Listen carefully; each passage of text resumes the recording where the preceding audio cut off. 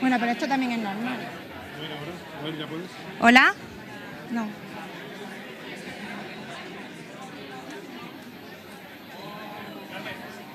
¿Hola? No. ¿Hola? Hello, hello. No, pero va y viene. ¿Sí? ¿Ahora se escucha? ¿Sigo hablando para que se vea así? Good morning, everyone. I would appreciate if you could take your seats, please. Thank you. Por favor, si vamos tomando asiento. Gracias.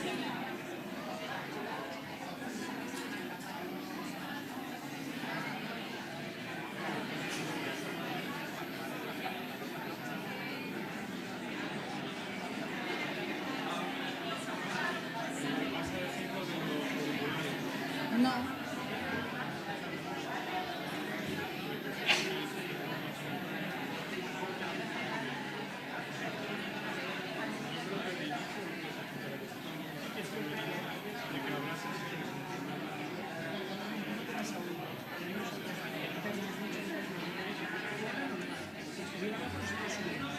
O sea, desde aquí se oye bien. Vale.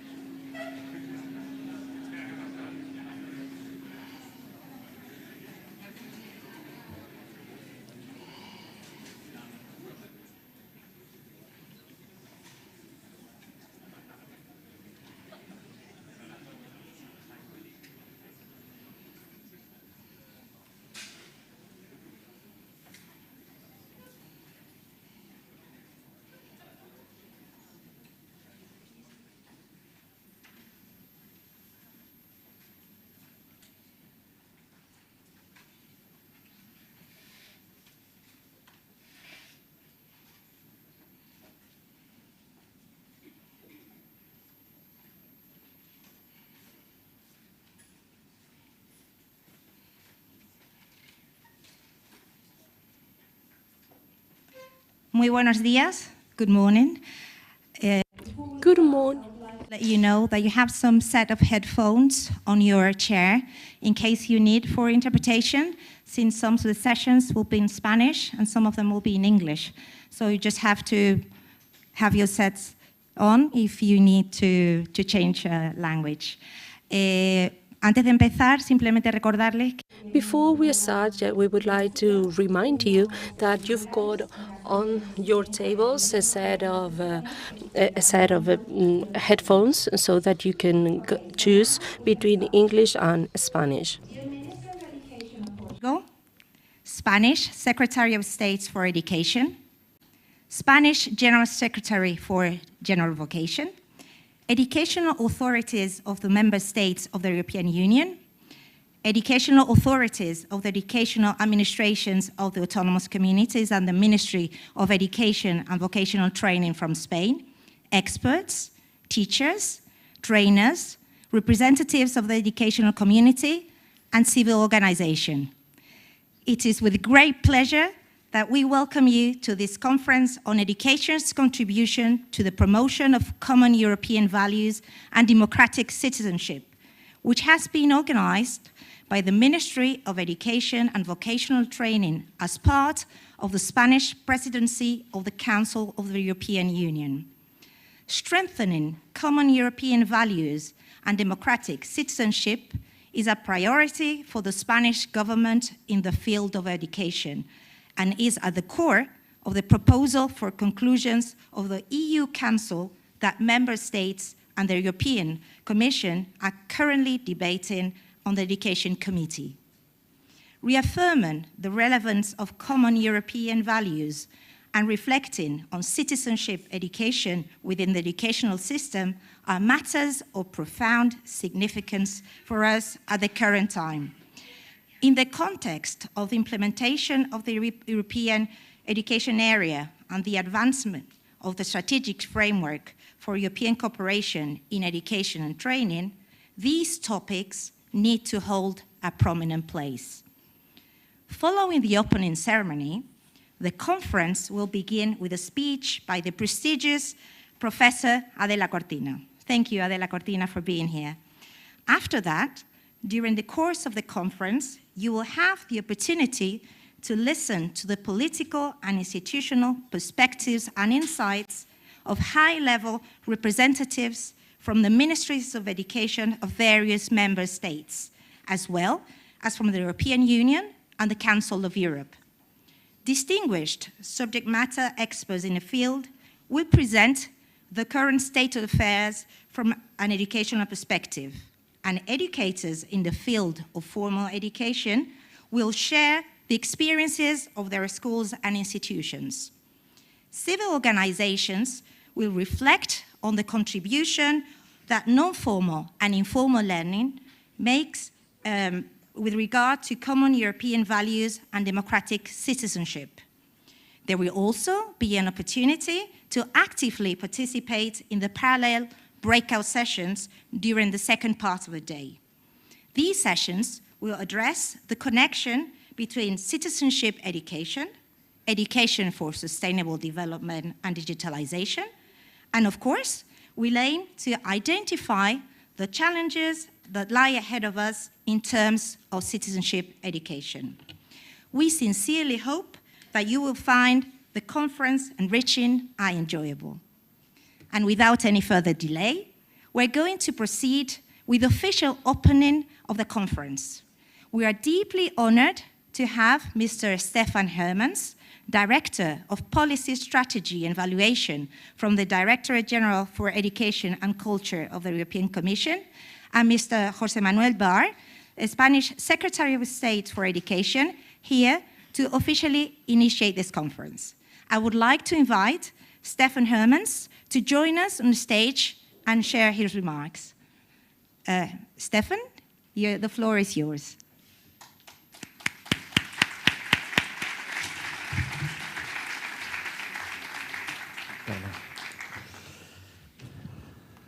Good morning.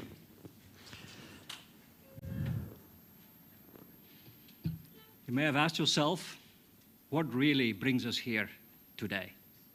What brings us together? And why?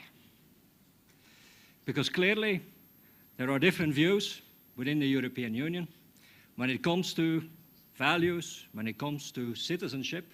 And why are we coming then together to discuss all of this at the level of the European Union? And some of you may think, is the topic of today's conference really something we should still be talking about? Shouldn't this be self-evident that all of this is being done? Should be there, straight away. Because if we benefit from living in a large domestic market in which we are at home of living and being free to study, to work, isn't it obvious that we share common values and what we share as common values? And in a European Union in which national citizenship of a member state automatically grants the rights of a European citizenship as well, isn't it obvious that this is democratic citizenship? But others may say, well, we don't need those conversations at the level of the European Union. This is all national turf, stay away from it. So, trying to honestly answer these questions may feel a little bit uncomfortable.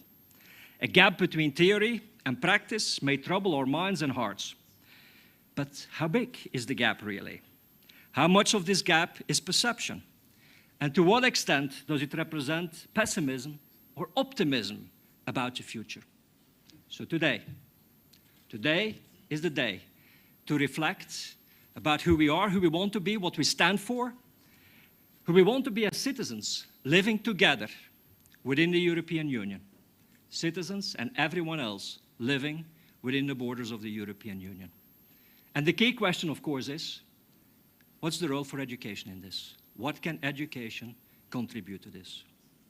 And certainly, as every generation has to put up its own fight to protect and practice democracy, reflecting about the contribution of education to the promotion and practice of common European values and democratic citizenship is a most welcome political initiative. It's a positive political initiative, an initiative of hope, an initiative of determination, and an initiative with vision. And today's event is not a one-off. It's a part of a sequence of activities that the Spanish presidency is organizing. But today is also a milestone in what we call bureaucratically the midterm review of the European education area. So that's a space where every child and young person has his or her place with access to quality education. So welcome here, welcome. And also a very warm word of thanks to the Spanish presidency for bringing us together, for organizing this event, and organizing this event as a part of a sequence of activities with political determination and vision. Presidency motto says, Europe closer. What does that mean? Well, from our perspective, it means Europe is not just a space. Europe is in every place. But oftentimes, when we come and speak about our values, about our citizenship, there's a feeling that certainly emerges more prominently, more strongly, when we are under threat. At the moment when our existence, our life, or way of living is under attack. Let me remind you, not that long ago, and many of us still have it clear on our mind, we were under attack in many of our citizens. Bloodshed, brutality, or violent radicalization. And this triggered a political response, a united European response. And it led in education to what's called the 2015 Paris Declaration. The Paris Declaration that called for Europe's combined efforts to reinforce the role of education in promoting citizenship and the common values of freedom, tolerance, and non-discrimination. And still in the aftermath of those attacks, ministers of education passed a council recommendation on promoting common values, inclusive education, and the European dimension of teaching. And that is still what frames our work on citizenship education within the European Union. Importantly, then, like now, is that this is also a crucial time for our democracies, at a time when the European Union is preparing for elections for the European Parliament. And now, just like in 2015, we're also facing existential threats. Russia's war of aggression in Ukraine, growing echo chambers for instilling disinformation, external interference and manipulation in our democratic processes. In short, we have to be vigilant, and that's also why we're here today. So I want to thank, once again, the Spanish presidency for having us here together, representatives of the educational community, representatives of the European Parliament, representatives of the member states. So thank you for organizing this. President von der Leyen started her recent State of the Union speech by saying, "It is the moment to show to the young generation that we can build a continent where you can be who you are, love who you want, and aim as high as you want." And I would like to end with this thought, confident that this conference will bring us one step closer in making it come true. And education, as we all know, holds the key to this. Thank you once again.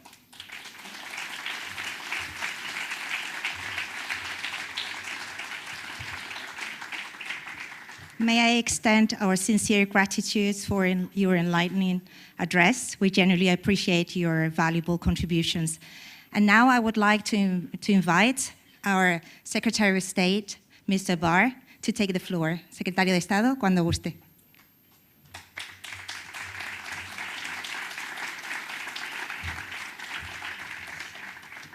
Muchas gracias, Carmen. Muy querido Ministro de Educación. Dear Minister of Education of Portugal, We've been together recently. Actually, I've been in contact with you throughout the last times more than with any of my daily colleagues. We, Spain and Portugal, are brothers, are brother countries. Dear Stefan Hermans, thank you very much for your words. It is always a pleasure listening to you. My speech, I think in my speech I will enlarge on some of the ideas that you have provided us for, because I do agree with your ideas, with your insights. I fully agree with them. Dear representatives from the European Commission, dear colleagues from the Ministries of Education, distinguished professors, researchers, dear friends, it is a real honor and a pleasure to welcome you to this conference on the contribution of education to the promotion of common European values and democratic citizenship. Also, I would like to thank you wholeheartedly on behalf of the Ministry of Education of Spain. Also, I would like to welcome you on behalf of Pilar Alegría, our Minister for Education and Vocational Educational Training. She is unable to be here today due to previous commitments, due to previous political commitments. She would have really liked to be here with all of you this morning. Today, we are in an important moment. We are at the mid of the semester of the European presidency of the European Council, and despite the political situation, current political situation of our country, that you are already very well aware of that. We've got an interim government, as you know, and we hope that this situation will come to a resolution very soon. Despite this interim process we are going through, I'm sure the future will be bright for all of us, and it will be bright and good for education. I'm sure that you are well aware of what the education agenda is for Spain and for Europe. As you know, education is a transversal axis, a transversal vector that allows us to meet the European objectives in terms of digitization, gender equality, social equality, and more opportunities for new and future generations. But above all, that contribution to sectoral policies specific areas, we see how education becomes the main leverage so as to reinforce citizenship, education, and European common values, which is precisely one of the main objectives of the European presidency. This is why we have dealt with all these topics in previous conferences. You know about the conference with the College of Commissioners at the European Parliament meeting, in the meeting held recently in Zaragoza, or at the high-level group in Jerez de la Frontera in Cádiz, where we started our presidency with the permission of Sweden, of course, a bit ahead of time. Also, as you may remember, Minister, these topics were dealt with at the Strasbourg meeting last week. These are the topics: citizenship, education, and European common values are topics that the European presidency wants to promote, would like to promote. And this is why we are now working on the conclusions of a report that we hope to be approved by the Council of Ministers by the end of November. I would like to take this opportunity to thank you for the work that you are all doing towards that aim. Why? Because education is not just another topic within the European agenda. It will be something specific, something of enormous weight in the future of the European Union. We have to be aware that Europe has gone through different crises throughout the last decade: the debt crisis, the COVID crisis, the Ukraine war, and specifically in the strengthening of the climate change, and we have seen that throughout this summer, this terrible and extremely hot summer in Spain. So we can see how all these threats can really jeopardize our continent unless we react in time in an adequate manner. At the same time, we can see extremisms, we can see anti-European nationalism, we can see an increase in extremism and growing difficulties in discerning what is true from what is wrong. And all that jeopardizes the original project of European integration. It also calls the attention that the declaration from Reykjavik signed last May, stated that the democracy in Europe is going backwards. Therefore, promoting the common European values and citizenship, education, and our common identity is defending democracy and is defending the European way of life. In these uncertain times, everyone turns the look to education as a pillar for hope. And I've seen how sometimes the demands put on us, on educators, are too strong on us. And why do they look on us? Because education provides hope for all of us, and also because we are well aware of the urgency to promote the European idealism, the European ideal. This is supported by the Council of Europe, by the Conference on the Future of Europe, by the European Commission, by the European Parliament. It is supported by all institutions. Therefore, our task should be now to give a final impetus, a final promotion, so as to promote citizenship, education, and European common values, so that specific actions or these theories become specific actions in practice. And this is the reason for being of this conference, which is being held in Madrid. The idea is to share experiences, and we are fully aware that the second stage of implementation of the European space will be fundamental so as to promote the values of citizen education.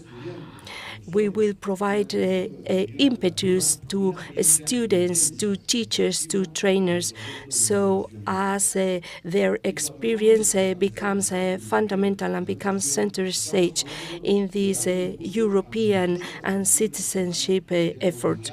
We will promote mobility programs for students, for teachers, for graduates. We are talking about a common ground in terms of history, in terms of history of the European Union, having methodologies and curriculum which are common to all European citizens, at the same time, by reinforcing tolerance, equality, and quality of education as a way of reinforcing Europe's common values. We are fully convinced that this conference will be a major step so as to achieve that citizenship education that we all believe in. If we are fully convinced of these values, we must stand for them, and we must be insistent in the fulfillment. Since the conference in Jerez, we will become more Europe in education, and education will become more center stage in Europe. Thank you very much for your attention.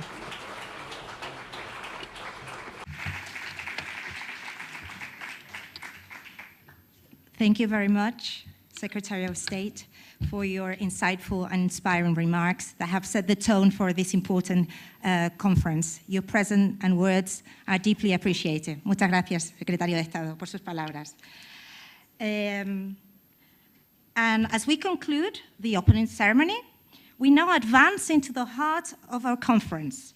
Now, we eagerly await the keynote speech by Professor Adela Cortina, who will delve deeper into our conference's central themes.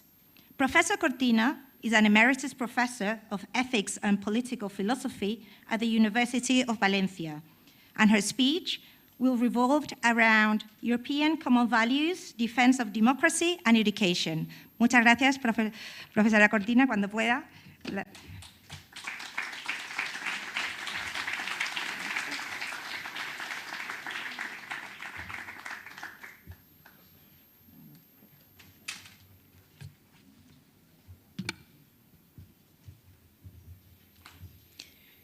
Bueno, ante todo, muy buenos días. First and foremost, good morning, everyone. And I would like to extend my gratitude for having invited me to take part of this significant event, not only for Europe, but also for the whole world.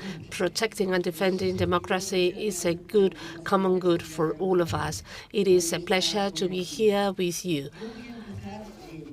I will start my presentation, whose title is European Common Values, Defense of Democracy and Education, by quoting European from the 18th century, Immanuel Kant, when in the pedagogy treatise, he said, person is a person due to its education, and it's education that makes this person be a person.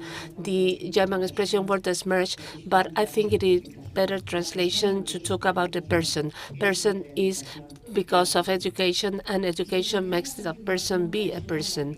And now he moved on to talk about the main tasks to be implemented by country, and he said that the two main drivers were government and education. Governments were complex, we know that, but regarding education, he said that education should be, it's also complex because we should decide whether we are educating people for the present time or for a better future. And of course, future is always uncertain. Future is always lead us to wonder what we should do. And I am speaking here today before you, and therefore I would like to take this opportunity to defend my thoughts and my thinking. It is important to educate for the present as well as to create a better future. And for that, we really need to be Socratic and to plant the seeds that all human beings have, that is to say, that lead us to the construction of a cosmopolitan unity.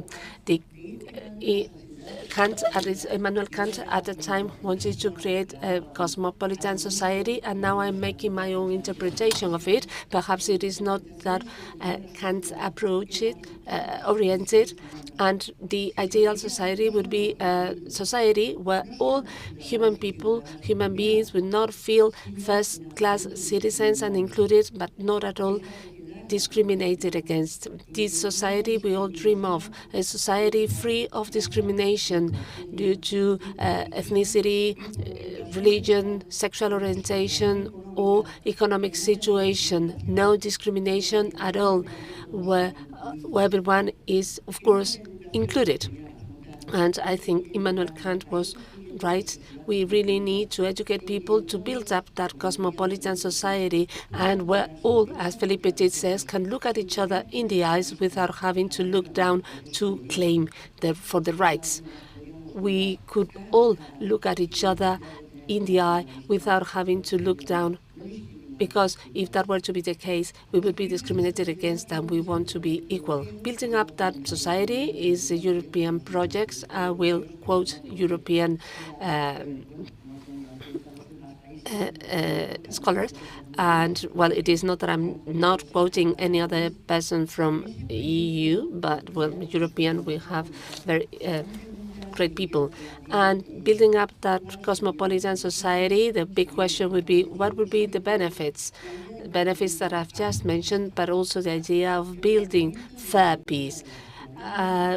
In the 18th century, the approach was based on the main major problem, which continues to be like that. Building a peaceful society where people can live life with quite peace, and peace should be fair peace, just peace, not peace which is achieved through having the most needed being conformist with what they have. That is not just peace. This is just tranquility. This is not just peace. We really need to promote just and fair peace. And at that time in the 18th century, it was being said that to achieve peace, the causes that lead us to war are to be destroyed. And causes that lead to war are lack of respect for human beings. It is needed to ensure human rights human rights of people, and that's the one and only way to start building that fair peace. That was said 75 years ago in the Declaration of Human Rights of the United Nations, where after significant or conflict, it was declared that to ensure peace, rights of all the human people are to be respected, both civic, societal, and economic rights. Respect of human rights is the way to achieve fair peace. What is the way to build up that fair peace? Well, if I were to have the solution, I would be actually delighted. And, well, I go with my Kantian approach. Kant talked about the shift from the nature state to the rule of law. At that time in the 18th century, Kant proposed to bring democracy to all countries up until the world society was achieved, that is to say, democratic society. He used to use different terminology for that, but that was the underlying idea. So the idea is that if bringing democracy to all countries, and it has just been said, democracy is being threatened all across the world because there is democracy is being slowed down and is going back in some places. We really need to bring democracy gradually to all countries, and of course not to bring democracy out of imposition. Of course, democracy cannot be imposed, but democracy should reach countries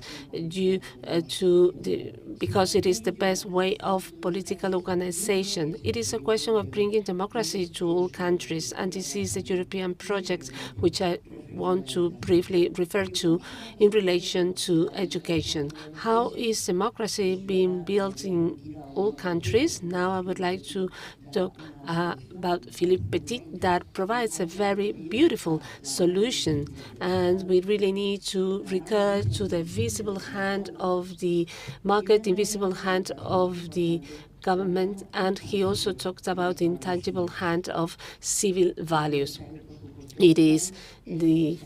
Of course, it is necessary to have a state. It is necessary to have an economy. If both elements are not present, we cannot really build a democratic society. But it is also necessary to have the intangible hand of civic values, of attitudes and habits of people. And I do agree with all the authors that claim that democracy nowadays very rarely disappear due to coup d'etats. They disappear because they get all the institutions of the different societies are eroded, and because they are also eroded in terms of the habits, virtues, and attitudes of supporting democratic situations. Values are going downwards, and whenever values do not support institutions, institutions end up disappearing and end up losing all the reason for being. Well, it seems that I'm saying that because I am a professor of ethics, but that's the way it is. You may remember the ethical term comes from Greek ethos, which means character. Character is built up, underpinned by a number of values and virtues, and a society with no democratic ethos, with no democratic character, which is not written in the law, which is not written in the economy, if that ethos and virtues are lost, institutions end up collapsing and eroding themselves. And this is what we can unfortunately see on our day-to-day basis. So intangible hand of civic education is all the more needed, and that's the reason why I have been invited to address you today. Europe has been built little by little, and therefore we really need to tell the story about the building of education or Europe and education. Of course, we know that our brain, it is not a logical processor, but a processor of stories. It is a processor of story. That's what it is so important, storytelling, and to tell good stories. When someone tells a story, everyone looks at that person, listen to that person, because stories matter to us, and having a good story is all the more necessary. Good stories in themselves need to be true. It is important that in education we tell this story of Europe and that we place it within the context of the world history, because we are humans and we should not be alien to human things. In the history of Europe there are many dark sides, but there are also very many bright sides. We really need to tell our story, and we really need to build up that European identity that cannot be at all excluding and should not leave anyone out, but it should highlight that is typical and specific of it, that can be shared by very many others, starting by Ibero-American world, which is a world which is so close to us and with whom we've been sharing values for a long time now. This is the way we should talk about or tell the story of Europe. And now I would like to go back to the Renaissance time, where the different humanists in Europe, and despite being a time of nationalisms, that set of that group of humanists. Will start off by the Valencian one, Luis Vives, because I really want to mention my locality first, and Thomas More, Erasmus de Rotterdam. Let us think about all those humanists in the Renaissance time, where for the first time realized that Europe is not only a geographic community, but rather a cultural community. A community of values. And therefore, they start to look at the common elements across those countries instead of the dividing elements. And of course, wars due to religions were very much present. There was a big divide. Now we are talking about polarization. I think that current polarizations would be minor compared to what happened at that time. Yet the humanists of the Renaissance had the grandeur to look at what they were uniting them, and they realized that there were a set of common values that generates what over time civic ethics that needs to be clearly transmitted through education. It is not speaking for the sake of speaking or saying for the sake of saying. This is what touches our heart the most. It is what builds up ourselves and builds up Europe. The other thing were a rest of set of differences, peculiarities, but what actually brings Europe together is that set of values. And at that time, there were at least two options. One of them is opting in for civic religious of civic ethics. Civic religion is the religion of the city. It is the religion of each and every one of the countries that have the customs, the habits, the history. As Machiavelli said, we really need to accept that whether we needed miracles, such as the miracle of the Rome Constitution through Romulo and Remulo, and obviously it was a legend, but it was worthwhile to recur, to go back to the legends with a name to strengthen city religion, which has the advantage of identifying and the disadvantage of being typical or specific of each and every one of the countries and cities, but it is not a set of common values. And Europe at that time supported and bet it on the civic ethics, that is to say, those values that are common values, shared values, universal values, values that can be made universal and can be taken to a transfer to the whole of mankind. Those are the values that build us up, that bring us together, and those are the values that should be brought into education and should be passed on through education. And that's why I think that civic ethics is a bare minimum ethics. It is a bare minimum ethics because it accepts the famous distinction or typical distinction because what is fair and what is good. The fair or the just is what we ask for, and the good is what we invite to. A pluralist society is a pluralist society where there are different models of happy life, of good life, different models that people are invited to.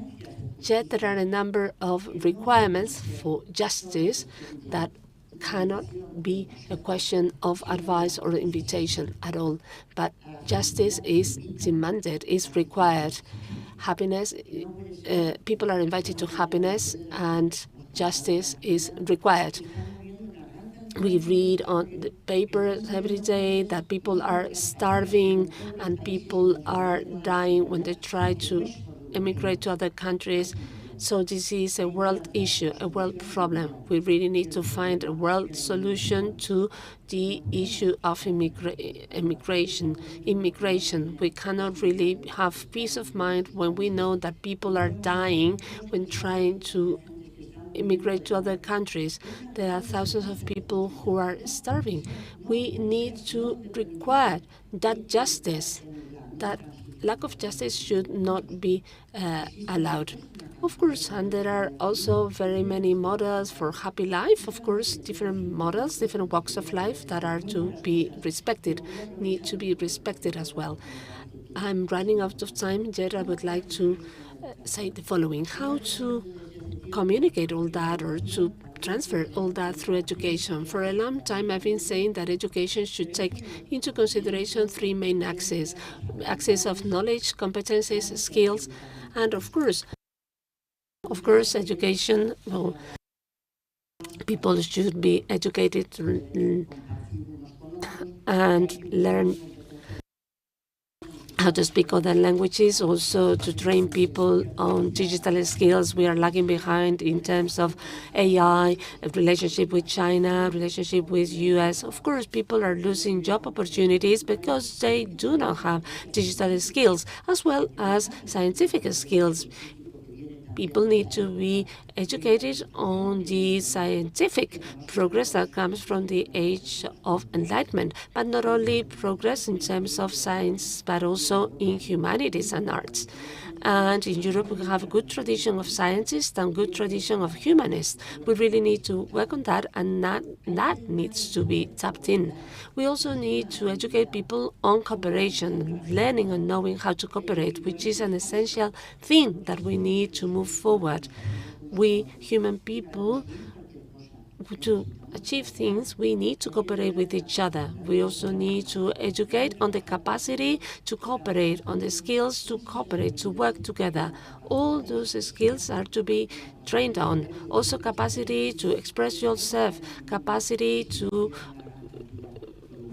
be literate.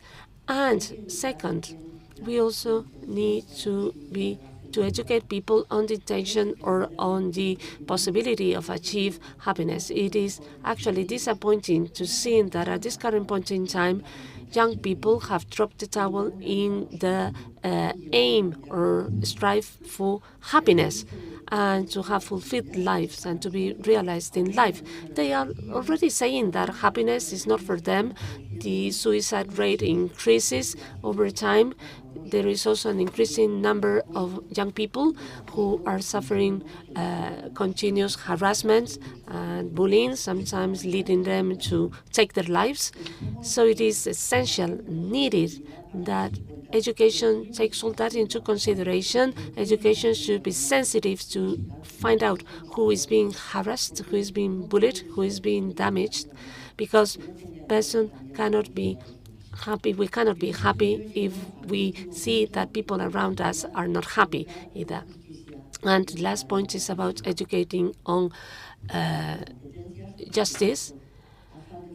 Of course, skills strive for happiness, but educating on justice and on gratuity. Educating on justice is, we are all very clear on that. Well, educating on justice is about giving everyone what they deserve or what they are entitled to. It is clear that human rights of first, second, and third generation is what each and everyone is entitled to, and we can transfer all that through education by explaining human rights as the freedom that led to first generation rights, second generation rights, and third generation rights. Second, equality, and third, solidarity. People should be educated on all those rights. And then, of course, we all know that those rights are not being respected. So therefore, it is a time to move from declarations to action. And that should be the commitment of the European Union, to shift, to move to action, and to achieve the respect that all the human rights people deserve. And what are the reasons for respecting those human rights? Because everyone has a dignity and not a price, not just a price. And we cannot make them instrumental. So people should not be damaged, and people should be empowered. And that is the role of education, empowering the skills of people. And as Markinson said, to move forward and to have a life which is worthwhile. And we need to empower people so that people can be fulfilled in life. And for that, we really need to respect the dignity of everyone and to educate on the rights that defend that. And I also talked about gratuity. There is a wide range of needs that cannot be satisfied or should not be fulfilled as a right, but should be claimed as a right. Everyone, all the human people have a desire to be happy, to be helped, and that cannot be claimed and advocated for as a right. We can only highlight the lack of that so that those that are moved from the bottom of the heart can do it. Gratuity is about those who are ready and willing to share that gratuity because they know that there are others who need it. My last offer is a solution. We really need to educate on compassion. Educate on compassion. When I see all those stories about banks that do not have a heart, we really need to educate on heart, on compassion. Compassion is not an attitude about those who are wealthy, look down the needy. So compassion is the principle of empathy. And my dear author says that the villain is highly empathic because they know where to hurt the victim. Compassion is not about empathy, it's about putting yourself in the shoes of others when they are happy, when they are sad, and when people are suffering. It is necessary to help those people to come out of that bad situation. Empathy entails commitment. Commitment is about compassion because we are humans and nothing which is human should be alien to us. We should be capable of valuing what it actually is valuable, that is to say, human beings. And if we cannot do that, what I'm saying is just useless. Thank you very much.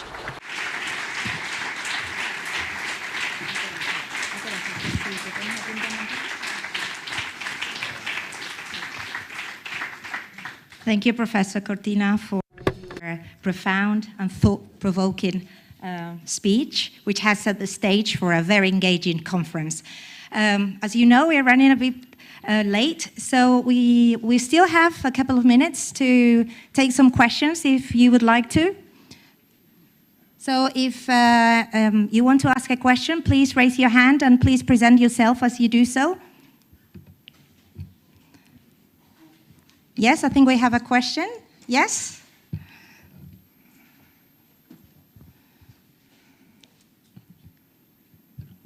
Should I stand up? So thank you very much to Professor Cortina. It was a very inspiring thought. With your permission, I would switch into Spanish so we can have a direct communication. Agradecida enormemente a esta. I am deeply thankful to Professor Cortina for her inspirational speech. There are two questions which I would like to. Well, I am teacher of the European Institute for European Democracy at the Catholic University of Valencia, and I'm the director of the Chair Simon Veil for the Prevention of Racism and to promote interculturality at the University Complutense in Madrid.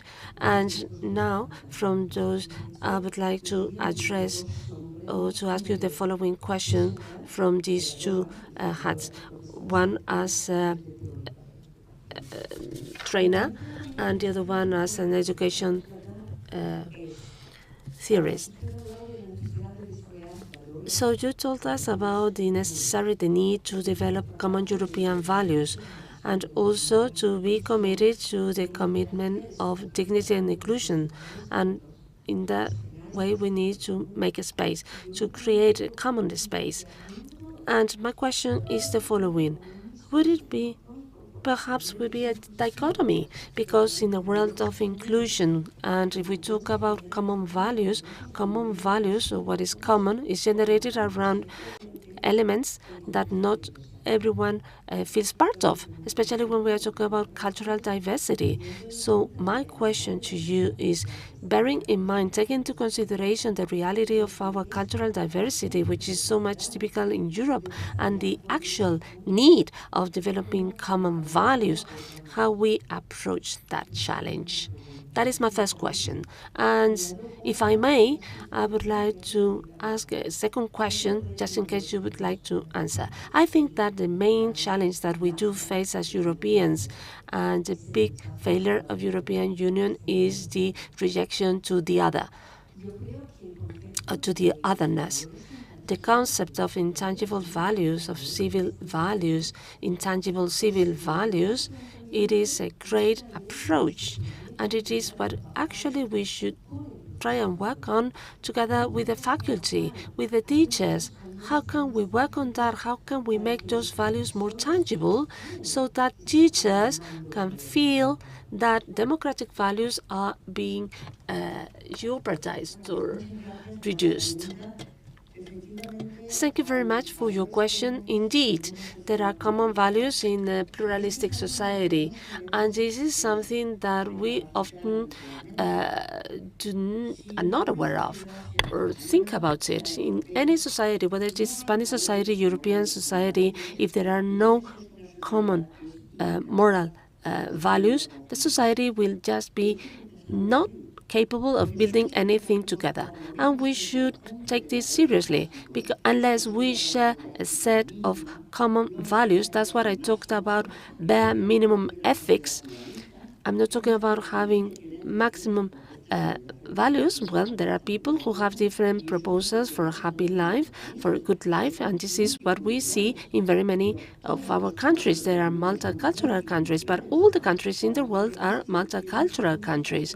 Each and of them have proposals for a good life, and that's where the grandness of civil ethics lies. That is to say, acknowledging that there are different proposals for happy life, for a good life. Some of those proposals are political, others are religious in nature, yet they can coexist as long as they share minimum values of justice. This is the distinction between justice and good. They should share justice bare minimums of justice. Well, it is not possible to build a society when groups discriminate against each other.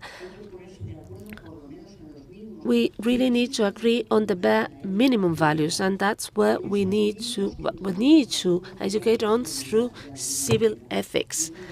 And this is just essential. And this is, we can see all this all over the world. There is an increasing number of codes which are not only present in the European Union, but also across the world. We are having lots of issues in terms of an ethical approach to artificial intelligence. Are we building civil ethics? Civil ethics, which is already transversal to whole mankind. We all face up the same problem, and the problem should be solved from those justice of bare minimum of justice.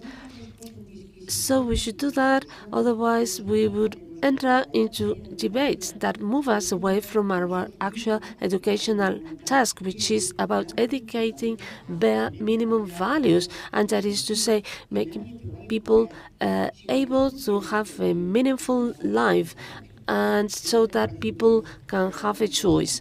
And this is just essential. And what was the second question, sorry? Oh, I just forgot. I've just forgotten it. Well, I meant that the actual challenge of faculty and teachers nowadays is also working on the rejection on the otherness that we find, to the otherness that we see on the classrooms. And it is very difficult to transfer the dimension that you told us about intangible values to the educational practice. So only when you live, as you said before, in the aggression, when the democratic values are shrunk, only when that happens to you is that when we start to worry about it. All right. Yes, thank you very much for the question again. When I refer to the intangible hand, I think it is a very adequate expression. Traditionally, it's been understood that to organize a society, we needed the visible hand of the state, as well as they say, the invisible hand of the economy. And Adam Smith, I would say, would disagree on that. Yet I do think that it is very important to include also, or to add, the hand of intangible values. Intangible values are discussed nowadays at all levels, and very especially in economy, in business. It has been said that intangible values are to be taken very much into consideration. What do we mean by intangible values? Trust that is built up to companies when they work well, the value of teamwork, cooperation. That's what intangible hand means. When we all cooperate, when we trust each other, and we need very much that intangible hand nowadays. We need that in our society because trust in people has been significantly diminished. And I would like to remind you that when we are talking about citizenship, we are not talking about a civil society. We are talking about everyone. We are talking about a civil society as well as politics, because politicians are also citizens. So therefore, to transmit values, we do not only use formal and non-formal education, but we should transmit values through modeling or through examples. When people see some situations in the public sphere, well, that is a way of telling students, no, that is not the way to go. So everyone should realize, should be aware that when we want to communicate and to transmit European values, we shouldn't do that only through the curriculum, but also through actions in public life, which are all the more convincing. All that is intangible. But it's intangible, but so strong.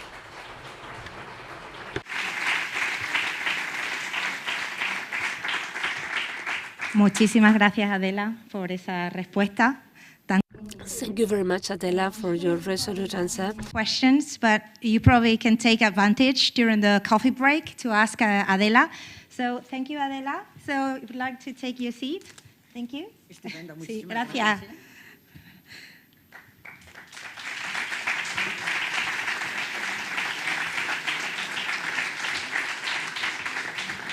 And now, as we move forward with the conference, we have 3 dynamic thematic sessions lined up, each designed to provide different perspectives on the topic of today's conference.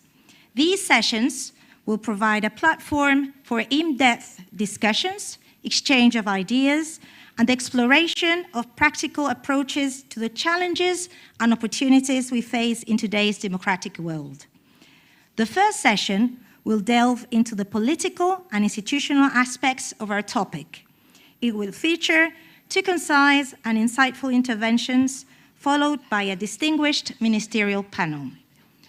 Our first intervention, titled The European Parliament Report and Resolution on the Implementation of Citizenship Education Actions, will be delivered by Mr. Domènec Ruiz de Besa.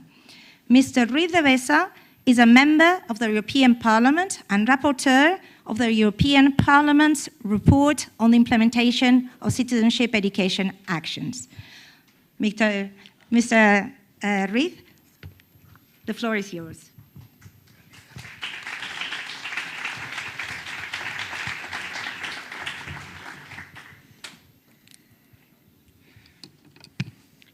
Muchísimas gracias, en primer lugar, a la...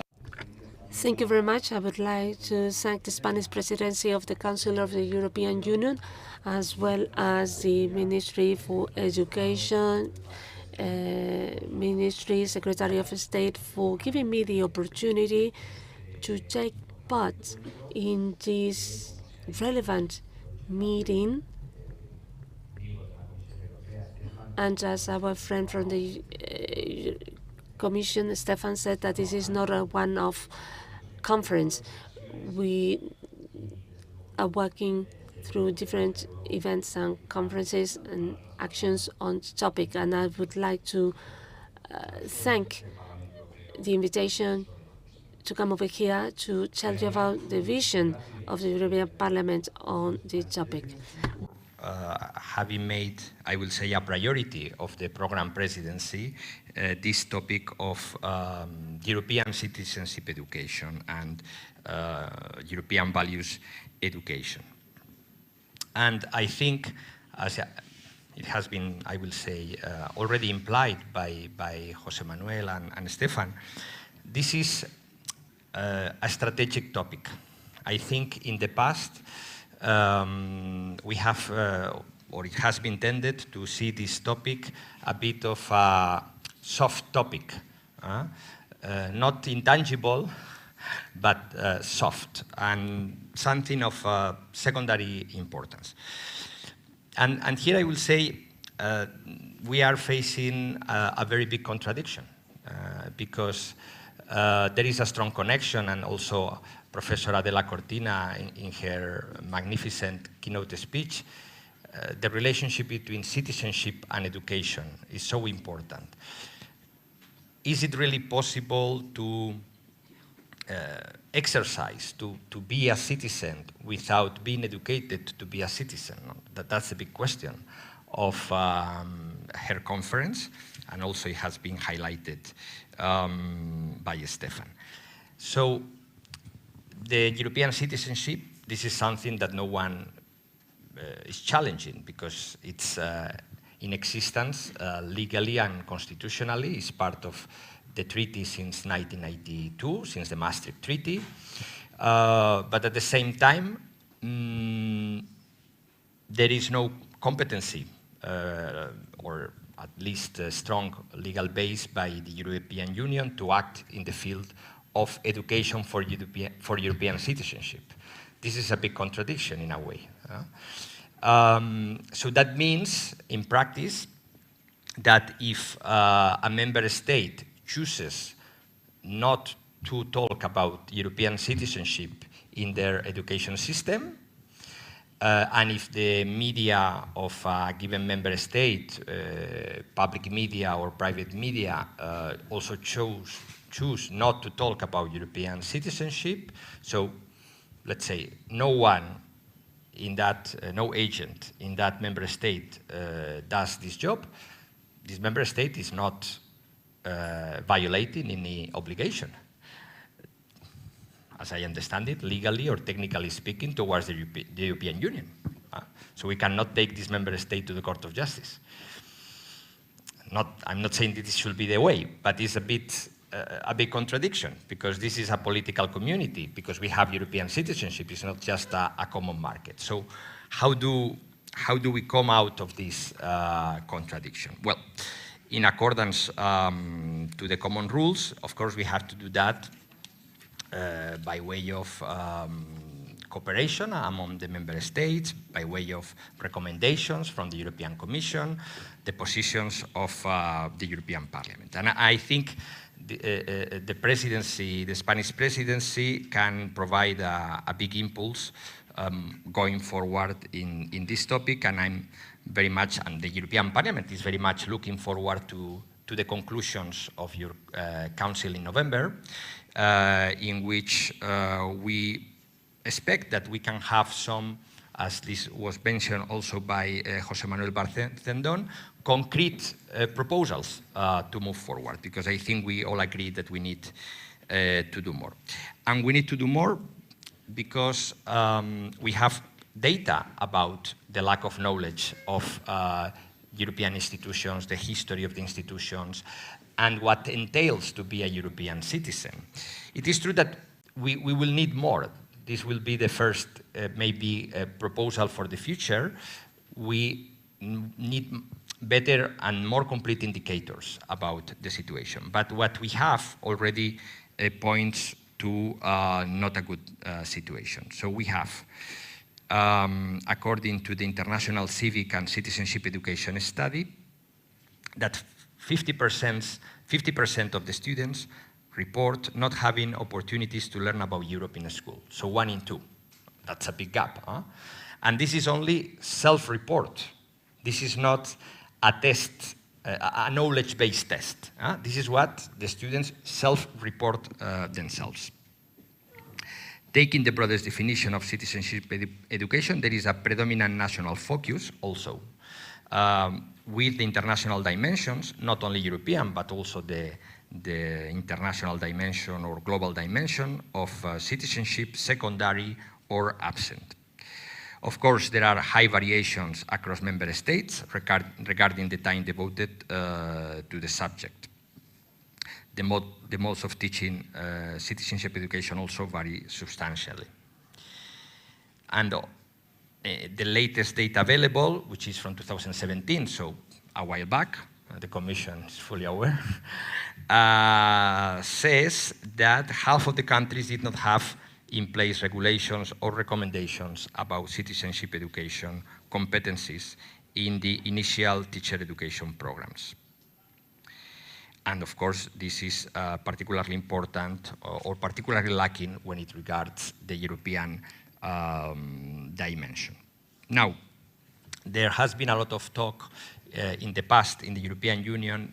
I'm sure you have heard before the expression democratic deficit of the European Union. Well, it is true that we have still things to do in terms of having a more democratic union. Let's think, of course, of the powers of the parliament when it comes to legislative initiative, or the power to co-decide on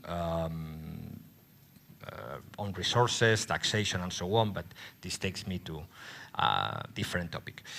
But I think more important even than whatever democratic deficit is remaining in the European Union is the knowledge deficit. And this is precisely knowledge, in this case, about EU citizenship and education or civic education in general. So what can we do concretely just to move to and to be in keeping with the time? Well, as I mentioned before, I think we need to start better indicators, better data. We have been asking in our report, which is now I think 1 year old from last year, but we are a bit in a I mean, we have been already asking about that, but since the Eurobarometer is in between the Parliament and the Commission, it's not clear when you go to one, no, you have to, for this you have to talk to the Parliament, then there's not, for this you have to go to the Commission, so it's a bit unclear. But what we are asking in the report is that we believe we need a Eurobarometer on knowledge of EU, knowledge of EU. Because self-reporting, it's okay, but we don't think it's sufficient or precise, so we need a questionnaire by the Eurobarometer that asks concretely to citizens what do they know about the EU. I think this is very important. Secondly, and again, I take a bit also for the sake of time for granted why we need that, not only because a European citizenship that is not educated about is not actionable, but, and this has been mentioned by Stefan as well, that we are living in a world of the disinformation, of propaganda, of also, to some extent, rising Euroscepticism, which, of course, we are not saying that one has to be pro-European, obviously not, but if you want to be Eurosceptic, at least this has to be on the basis of proper information, on the basis of what is reality, not on the basis of disinformation or propaganda or mischaracterization of what the EU is about, their origins, their values, the benefits of being an EU citizen, and so on and so forth. So, how can we make this more concrete in the basis of the current treaties? Well, the Conference on the Future of Europe, which has been mentioned, and is a terminology that the Secretary of State has recalled, talks about providing minimum standard of EU education or knowledge of EU in all member states. And this seems like a sensible thing to do. And we are proposing particularly the possibility of using the Erasmus Plus programs and also the European Solidarity Corps and other mobility programs and training opportunities, also those coming from the European Social Fund, to offer to the young people mostly benefiting from these programs, and we're talking of hundreds of thousands of people across Europe, as you know, to follow an online module course of a few hours on knowledge about the EU. We think this is very practical. This is systemic because we have a bit too much, and we have mentioned this to the Commission a number of times, we have been too much, I believe, being stuck in the paradigm of exchange of best practices, which of course is always welcome, but if we really believe this is important, this is strategic for the future of the Union and for the cohesion of our political community, then we need a systemic approach. If all people, young people benefiting from Erasmus, Solidarity Corps and so on, can access an online module on knowledge about the EU upon starting their mobility opportunity, this really has a systemic effect. And this is not expensive, and this is practical. Now, beyond that, we have the possibility, which we know is more controversial, which is the question of the common curriculum. Of course, the EU doesn't have the competency to establish a curriculum, but we have been arguing that, of course, in conjunction with the member states, the Commission and experts and the community and so on, the Commission could develop a demonstrative curriculum on EU citizenship that can be adopted on a voluntary basis for the member states more committed to move forward in this topic. And finally, we have the question of what can we do in the event of a reform of the treaties. And this is something that we also mentioned in our report, and it was also mentioned in the, I believe, if I'm not mistaken, in the Conference on the Future of Europe, that we can envision a shared competency, but in a very, of course, targeted, and I will even call chirurgical way on the field of EU citizenship. Of course, we cannot envision a shared competency for any other subject of the curriculum. I don't think we are asking for the institutions to decide how much physics or language or mathematics are taught in the member states. But we believe that if the member states are teaching about EU citizenship, as we believe we have to further encourage, because they should, the institutions should have an input in that process. And once again, it will be very contradictory, or it is actually contradictory, that the institutions cannot have an input on how member states teach about EU citizenship. I think this doesn't require further elaboration on my part. My time is up, so thanks again for your attention, and I look forward to your questions.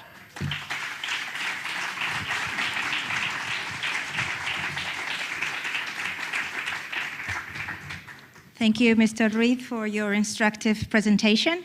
I would just like to add that on the 28th November, we will have new data on citizenship education with the study ICCS, which has been co-funded by the European Commission. And thanks to that, and we'll have data from Spain. And on the 22nd February, we'll have the data from the European module. So we're looking forward to improving those percentages since 2017. And now, we move on to our second intervention, in which we have an interesting presentation titled A Values-Based European Education Area, which will be delivered by Mr. Stefan Hermans from the European Commission. And after his words, Mr. Hermans will also take the role of moderator for the upcoming ministerial panel. So, Mr. Hermans, the floor is yours.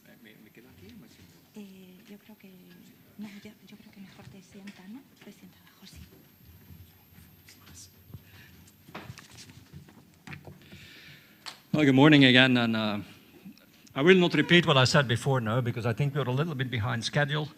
I'll do my best to catch up, but I don't promise you anything. I've been asked to speak about a values-based European education area. And we even discussed, should the title actually be a common European values-based European education area? And I want to put my foot right immediately into the middle of this, and that is in the conversation on who should be deciding on what and what exactly should be taught and how should we be doing it. And I think this is the point also made by Mr. Ruiz de Veza. And let's be clear on this. No one in the EU, in her or his right mind, would challenge that there are very specific national, subnational characteristics, features, and values that we want to treasure. Okay? That's also part of living in a pluralist society. And no one would challenge that education has a key role to share and spread them. And there's also a good reason why the European motto is unity in diversity, right? But cherishing these values at the national, subnational level and promoting them and practicing them, it does not oppose having common European values or European democratic citizenship. There's no opposition there.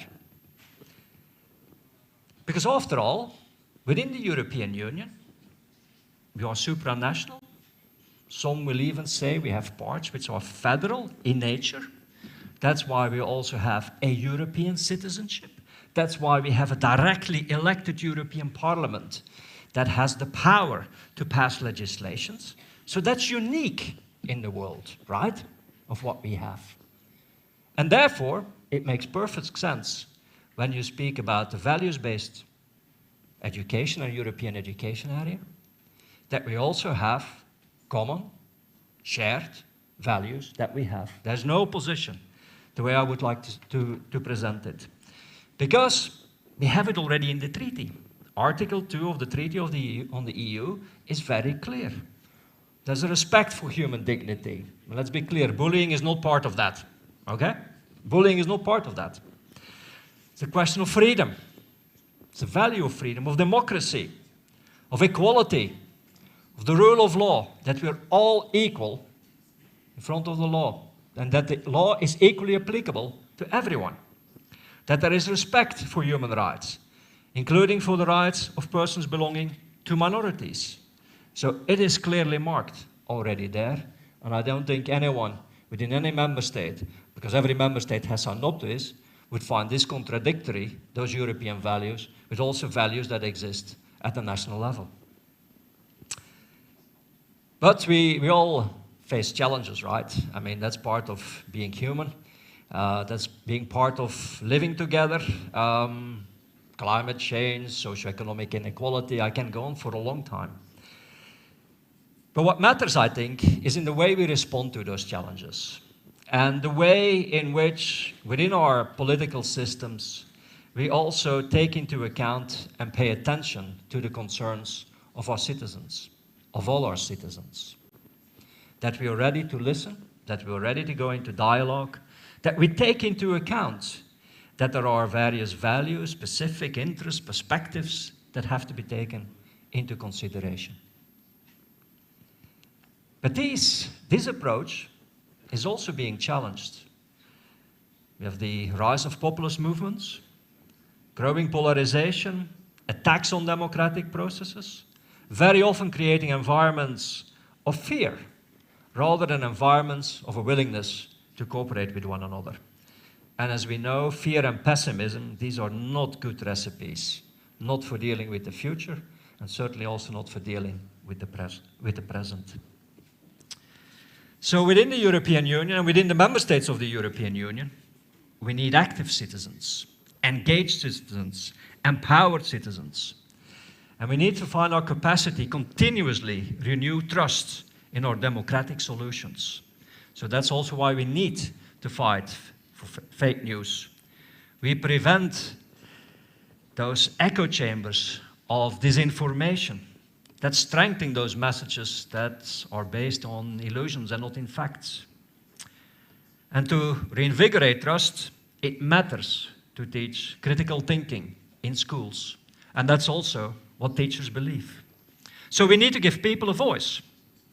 So we need certainly give young people a voice in this. But it's not always easy, no?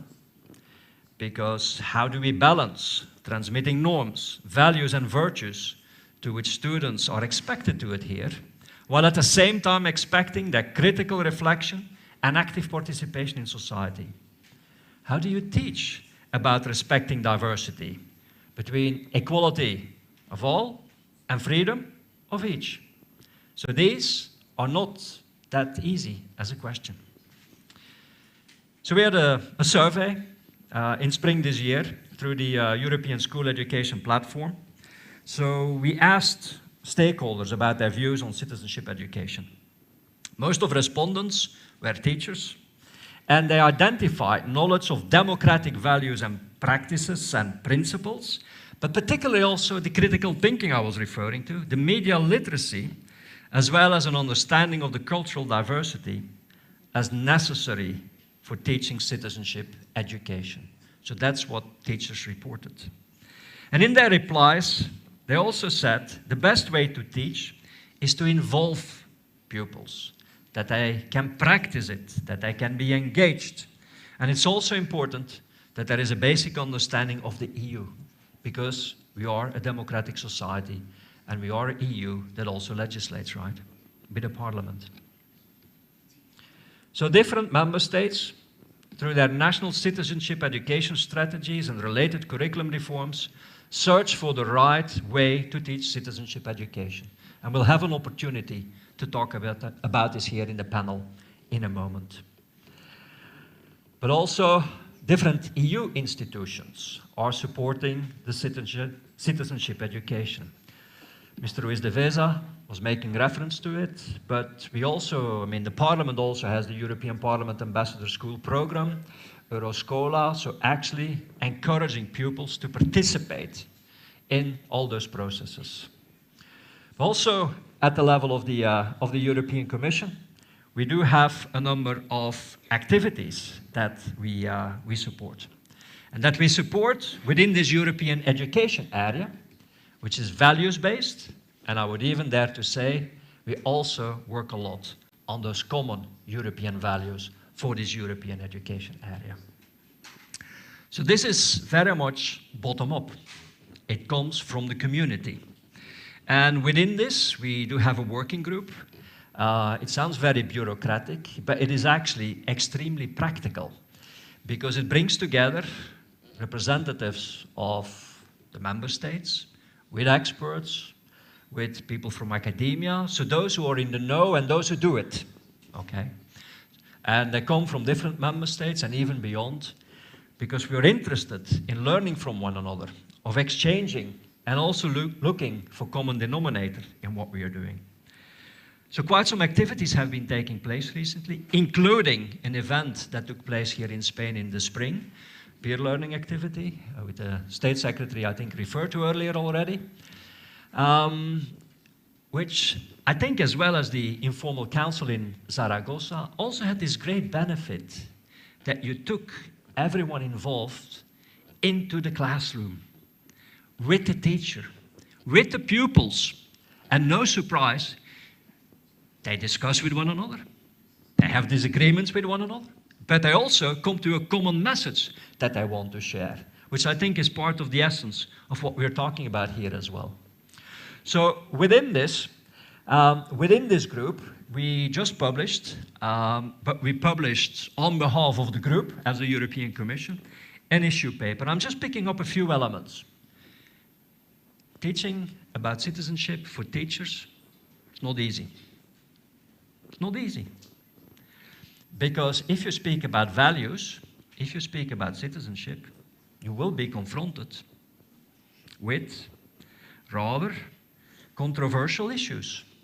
That's the very essence of it as well, that you discuss those. The role of the parents, the local community, that may have very outspoken ideas, and how do you engage them in that, and how do you still treat it? So another element that clearly comes out of this issue paper, and I'm sure we'll have an opportunity to dig into this also in the panel, is that just teaching it as a specific subject is not necessarily enough. It also has to be cross-curriculum. So, I mean, how do you mix this over the lifetime of spending time in school? That you have those different types of opportunities. And also an element that came out is on the importance on the origins and the functioning of the EU. So these are just a few elements that I wanted to mention, and I would recommend you, as much as to read the report of Mr. Ruiz de Veza, also to have a look at the issues paper, and you will see there's quite some matching going on there as well. Very briefly, I also want to mention something that in a bottom-up approach, encouraging approach for projects that are funded by the European Commission. For instance, we have the Jean Monnet activities, where we have had, next year, for 35 years, teaching about the EU in higher education. We have now also opened this up to primary and secondary education. But on top of that, we have also tried to bring together schools and teaching colleges, particularly to engage into the subject of teaching about the European Union and this European dimension that comes in. We also have, more broadly, the Erasmus Plus Teacher Academies. We have the e-twinning platform, European Solidarity Corps, Discover EU, specific activities within the sphere of youth, and also sports, quite important. So this is what I just wanted to mention as also a response of what we can do within the competence that has been attributed to us, and really to engage the community to come forward with projects that actually suit them within this framework. So once again, thanks very much for putting this item so prominently on the agenda.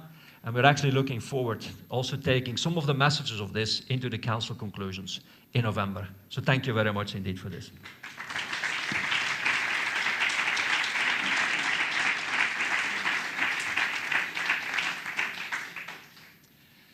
All right, so sorry, you have to stuck with me, but I won't say very much anymore, apart from first inviting to the stage Minister da Costa. He is the Portuguese Minister for Education and a long experience of negotiating and dialoguing and convincing, being persuasive on the importance of citizenship education in Portugal, but actually as also a very strong defender at the level of the European Union. Please, Minister.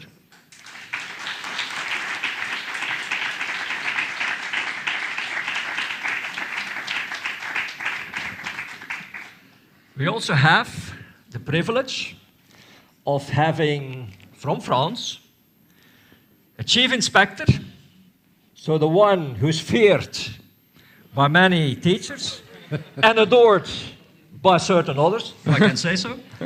So Caroline Pascal, so the head of the inspectorate in France and specialist in Spanish. So thank you for being with us. And then we also have the State Secretary, José Manuel. Please, if you also can join us here on the stage, please have a seat.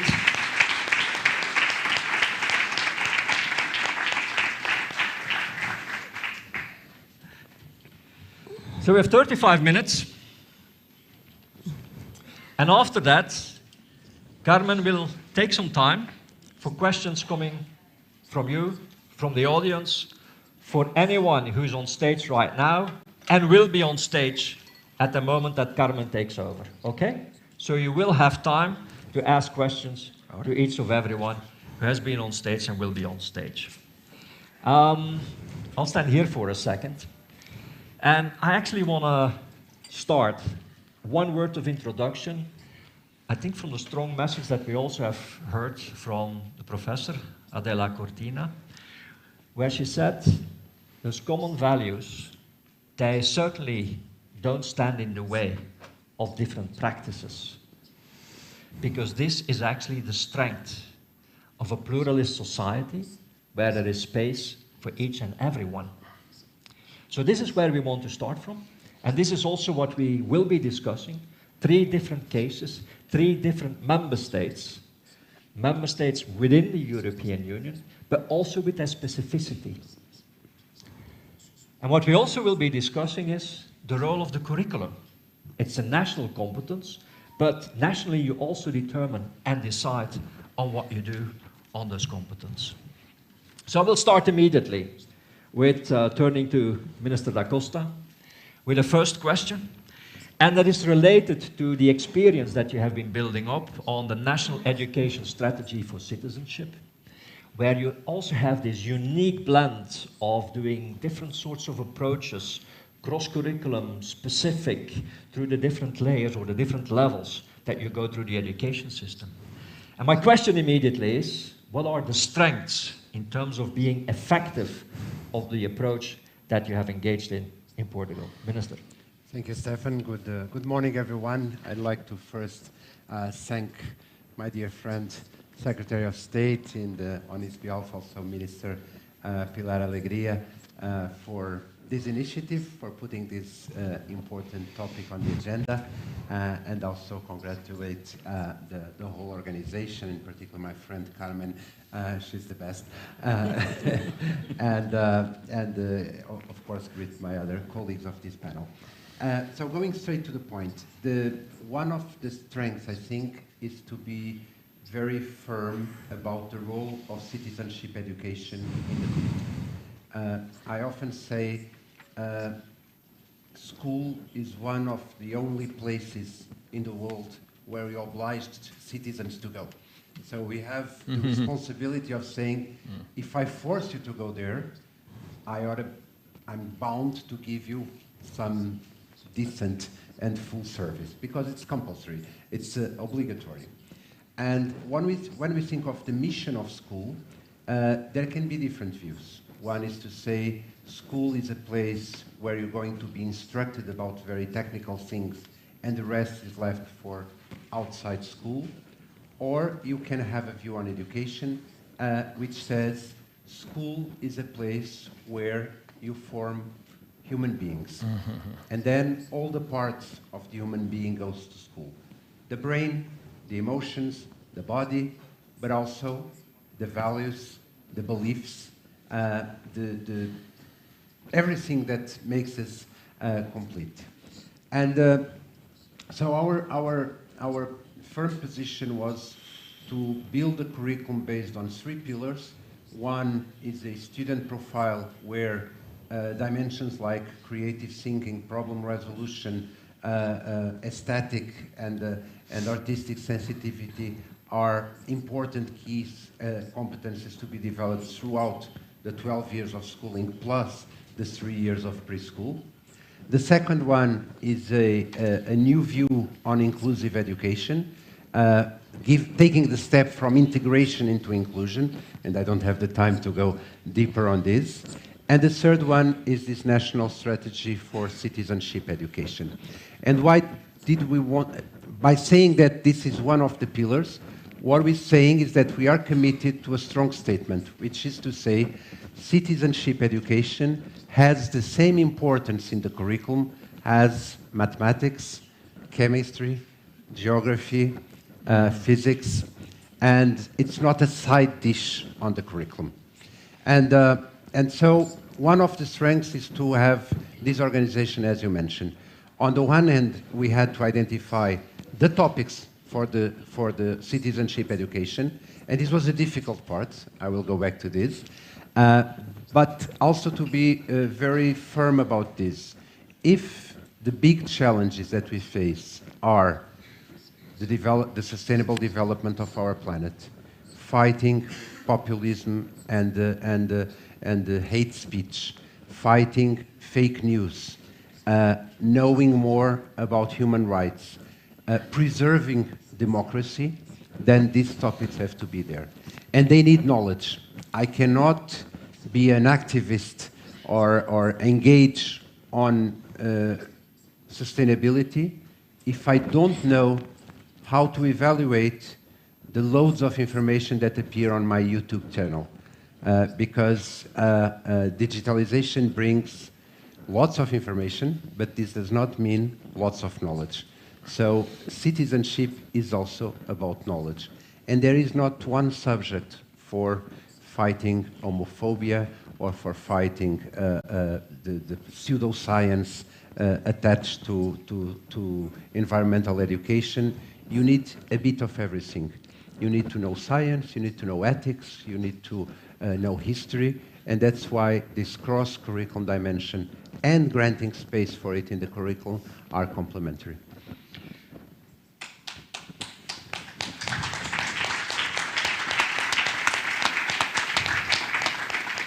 Thank you very much, Minister. I turn now to Caroline Pascal. In France, also a long experience. My question to you is particularly on the change over time and how to deal with new situations and how to adapt. And particularly, can you enlighten us also a bit on how to deal then with increasingly sensitive issues? Gracias. Ante todo, también quiero agradecerles la invitación.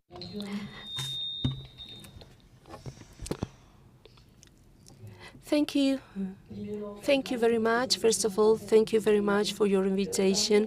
It is a pleasure for me being in Madrid, and from an institutional viewpoint, our new Minister for Education, Gabriel Attal, who would have liked really to be here with you this morning, have set his first back to school with decisive steps regarding these topics and these aspects, and this is a testament of the interest that we've got on citizenship education in France. His purpose is to fight dramatically bullying and to fight in favor of empathy and compassion, and those words and ideas have been highlighted by Professor Cortina. He is also in favor of defending laicism or lay education.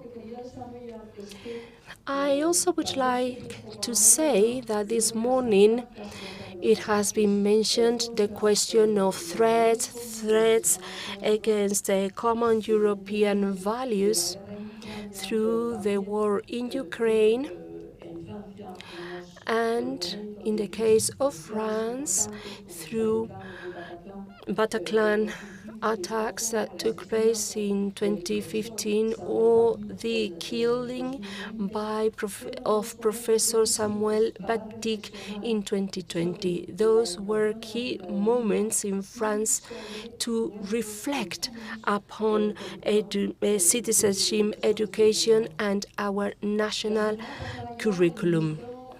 Last week, our minister referred to these topics before his counterparts, and he announced that there will be a reform on citizenship education and on moral and ethics education.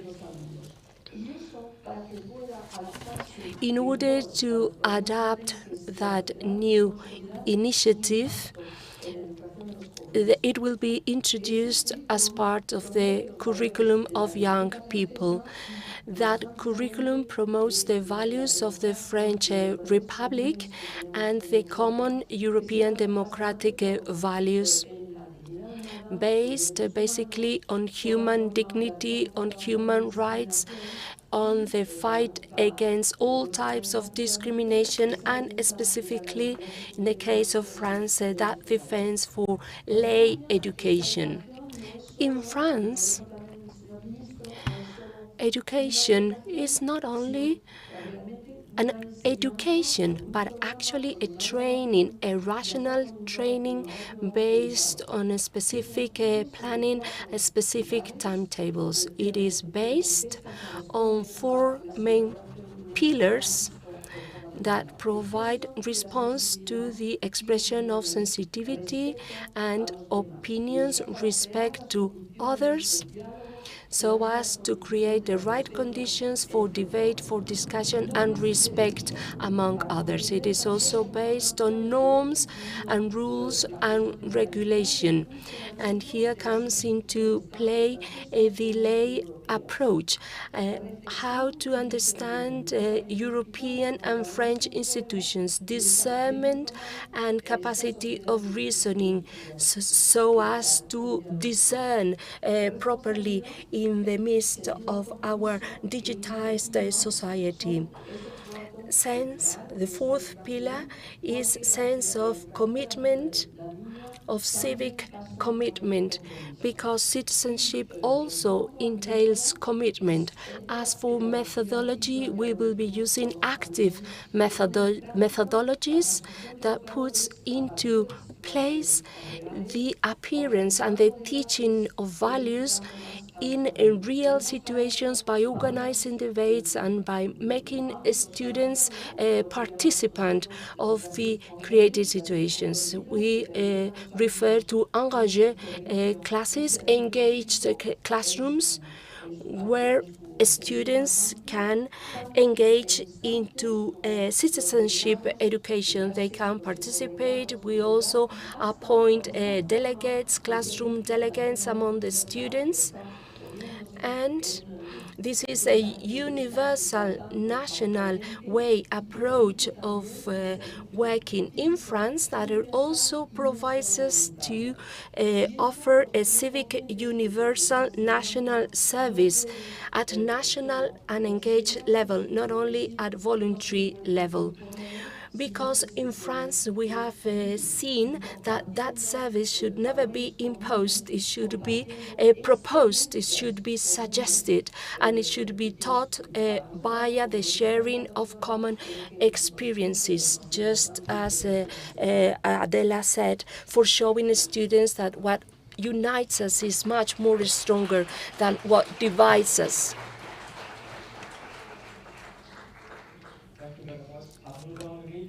The State Secretary, because also in Spain you have gone through quite some important experience, a lot of work being invested in this, also on the organic law on education, civic, ethical values. So what are the essential features? What are the unique aspects that we see in Spain? State Secretary, please.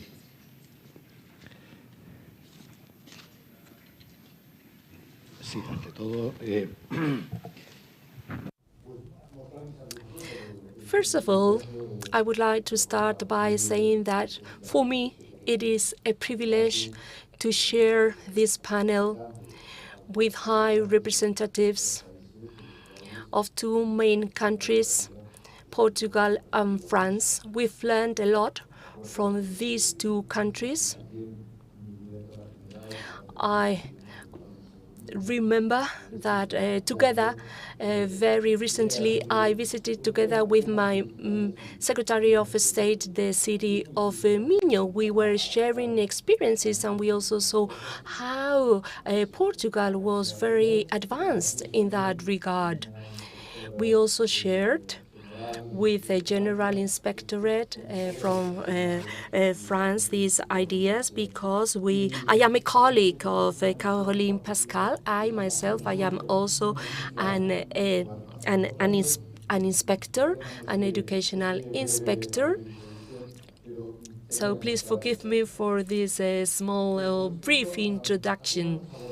As for the answer to your question specifically, I would like to start by saying what we have not intended with our approach when introducing values and teaching values or teaching citizenship education. We bet on a systemic educational reform, meaning that we wanted to introduce a reform that would affect the totality of the system, so that it would have an impact not only on the teaching contents, but also on the way of sharing, on the way of participating and taking part in debates and discussions. Because obviously, if we are talking about citizenship, education, and European common values, we have to start for the pillar, for the main pillar, for the basis, for the foundations. And on top of that, we will build up the curriculum. We've got a curriculum which is competency-based. Values is not a question or something that you learn from the books. You have to learn them in practice, in action. Therefore, when we are referring to introducing citizenship and democracy values, we have to think immediately of introducing and transmitting them through practice and from practice. Obviously, when we talk about mathematics or history or Latin, we can maybe exclude those values. We can limit ourselves to the academic items specifically, and maybe not enlarge that to the values.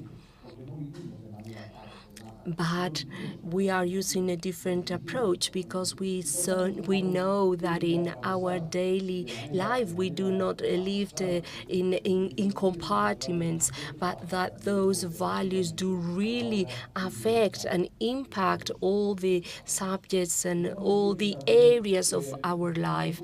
And of course, teachers here do have to play an active role. Also, we have to look outside our schools. We have to adapt what we teach at schools at what reality is outside a school, if we want to be up to date and if we want to work towards the future. And it is true that this is not an easy task. Sometimes there are controversies.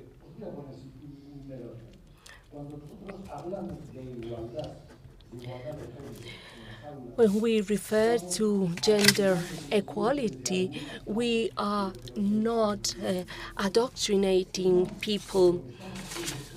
When we refer to gender equality, we are going against male chauvinist perspectives, male chauvinist traditions and attitudes.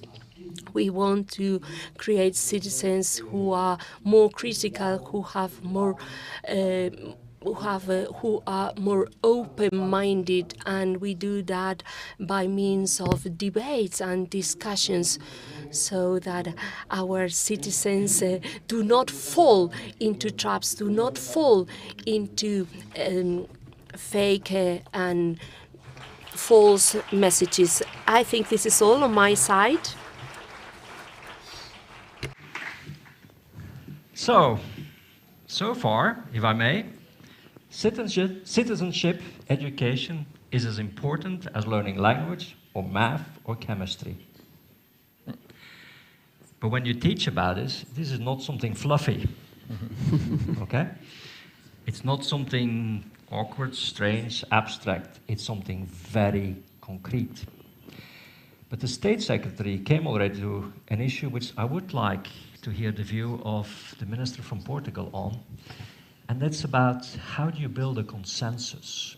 How do you get minds aligned and build a majority to actually take that move on working on the curriculum, making change at the national level? Minister?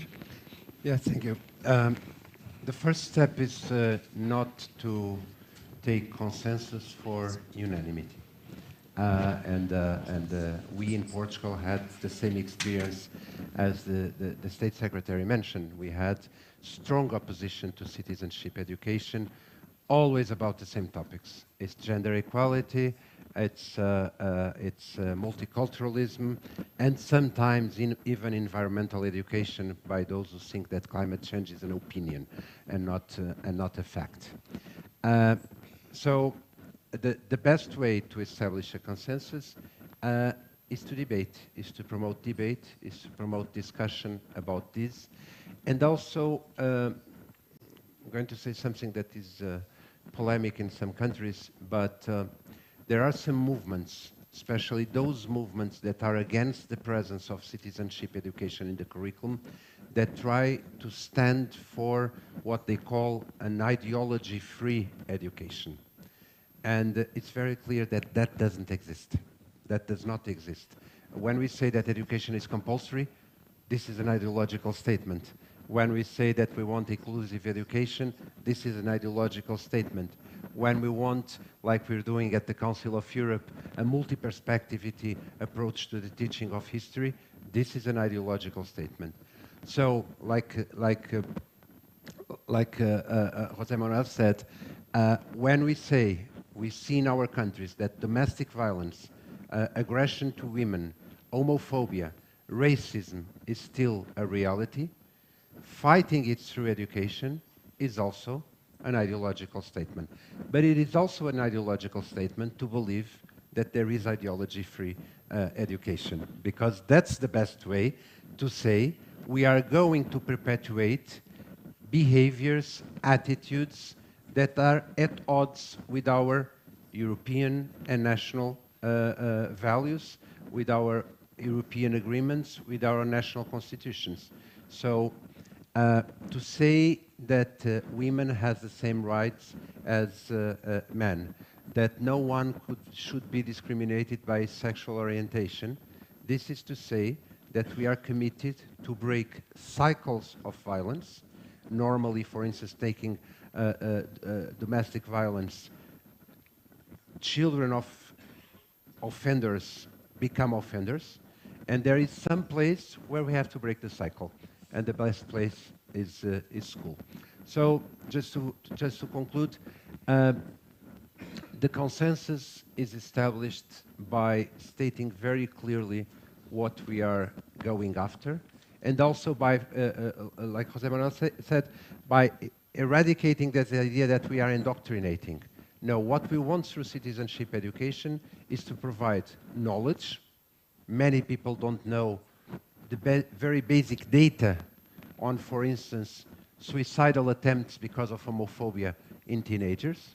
So this data have to be presented so that students can make their options based upon debate and knowledge, and not based on whatever we read on TikTok.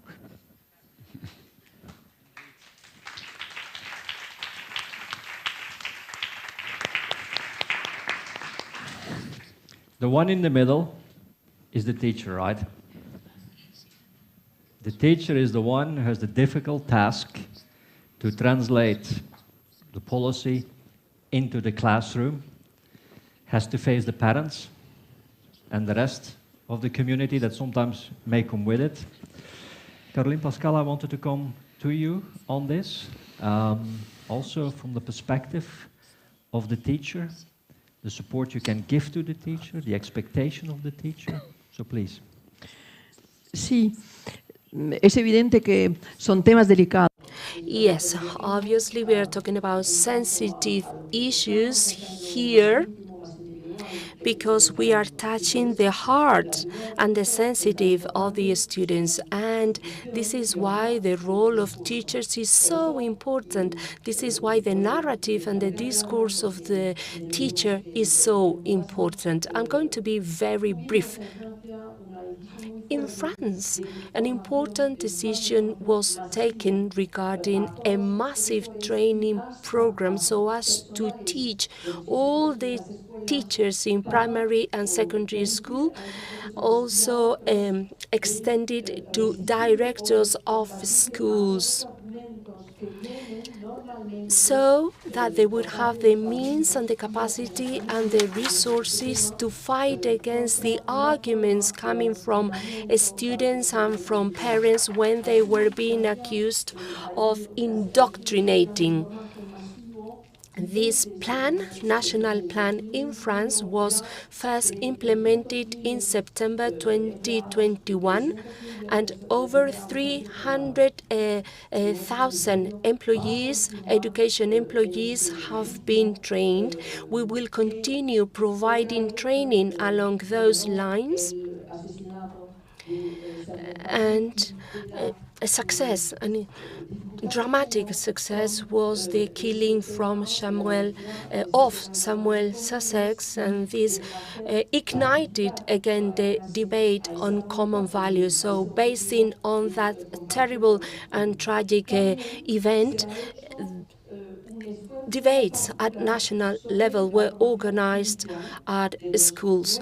Also, we put our effort in the new hires of teachers and the new teachers that we hire.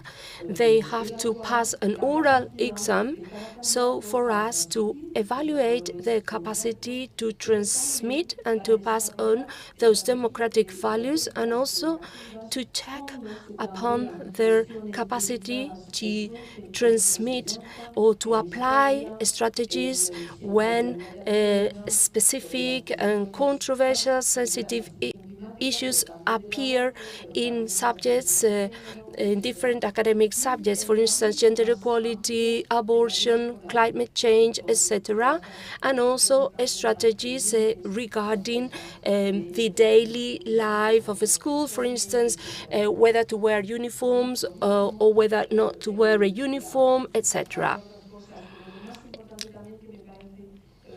It is important also to highlight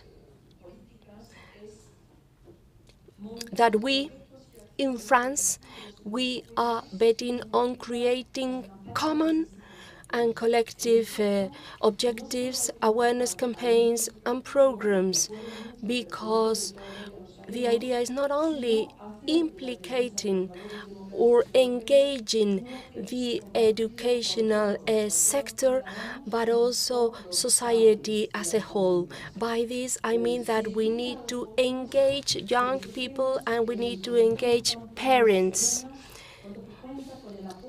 Because if we count on the support of the whole nation, if we count on the support of adults, of parents, debates will be much more fruitful.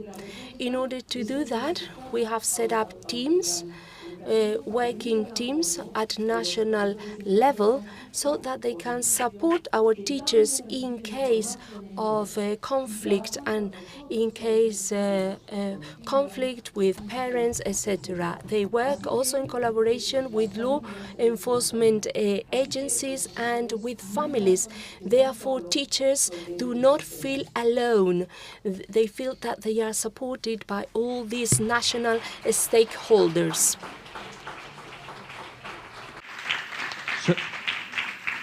So don't leave the teacher alone, right?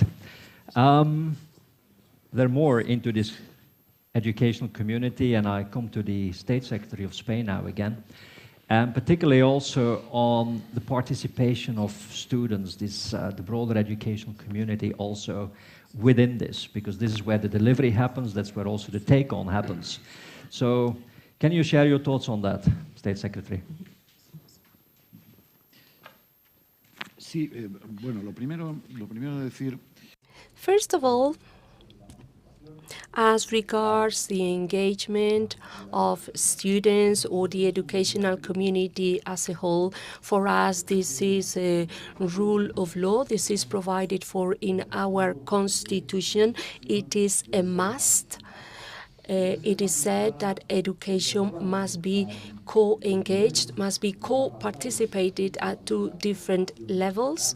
First, at the level of general planning of education, so we are talking about a global, national level here, but also the second level is the co-participation in the sense of the control that the educational community must have on the daily lives of the educational sector, schools, primary school, secondary school, etc. At all levels, especially, and that also includes the students. Today, we have with us Carna Cuenca, who is the president of the school council, National School Council, with a total of 107 members. We are talking about co-participation here, co-membering.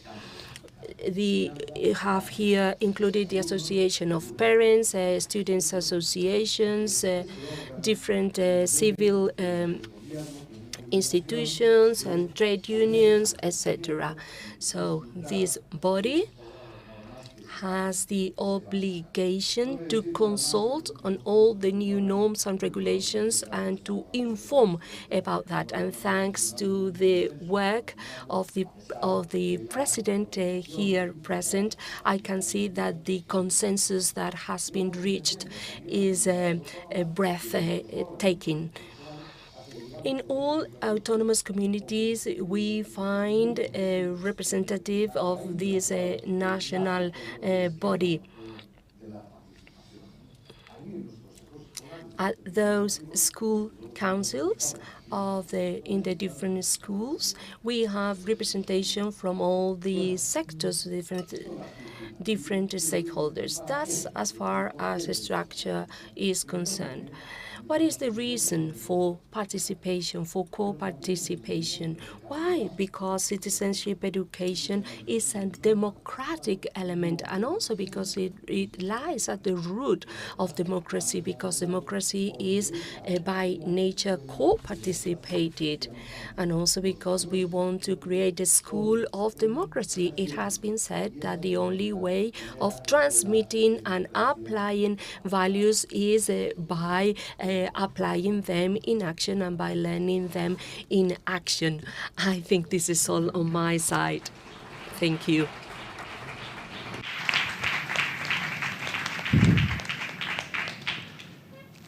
Democracy starts at school, right? Mm-hmm. It's by practicing it. And I think what we have also heard is teaching and learning and practicing about values and common values. It's actually not value-free, no? And I think quite some of the issues that all of you have been mentioning, whether it's now on gender-related, multicultural, sustainability, and many other items that have been raised, we clearly also see echoes of that in the conversation at the level of the European Union. It's clearly there. And some of you have been using the word indoctrinating and the way of being accused on that.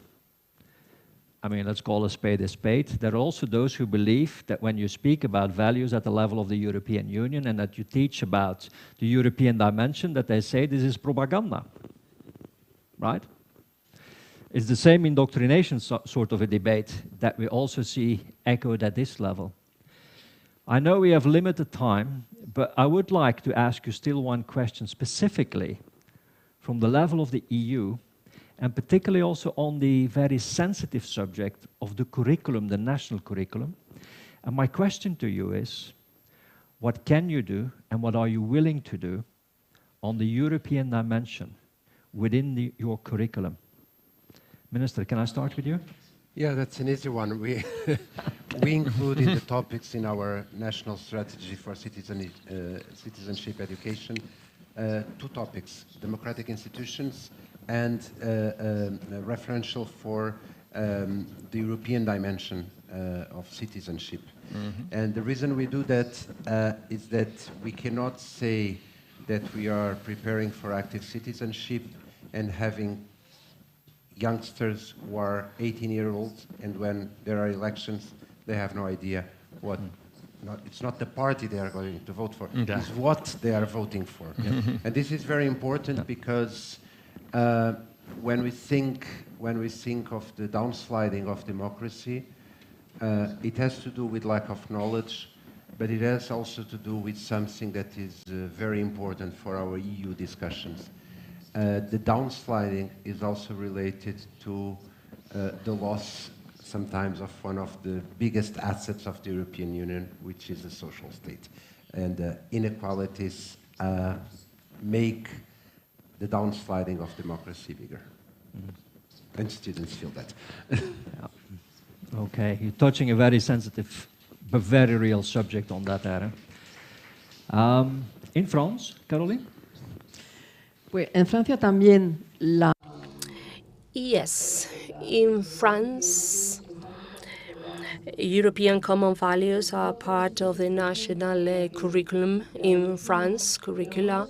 I wouldn't like to insist on this question because I've also referred to previously, but on the subject of the debates and discussions, the intention is to make students understand and learn and know and feel that Europe is not something distant, but it is something which is present in their real life, in their current life, and also that Europe is concerned about the issues they are concerned about. And this is the way in which we introduce European common values in all our subjects. For instance, when we refer to climate change, to sustainable change, sustainability, sustainable development, etc. So it is not only a question of integrating those questions in the curriculum, but also of providing a space, big, open spaces for discussion and debates on major environmental questions, major environmental matters. Europe, in those debates, is presented as a protection to all European citizens. And I think this is an excellent way of showing our students what Europe is like and what Europe is there for. In September, I remember it was around 23rd September, Ursula von der Leyen, the President of the European Commission, gave a wonderful speech about the state of the European Union. She said that we need to create a new narrative for Europe. That new narrative must start at the school. And also, when we refer to values and citizenship and what we do at the schools, we refer not only to values to protect citizens and to protect Europe against crisis, but values to protect Europe against the crisis of European values. Therefore, protecting values are essential, but also building values.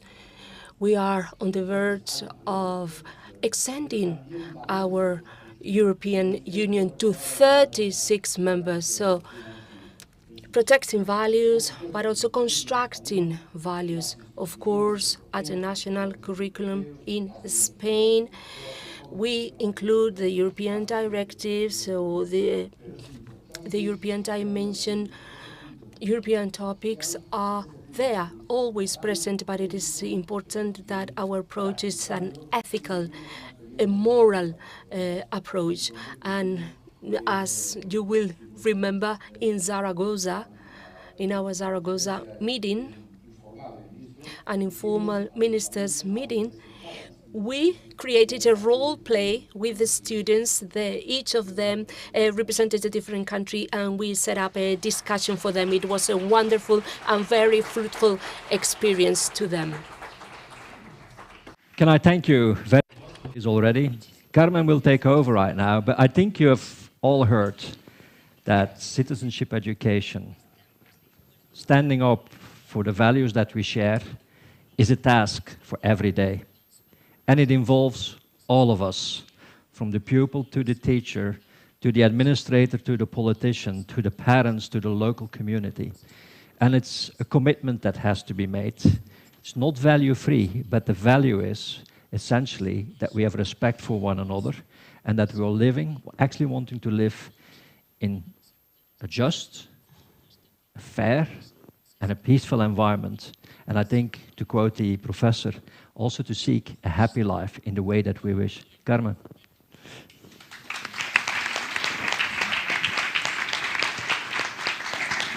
Thank you, Mr. Hermans, for conducting this panel. Thank you very Muito obrigado, Minister. Merci beaucoup, Chief Inspector. Muchas gracias, Secretario de Estado. And we have coffee. Yes, I promise we have coffee. But before we do so, we have a few minutes to ask our panels and also our speakers. I invite Mr. Ruiz de Besa to come to stage. So you can ask any questions you want as for a few minutes. So please raise your hand and please present yourself before you ask your question. Good morning. My name is Piotr Sadowski. I'm Secretary General of Volunteer, but also Vice President of Lifelong Learning Platform. I just wanted to reiterate what João said about the social fabric of our Europe and of our education, because really this is something that we cannot separate from our goals of educating for the future. If we look at the current state of Europe, I come from Poland originally. We have elections in less than 2 weeks' time. It's a crucial election also for a country which is so important actually for all of us in the European Union and how it constructs the fabric of the EU.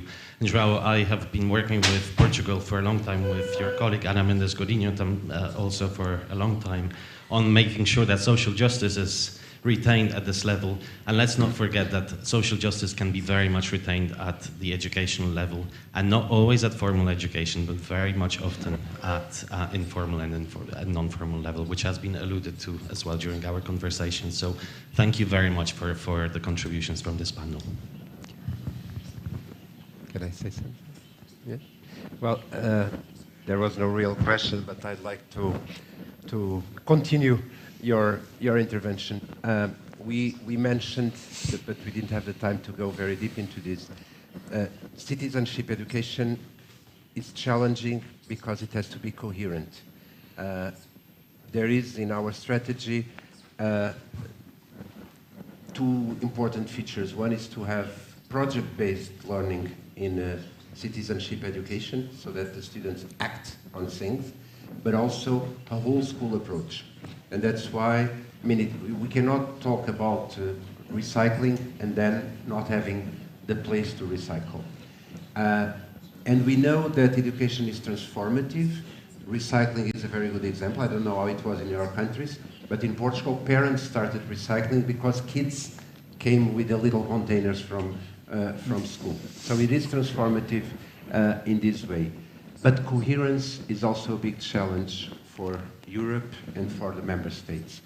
I cannot be promoting human rights and inclusion in school and then having our borders closed to those who suffer most and need our help. That's incoherence at the highest level, and we fail in educating if we as governors, as responsibles, as policymakers are not coherent with what we want to be taught in school.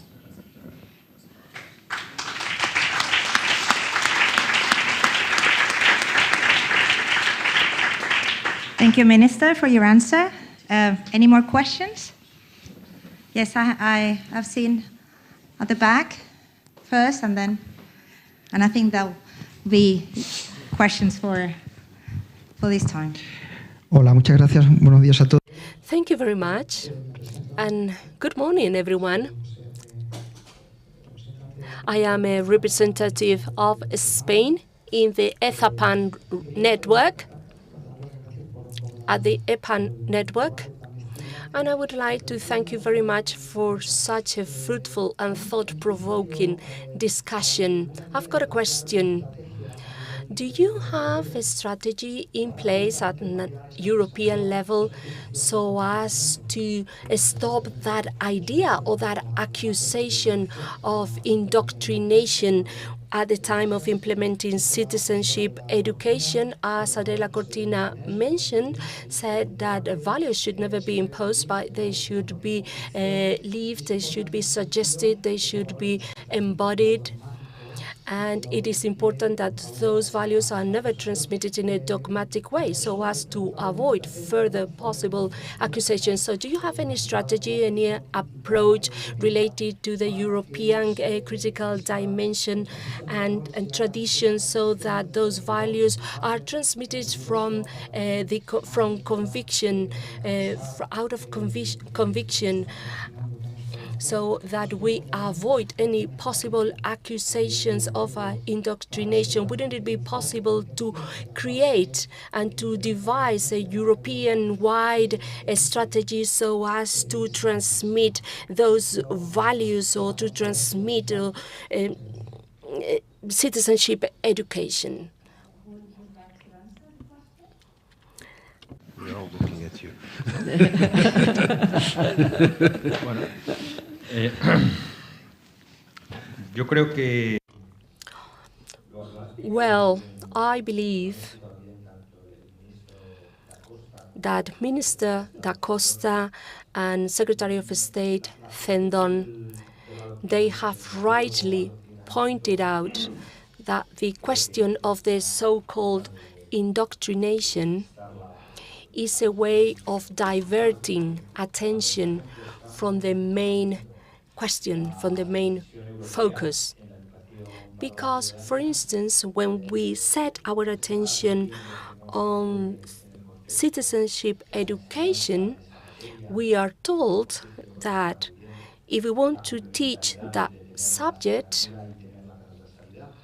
and by the way, I would like to say that it is the perfect approach, in my opinion, would be having citizenship education in a transversal manner included in the curriculum and having it as a single subject. However, when we include values, European values in citizenship education subject, nobody says that we should never use a critical approach, a critical debate on the European Union, on what the European Union should be doing and is not doing.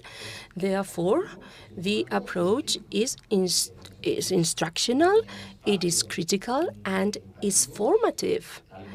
And in that regard, in the educational environment, it is a co-participated debate, and everything, all aspects and topics are open to debate and criticism. So in that regard, I don't see indoctrination anywhere. Also, as Secretary of State has rightly pointed out, whenever one takes part in this discussion, it reminds me of when I was a delegate, when I was a class delegate. I was a member of the school council at my school, for instance, taking part in debates, in discussions, in taking part in a social activity, taking part in a voluntary activity.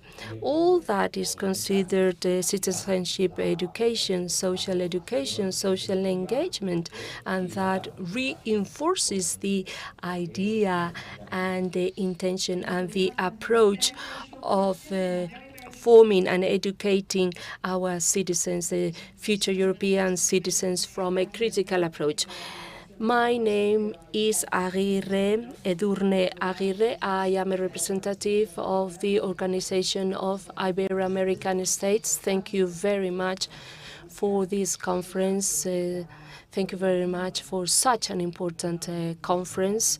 This topic has already been discussed thoroughly at the Zaragoza meeting. I think it is important that the European Union places emphasis or puts emphasis on this topic.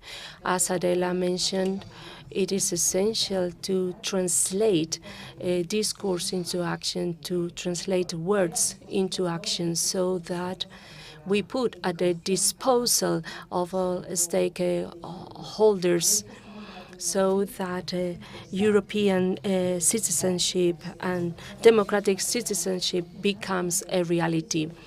Also, I would like to point out that right now in Madrid, a democratic memory conference is being held. We are betting on the future. We are at your disposal from the Organization of Ibero-American States, so that we can contribute to that aim, to that target. We are willing to cooperate and contribute to the creation of role models who are so essential in medicine, in politics, in education, as Professor Adela Cortina pointed out. Moment to continue discussing about all this over a well-deserved coffee break, which will take place just next door.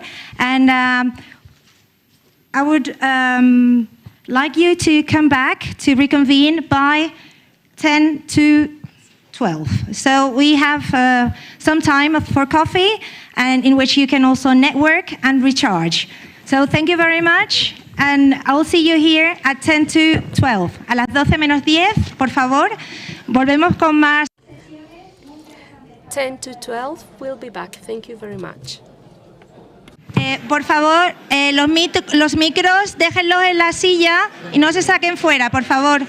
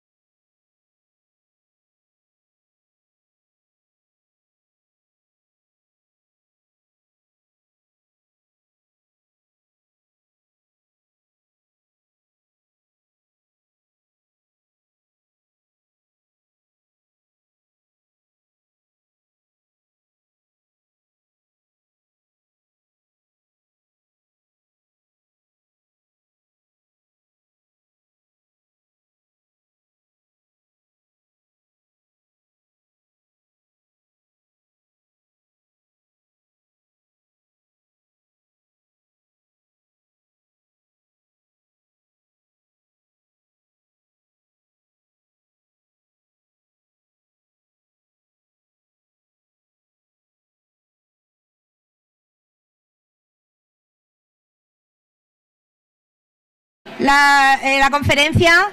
Thank you. If we can take our seats now. Thank you very much.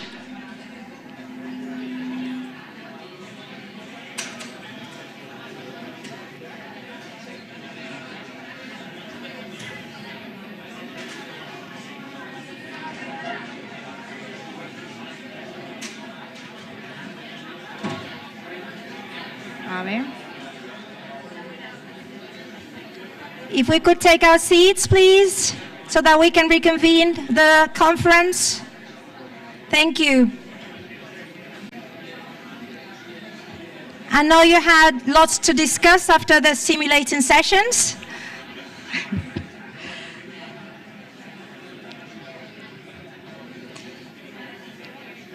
Yeah.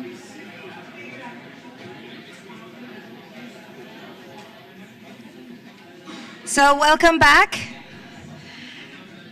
We hope you had a refreshing break, although quite short, I know. But we'll make up for it with a longer lunch, I promise. And now, let's dive into our next session, in which our focus will shift to frameworks for citizenship, education, and common European values. We are very fortunate to have a distinguished speaker who will address key aspects of this topic before we engage in a insightful panel discussion.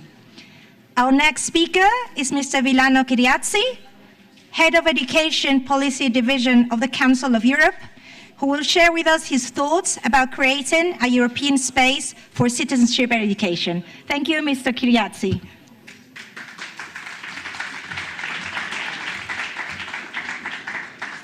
Thank you. So it's not anymore good morning, good afternoon. I'm not going to focus this presentation on the reference framework for democratic culture.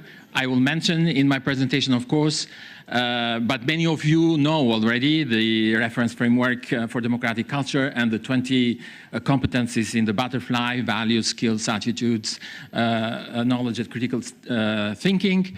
What I'm going to show you today is mainly what happened this year, but mainly last week in Strasbourg, on the occasion of the 26th session of the ministerial session that we had in Strasbourg. So the work or the involvement of the Council of Europe with regard to citizenship or democratic citizenship education is not new. It started back in 1997 with the first summit of heads of state and governments, and at that time Europe was not the Europe that we have today. In 2023. We didn't have war at the time, now we have war, and so the situation is completely different.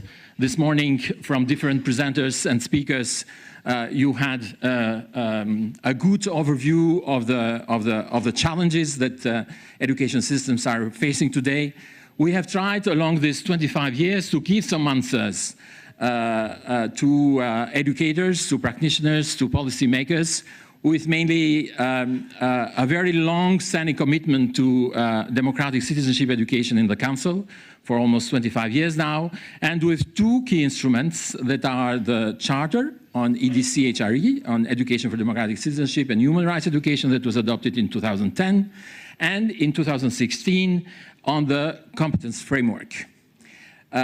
Now, following also what was said by previous speakers, last week in Strasbourg, we moved to another step.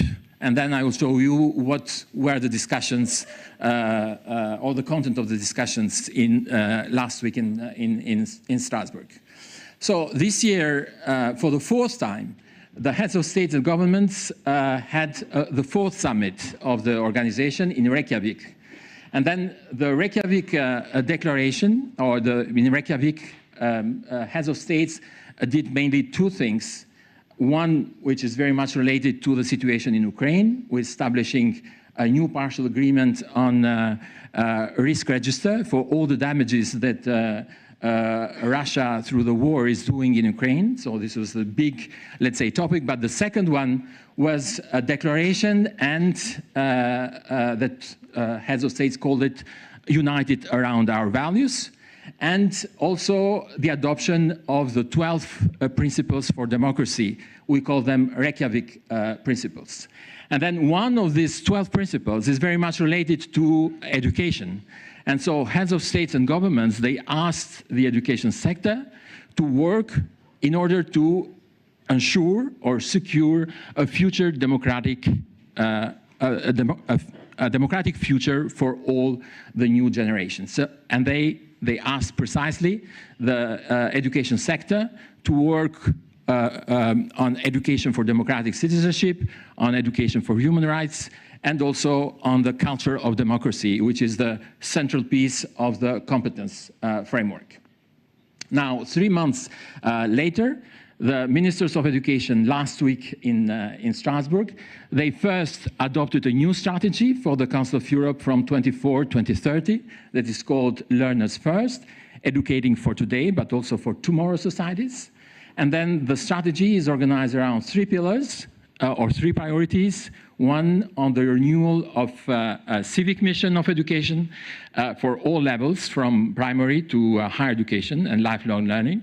And then a second pillar is very much related to the social responsibility and responsiveness of education system to the diversity and multiculturalism and other needs of students in society. And the third pillar is very much related to the new technologies and transformation of education, but based on human rights. So we call it advancing education through a human rights-based digital transformation at local, national or international levels. We see the role of the Council of Europe when we speak about 3 priorities also as part of a global agenda and the follow-up of the SDG 4 agenda.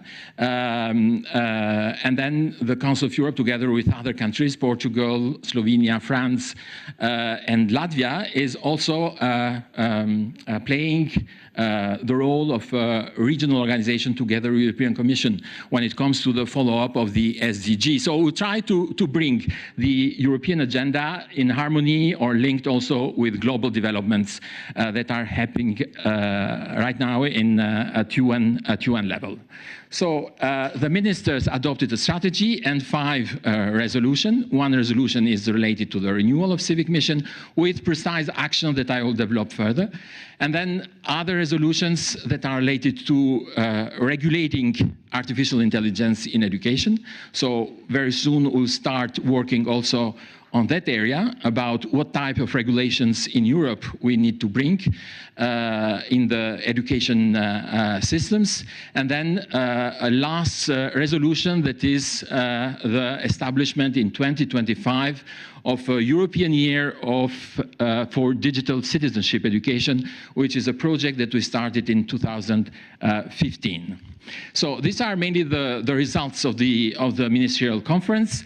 And then the challenges, you heard about the challenges this morning by several speakers. So it's backsliding of democracy, and then declining of trust of democratic institutions, but also the threatening of fundamental rights, freedom of expression, but also academic freedom in the higher education mainly.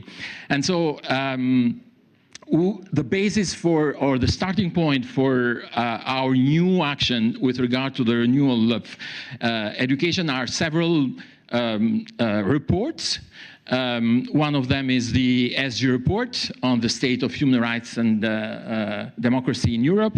Another one is the third report that we call the Torino report on the implementation of the Charter on Education for Democratic Citizenship and Human Rights. So last year, under the Italian presidency, we had a third, let's say, discussion on the findings of this report.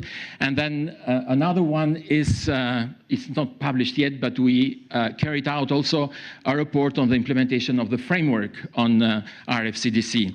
But we were very much also inspired in our new proposals to ministers by the last report that was mentioned this morning by European Parliament on the state of of the citizenship education in Europe and what actions for the future. And so we are trying to give some answers also to the concerns that were expressed in this report.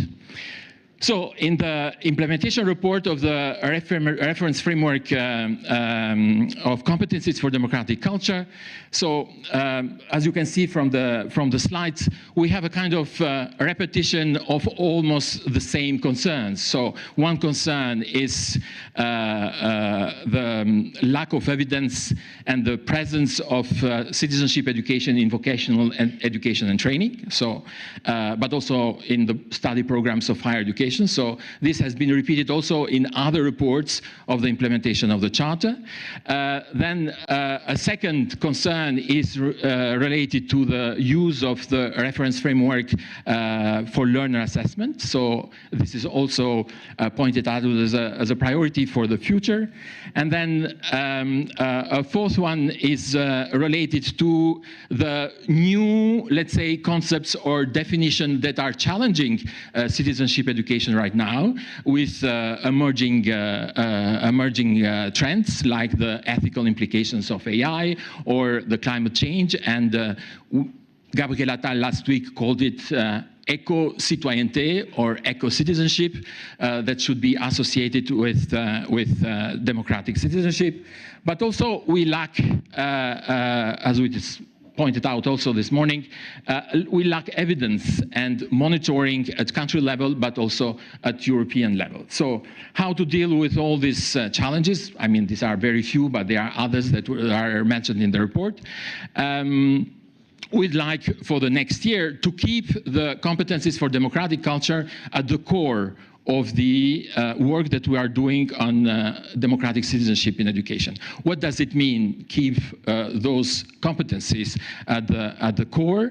The justification for that is that the competencies for democratic culture are related, and you heard this morning, to the holistic education of an individual. So compared to other competence frameworks, this is the only one where you have a cluster related to values that are related to human dignity, respect for diversity, human rights, anti-discrimination, etc. So this cluster on values make the Council of Europe framework of competencies for democratic culture a special framework. Otherwise, you'll see in hundreds of networks frameworks that exist either at international level or national level that all are organized around knowledge, skills, attitudes. The novelty that we brought with the reference framework is precisely regarding the values. And then we think that the competencies cannot and shouldn't be only promoted through civic education, but should be across the subject areas and across the curriculum. So we are going to work further on that. This morning, the well-being and the happiness of children was mentioned. So for the next phase of our program, we are going to pay specific attention to the well-being of children in schools and in classrooms, and reinforce the principles of equity and inclusion, and of course, trying to promote further safe learning environment without violence. So this will be the key elements of our work as core elements of promoting and developing further democratic citizenship education in member states. Now, when it comes to the renewal of democratic mission as a first pillar of our new strategy, the first task that ministers last week gave us is to work towards a new framework convention for a European citizenship education space. So, as you might know, the Council of Europe is a treaty body organization. So treaties, agreements, standards are our raison d'être in a way. After 25 years of work in the area of citizenship education, after so many implementation reports, and taking into account the new challenges and future challenges, but also what's happening right now in Europe, the Education Committee is proposed to ministers last week to work towards a framework convention. What does it mean, a framework convention in the Council of Europe? A framework convention is a convention that would bring member countries or member states or member state parties to a given convention, united around a set of principles or objectives, policy objectives to be followed, but also to set up a kind of cooperation scheme and also to bring evidence for improvements and further policy developments. So this will be the first task that we are trying to do with the Education Committee. Then other elements related to the renewal of civics in education are on a broadening of the use of RFCDC, and this is what my colleagues are doing on VET, but also linking competencies with other key challenges. Now, just a few words about this new framework convention. So, what would be the idea behind this new binding instrument? First of all, it would be the major aim is related to the codification or codifying and strengthening existing Council of Europe principles of a European space that are very much based on fundamental rights and fundamental freedoms, but also democratic principles. Then to ensure quality, to interconnect and bring together several areas like formal education, non-formal and informal together under the same, let's say, umbrella, to reinforce multilateral cooperation, but also to build a follow-up mechanism for more evidence on progress and achievements. And my last slide is, again, with regard to the new framework convention. It will be an agreement on common European values and principles, and so states that would like to work together based on fundamental rights, freedoms, and democratic principles, and states that would like to promote these values, principles in their education systems through education for democratic citizenship, they will join this convention. And in the convention, we would like to have two set of, we call them obligations, obligations to apply democratic values in their education systems that are related to freedoms, human rights, human dignity, cultural diversity, etc. And then some key principles to, that are related to democratic culture in education governance, etc., etc. So the idea is that now we need to bring more commitment, more serious commitment by member states on a given framework that would open new perspective for development for all European countries, including EU countries. Thank you very much. You can go back to your seat. Thank you, grazie, Mr. Kyriazzi, for such a presentation on such an interesting topic. And after our speaker's presentation, which has provided a strong foundation for our discussions, we'll move on to the panel dialogue that will be moderated by Ms. Daria Arlavi, coordinator of the Working Group on Equality and Values in Education and Training from the European Commission. Daria, please.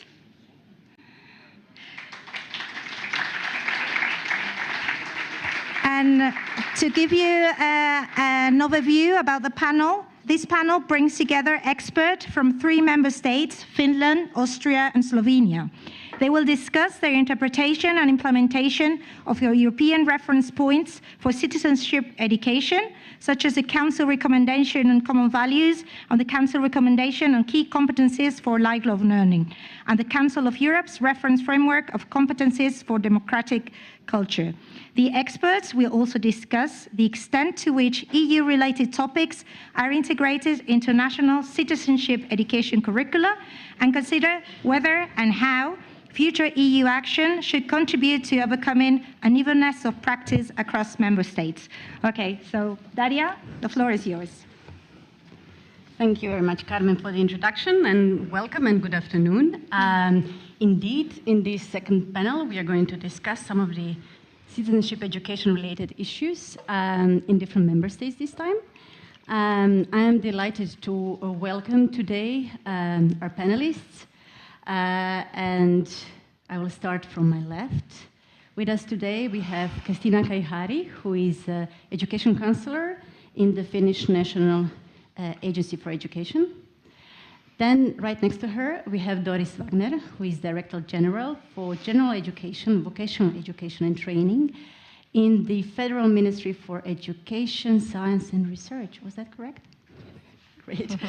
And then last but not least, Aleš Oysteršek with us today as the Head of Education Development Sector in the Ministry of Education in Slovenia. So welcome to you as well. And to save time, I must say, well, first of all, apologies. This was horribly short introduction and not doing justice to your rich careers and expertise, which we are going to benefit from today. But I'm sure that you all received the speaker's bio in the conference material, so please look them up if you haven't done this already. How we are going to deal with our discussion in the next 30 minutes? Pretty similar how we did in the first panel. So we will have a few rounds of discussion, and then we will have a short Q&A session, which will be an opportunity for you to ask questions both to our panelists, but also to the previous speaker. So without further ado, I suggest we start, and I would like to start, Kristiina, with you, if you agree. So in Finland, concerning citizenship education, you take this transversal approach. So you can find democracy and human rights being discussed in religious education subjects, in history, in geography, languages, philosophy, but you also have a specific subject, the civics, in primary and in secondary and upper secondary education. And can you tell us and walk us through in 2 or 3 minutes how our values such as equality, equity, diversity, and also how democracy and how are these taught and how are these embedded in Finnish national curriculum? Yes, thank you very much. First of all, I have to mention that in Finland there is a wide consensus on our education system and among all the political parties that they are, even if the government changes, we do not change the curriculum. So there is kind of, this kind of consensus and quite a systematic means to develop the curriculum. And then coming to civics, civics has been a compulsory subject in Finland for over 100 years. And for us it is normal that we have got a subject, civic subjects, besides of course history, where we are like holding then the grounds to teach civics as well as a subject. But if we think about the curriculum, first of all, the curriculum is based on these underlying values, which are raised many ways in the general part of the national core curriculum for basic education. And secondly, there are transversal competencies as well. And each of them are connected with other subjects, and they are taken in teaching and learning in different kinds of contexts and situations. And third is the subject-specific part of the curriculum. And if we think about the general part of the curriculum, it was drawn up on, or taken in use in 2016 in Finnish schools. So it focuses on democratic values, positive cooperation, and inclusive school culture, meaning, of course, whole school approach where every teacher is civics teacher. And so it is like in all the school culture, it has to be like living democracy. And besides, the students are learning about democracy and all these institutions in Finland and internationally, European level, when they have got like civics subject.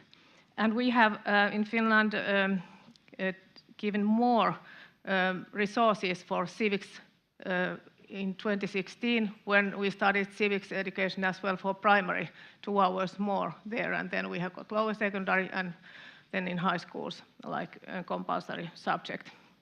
And then these transversal competencies, we have got 7, and 1 out of these 7 transversal competencies is participation, involvement, and building a sustainable future.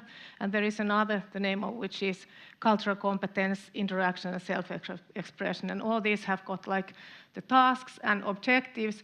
And since we have got a decentralized system in local level and in the school level, they have to somehow conceptualize these issues and think about how to teach and how to live with these issues. And I have to mention as well that teachers are so well trained that they know how to do it. All the teachers must have a master's degree for decades, it's a bit like that, and very strong pedagogical training. So they know how to develop there in the local level and in the school level education. And then we have got, of course, very concrete objectives and core contents for to teach all these values and to take these into account in teaching and learning. Maybe the time is running, so I can't maybe say more. Thank you for being mindful. Thank you for being mindful about the time. I'm not sure whether you can hear me. Okay, great, perfect. So we will continue, but I do take with me, and we will discuss maybe a bit later about teachers more, but I do take this that every teacher is a civic teacher. I take this as a very important message. So thank you for sharing this. So moving on to Doris, some of the things that you heard, do they resonate with the things that you also have? Knowing that you also say that citizenship education is an educational principle that applies to all education levels across all subjects. And you also did, I think 15 years ago something, competence-based reform, in particular in regards to history and social studies and citizenship education. And then again, I think 7 years ago, another one when you upgraded. So can you walk us through like the main elements of citizenship education in Austria, please? Thank you for the invitation, and thank you for giving me the floor. Is the mic working? Yeah, I think so. As already mentioned, Finland has lots of elements that I can... Just to interrupt you, can you hear? Yeah. Perfect. Yeah, please go ahead. In Austria, I would like to focus on 3 pillars. You know, as already mentioned, my colleague mentioned, in Finland we have an own subject, and we do not only have it in general schools, we also have it in vocational education and training. And especially when it comes to apprenticeship training, we have a subject decades, you know, for decades. And I think that's the thing it should be. And as you already mentioned, we had lots of curricula design, new designing, and what we focused on lately was overarching topics. An overarching topic means that you not only address the topics in citizenship education, but also, as we already heard, in math, in science, in the languages. And we defined competences the students have to reach in languages regarding citizenship education, also in math and in science. So we kind of, years ago we had it very loose, you know, it was an option for the teachers to do it or not to do it. And we tightened that framework, and we kind of focused on specific competencies that they have to address, no matter what the subject is. Okay, better? Yes. So that's number 1, curricular design, an own subject and the overarching topic. And the second thing I would like to address is that we are giving the students a voice, you know. You heard it also in the morning to have the students on the school boards and ask them to actively participate. What we did lately is we actively gave them a voice in the curriculum design. So we asked them what they value about their education, what they think was good, and what they think needs improvement. And that was a pretty huge process, because we had lots of students in workshops, in online questionnaires, and right now we are taking those findings from the students and involve them in the new curriculum design. So that was quite a nice challenge for us. And the third thing we developed lately is a trust in science and democracy. You know, the pandemic brought different topics, and one of the topics in Austria was like the general criticism, what is science doing, what are we talking about, can we rely on that? So we are sending scientists and democracy ambassadors apostrophe in schools. So they talk about the subject, they talk about the strategies they do, they debate with students, and I think that's a pretty cool and new involvement. And yeah, it is an additional support for the teachers as well, and I think it's a well-rounded thing. Trust in science and democracy. Thank you.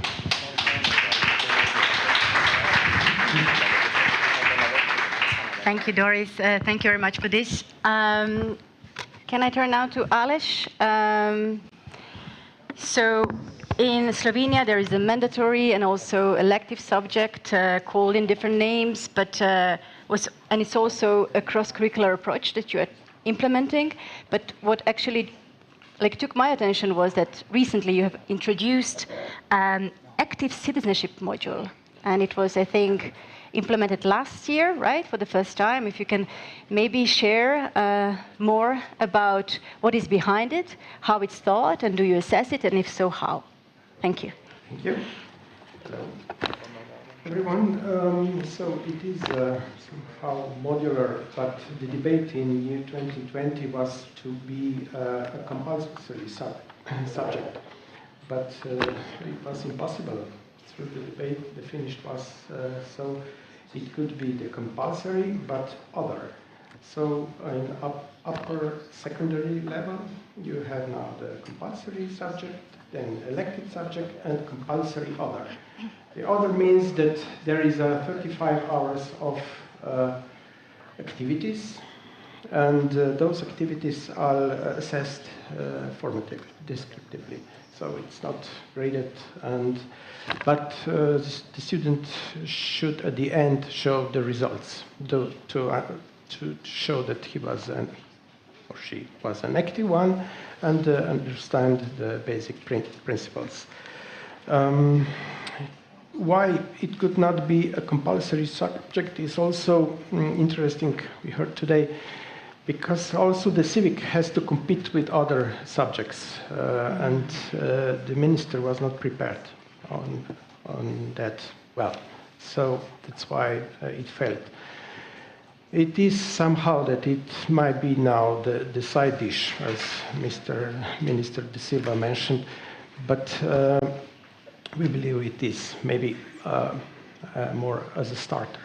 So that something will happen in the near future in this direction, because this year was the first year of practicing that, and we have a close view what activities went on, and we have quite good idea what is good, and we will talk about the best ideas maybe later. Regarding curriculum, it is very simple or familiar what my colleagues from Finland and Austria mentioned, so I shouldn't repeat. But regarding how the discussion went on, why are European countries integrating? What are the key treaties and their importance? What will be the future of our integration processes? So. And also want to mention is the didactic recommendations, that they are focused on learning process as student being active, and that the tasks are authentic. So to conclude, we are now in the curricular reform, and the civic is part of it, and the youth has place in the national curricula working group. So they sit with all others in this the same table. So. Thank you very much. So what I hear is basically that your efforts on the national level are quite in sync and some similar developments and approaches. And it's actually also the message that came out of our discussion within the working group. And the one that you can also find in the issue paper that was mentioned earlier, and that is that the citizenship education is most effective when it's not taught only as a separate subject, but in this kind of cross-curricular manner embedded in all classes and subjects. But there is one thing I would like to maybe now go more in depth with, and you mentioned this active citizenship. So turning back to Christina, so how in Finland are you ensuring this student participation and democratic action inside and outside school? So it is compulsory in all the schools from primary level, starting from primary level to have school councils, and nowadays they have got as well this kind of class councils, and there is kind of concept how from the first classes they are like using this concept. And then it is very important that all the pupils are active in their own work, in their learning, and learning by doing is a normal way, pedagogical way, what we use very much. And of course, creating a very positive, nice atmosphere, and so that the children would be heard and they could, all of them could participate very well, and that is really, really important. And we just ran last year, 2022 to 2023, a basic school pilot project as a part of National Democracy Program 2025 in cooperation with the Ministry of Education, the Ministry of Justice and Finnish National Agency for Education. And the task was to still better, support better implementation of active citizenship, participation, and education for democratic citizenship and human rights in schools. Even if all these things are in the objectives, it is very important to be sure that they are really implementing and finding new ways of implementation. So it was all over Finland, about 10 municipalities, and they were creating and developing functional tools and practices to implement EDCI, besides taking into account the Council of Europe reference framework or competencies for democratic culture, which is very close. We have got all these elements of this really, really good reference framework in what we are using in practice in Finland. And so it is as well very good to create well-functioning practices which are supposed to become a normal part of school culture and activities also after the project. And these schools were creating easily extendable tools and practices which are also now benefiting other schools nationwide. And we had within this project like universities, teacher training departments from 5 universities of Finland, many NGOs that are all the time constantly producing materials and tools, nice activities for schools. And then there were some researchers who were all the time monitoring what is happening. And then we had a Nordic cooperation element with other Nordic countries, universities.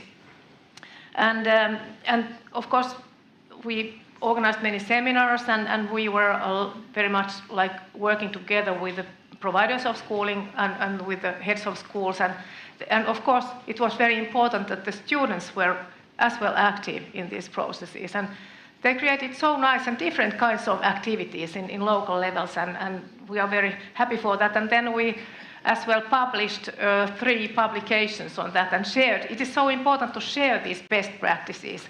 And we have got the webpage of the Finnish National Agency for Education, and where we are all the time, like we update the materials all the time, and of course critical media education, all these issues are very, very important and closely connected with education for democratic citizenship and how to deal with fake news and all that. There were some projects on these issues as well.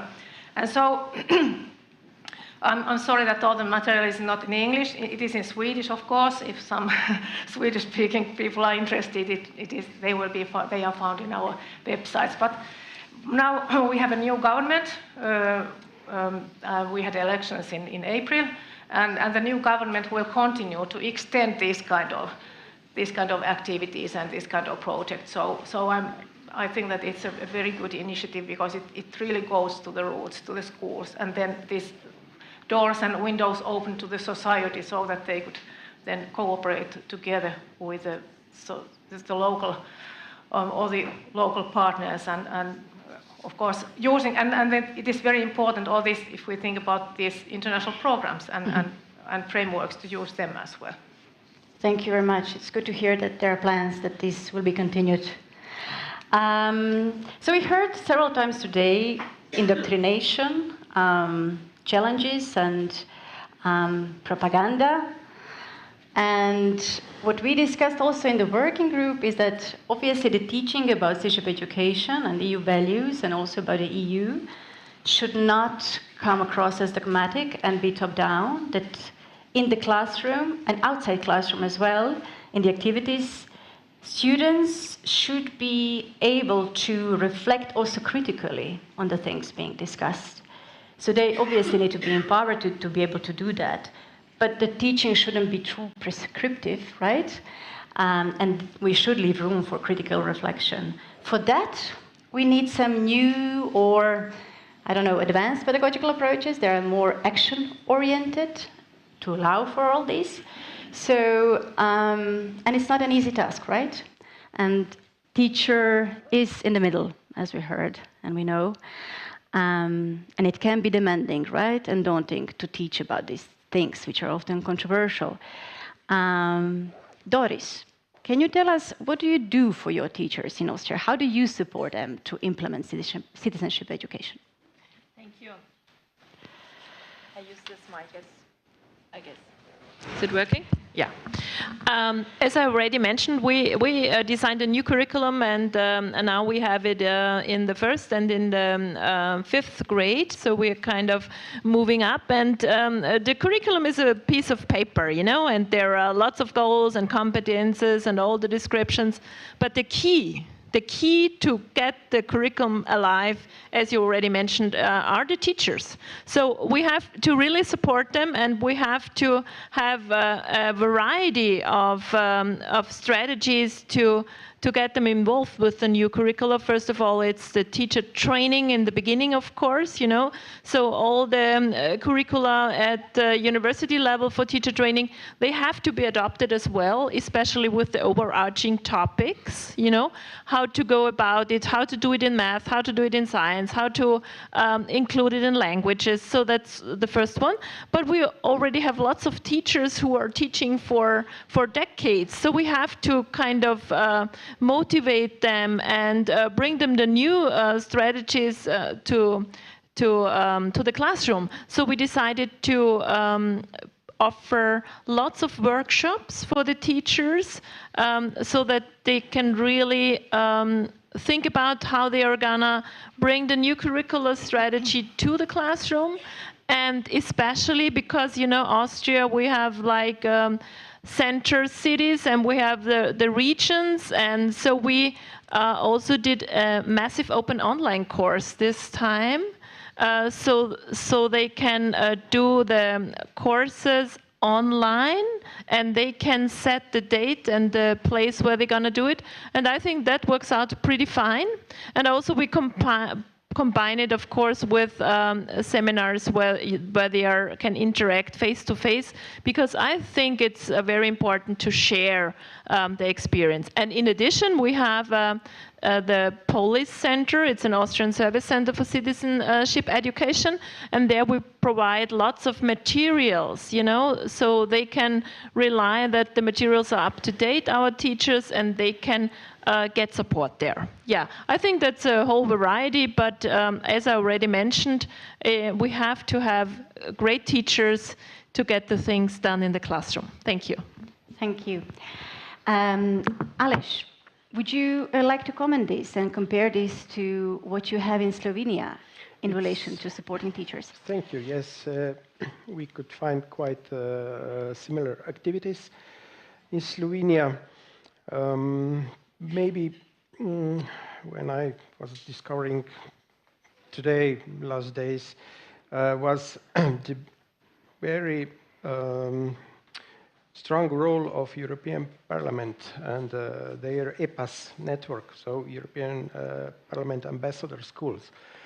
It was shown that it was very, very popular among schools and teachers for last 8 years as program runs, and maybe took the central role in the activities, because it was quite challenging for both teachers and students because they have authentic tasks in front. Many activities first find out what is something that bothers us, and then how to reach the end, whether through interviews with members of European Parliament or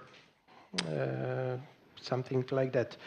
But it shown out also that through that process, they built an info point in the schools, and these small info points soon became a infrastructure to put and to add something what you work within those idea of European or democratic common values. So also, yes, the teacher training for teachers and online classrooms. Also, in the framework of the Jean Monnet teacher training project, Be an Active EU Teacher was developed and is now put in practice.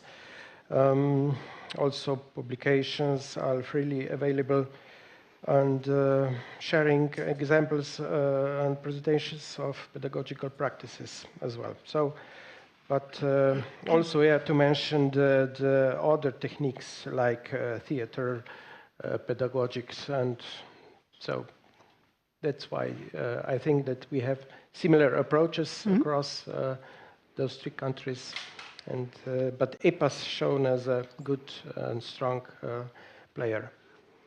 Thank you for sharing this, and also I think it's a good introduction to our last round, because you mentioned Jean Monnet, you mentioned EPAS, and the last question, and actually it's going to be the same question for all three of you, would be about embedding European dimension. And we heard already today from other member states how they do it.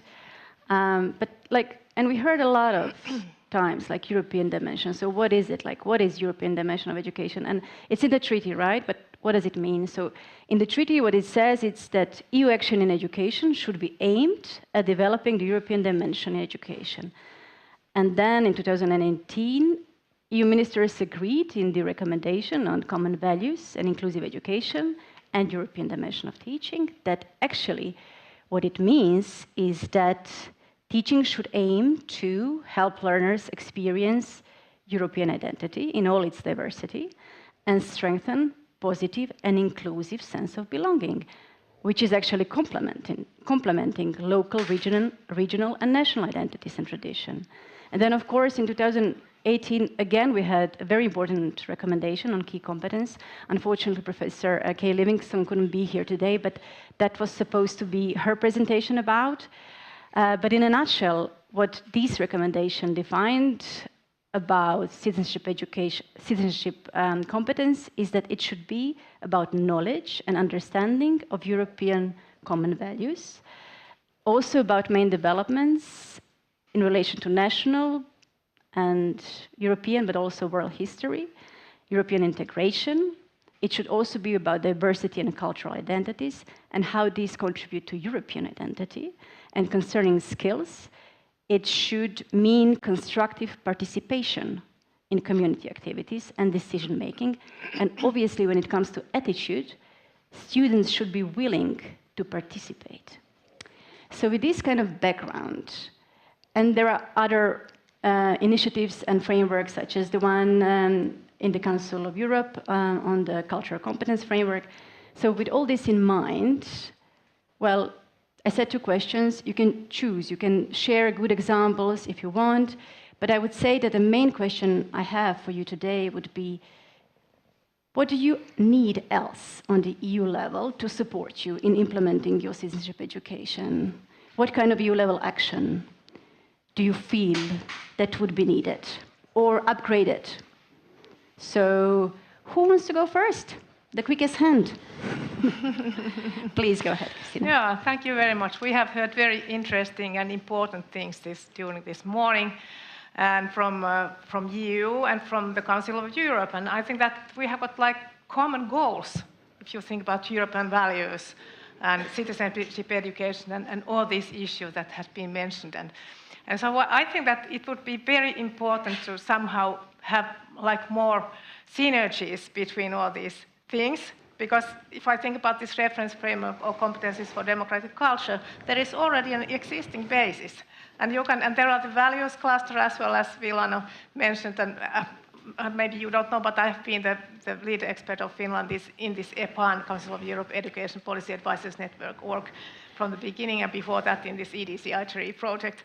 So I think that it's very, very fruitful to combine all these things together and think about how to develop and update all these in the EU level and Council of Europe level, and there is now going on this reconceptualization of the Council of Europe reference framework to include emerging topics, and as well in the European Union level. So I think that this is very crucial, because and then of course there are UNESCO and SDG 2030, many kinds of other things, and sorry. In member countries, anyways, when we are designing curriculum, we have to take into account all these things, and we have to apply them in our systems. So it would help us as well very, very much if there could be more like there have been very, very important common projects and common understanding on these things, and I think that there is just many, many opportunities to create this kind of cooperation. But yeah. Thank you. And then just to mention, of course, there are like e-twinning, this Erasmus Plus, and all these other opportunities. And then one, I'm thinking about Euroscholar, which is very, very important. And I was thinking about that, would it be possible to create a same kind of concept, this kind of principles on this, like strengthening European values, democratic values, and thinking about this kind of opportunity to bring together pupils from different countries. Of course, there are already many, many kinds of other programs, but thinking about that a little bit, and so it would be one opportunity. Thank you for this. So I think our first takeaway is definitely more synergies. Yeah. Doris, maybe a reflection from your side? Yeah, I think when you see us and hear us, 3 different countries, but we are quite similar. So we are heading into the right direction, I guess. And what I would like to mention is what you can experience, you can take to practice, into practice. And that's for the students, and that's also for the teachers. So I think we did lots of good things when we are exchanging strategies, but also exchanging teachers and students and focusing on Erasmus Plus and all the good things we have. So we should keep the good work going, and if we work together, we will be united. And I think that's the most important thing, to have that practical experience, to go to other countries within the EU and bring all the good things back and reflect. I think it's a good way, but we have lots of work to do in the future too, I think. Thank you. Okay, Aleš, I think the mic was kind of thrown to you now, so please. Yes. As I mentioned before, and I will repeat myself now, support from the EPAS program would be very fine and nice.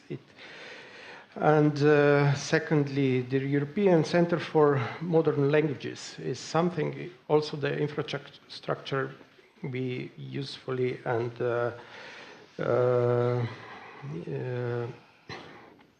take from, also gave to the project back. Also, the observatory on the teaching of history in Europe could be something to refer on. And then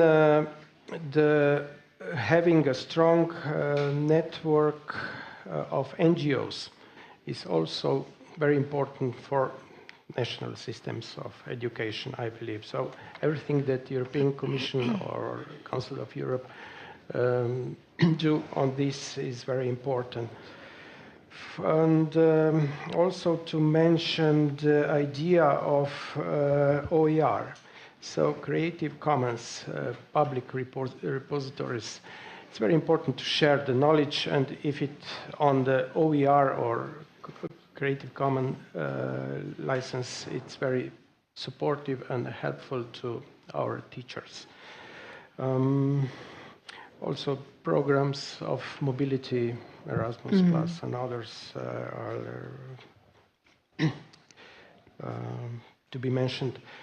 And maybe somehow the promotion or rewards for teachers who are the best on the field of promoting values.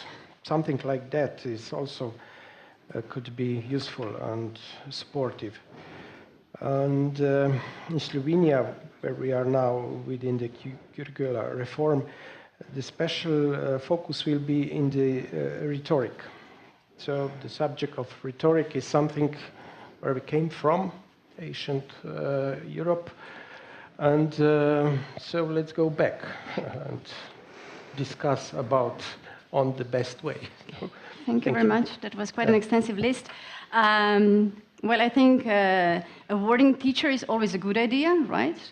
And one thing that you mentioned is also NGOs. We haven't touched upon this in this panel, but the next session will be about cooperation with the NGOs. So you will be able to hear more about it, and I think there will be a lot of Spanish examples on that as well. So I think the sugar level might be running low by this point. So what is left for me to do is to thank you very much for participating in the panel. And now I think we are again in capable hands of Carmen to introduce Q&A session, right?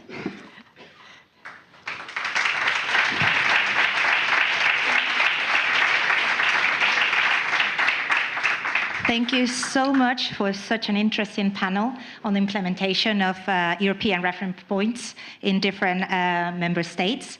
I'm sure you have many questions for the panel, but I think it's time for lunch. So it would be a great idea to use our time for lunch to approach our panelists and our key speaker to ask the questions.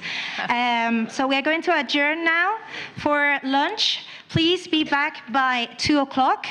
Lunch will be provided just where we had coffee, and I would like also to take the opportunity for you to start looking. There will be lists outside the doors for our breakout sessions so that you can start looking which breakout session you have to go to. You already chose it when you did the inscription, but just in case you can't remember, just please have a look.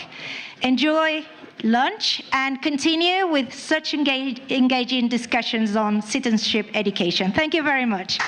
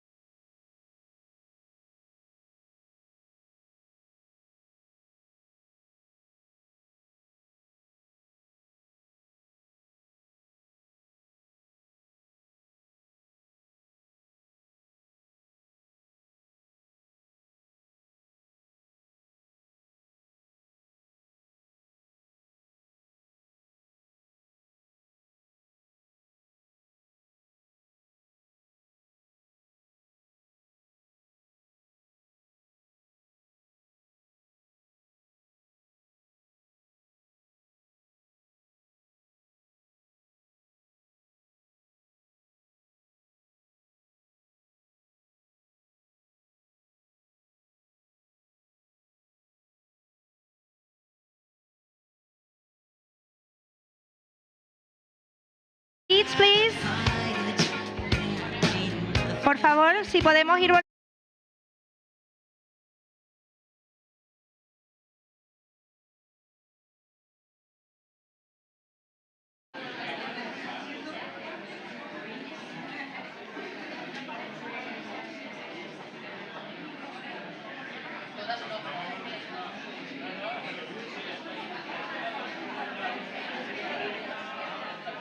Sí. Buenas tardes. Vamos tomando asiento, por favor. Gracias.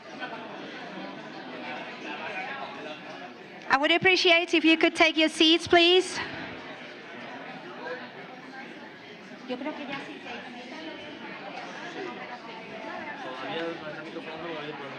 Ah, vale. Con el micrófono, tanto un ratito en hacer el máximo. Vale.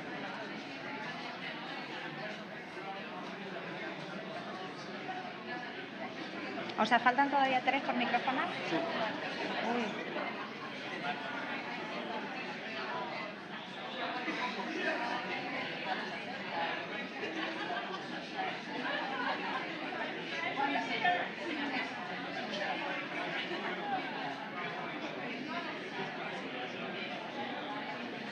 Ya las vamos.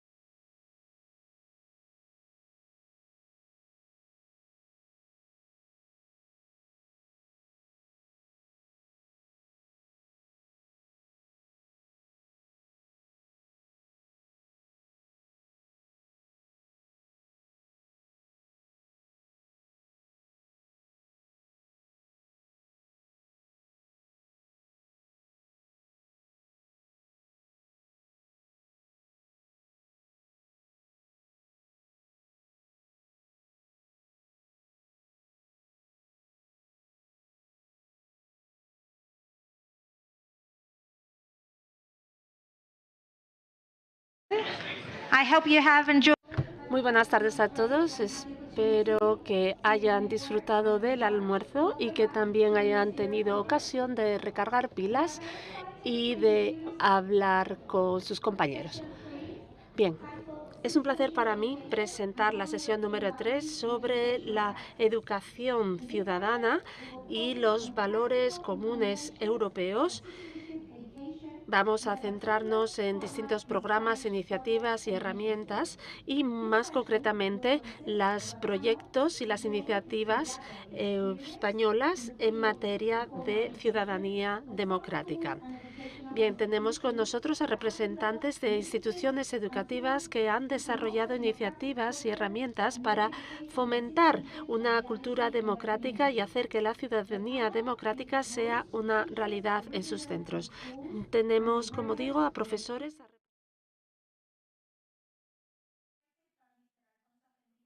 Director of CEPIE, the Spanish National Agency for the Implementation and Management of Erasmus Plus program. Welcome, everybody, to this panel. And Mr. Alfonso Gentil, whenever you're ready. Thank you very much, Carmen. Good afternoon. We'll switch into Spanish because we decided to do this session in Spanish. So, buenas tardes a todos. Vamos a tener esta sesión, como ha comentado Carmen, sobre los proyectos españoles que más, o algunos que son claros ejemplos de buenas prácticas en el campo de la educación a la hora de implementar los valores europeos en distintos campos y distintos sectores de la educación en nuestro país. En primer lugar, vamos a contar con Rebeca Collado. We have with us Rebecca Collado del Pozo. She comes from a rural area in the province of Cuenca. She is the deputy head teacher at the education center Elena Fortun, and she will tell us about Erasmus Plus and the project that they have developed, 1,000 project. She is a teacher of foreign language. She has a degree in teaching and in pedagogy, and she's also an external evaluator of Erasmus Plus program, and she collaborates with CEPIE, our Spanish national agency. Would you please, Rebecca, tell us how do you think promotion and participation of students have taken place in terms of the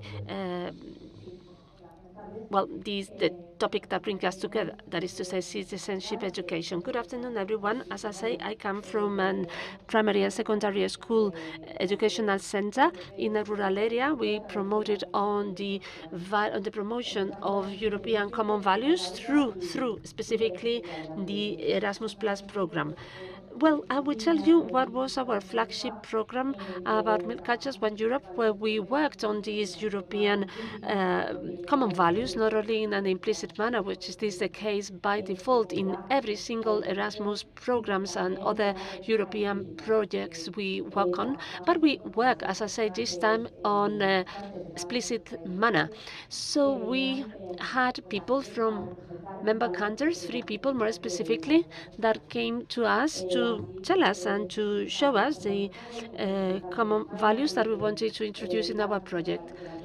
So the first person was associated to creativity value, then Maria Montessori, an Italian teacher that she developed autonomy of students as the basis for good education. Roald Dahl, author from Wales, where he represented value of imagination and reading promotion, and Nicolas Copernico,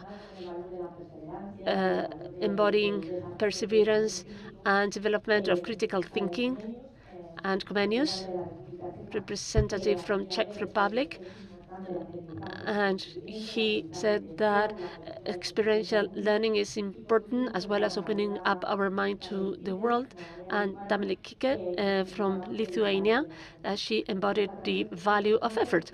Through those 6 characters, we did local activities, not only with schools, but also with the whole education community that got engaged. We did cooperation work, collaborative work with the schools from the other 5 European countries, and we did that through different platforms that are available to us, video calls, online gaming that we develop and that we play all together. As I say, it was a great experience that has significant impacts on the students. Each of those activities finished with mobility of our students to the countries that were members of this network, of this association, and there we did not only have the values we were practicing or working on theoretically, but students had the opportunity to put those values into practice. So students could see that we are all European citizens and we all have equal opportunities. And thank you very much, Rebecca. And now from a rural area, let us move on to the city, more specifically to the city of Barcelona. Oscar Agilde, he's got a degree at University of Barcelona, and he's the headmaster of a secondary school, Quatre Cantons de Poblenou. His school is a pioneer school in terms of pedagogical innovation.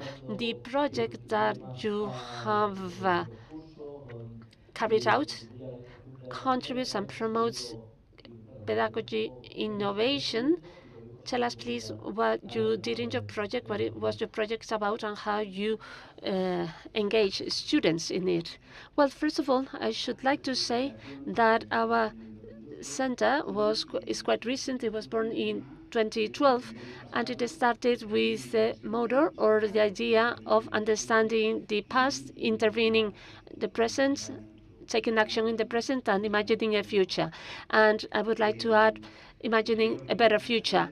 The first thing that we did had to break with some of the structures of the curriculum design that did not allow us to make any progress. How did we benefit from that? Well, we moved forward, we pushed competence-based learning.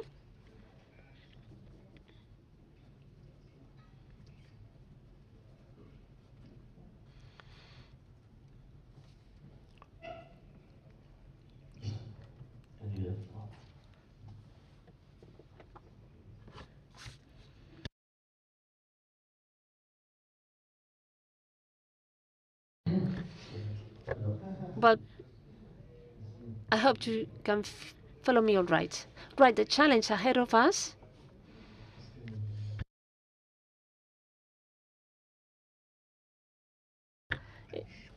better now. As I was saying, the challenge ahead of us was to turning our education center to an open window to the world with challenges and problems. And for that, well, initial idea was to promote in our students values such as solidarity, respect, etc. What were the strategies that we used? First of all, we broke with segmentation of subjects, and we opened up teaching trench known as globalized work, and over those hours the first students at middle school and junior high school, they went through learning situations that had these values as guidance.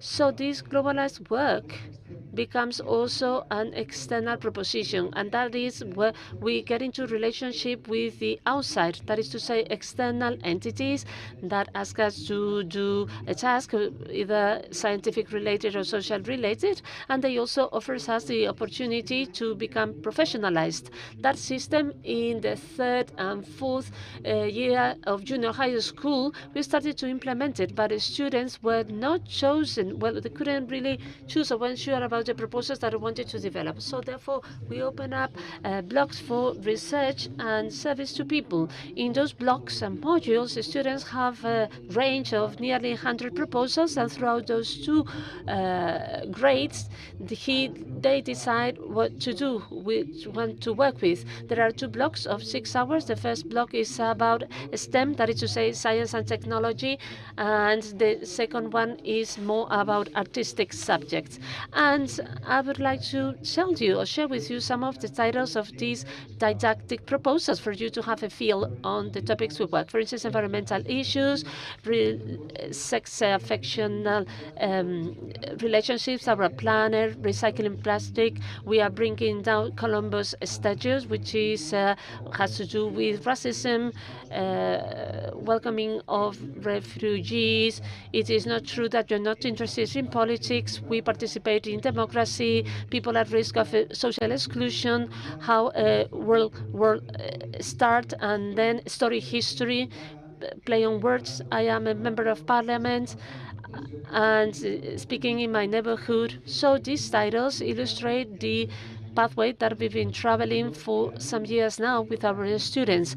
As I say, the student follows or designs his own curricula or his own itinerary, and then we also have committees which are outside teaching hours, so that is to say during the breaks during lunchtime, and there is a committee. The committee has a reference teacher and as well as volunteer teachers from other groups.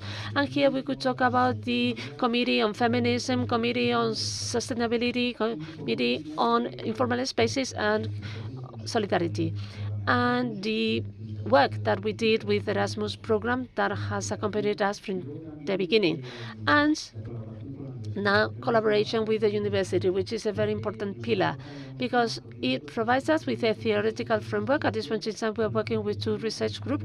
First of all, with Brina, they help us with project-based learning, and that is from the Faculty of Education Science at the University of Barcelona, and also Grintier about professionalization.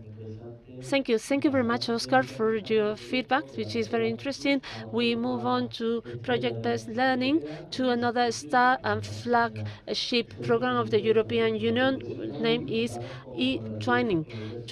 We have Jorge Alberto Galvan. He is a secondary education English teacher at Montpellier School from Madrid, and they have significant experience in e-twinning projects. They have been awarded with several awards. For instance, in 2017, they got award on the twin projects, and they also have been granted several certificates. What did you do in this regard? And well, we are looking forward to learn from you. Well, in the case of our center, Montpellier School, for some years now, or for many years, we've been looking for new technologies, for new projects, and to innovate and to promote adequate learning for our students.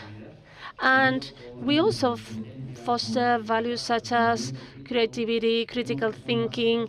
They are basic. They are basic together with the solidarity that was mentioned this morning by Professor Cortina.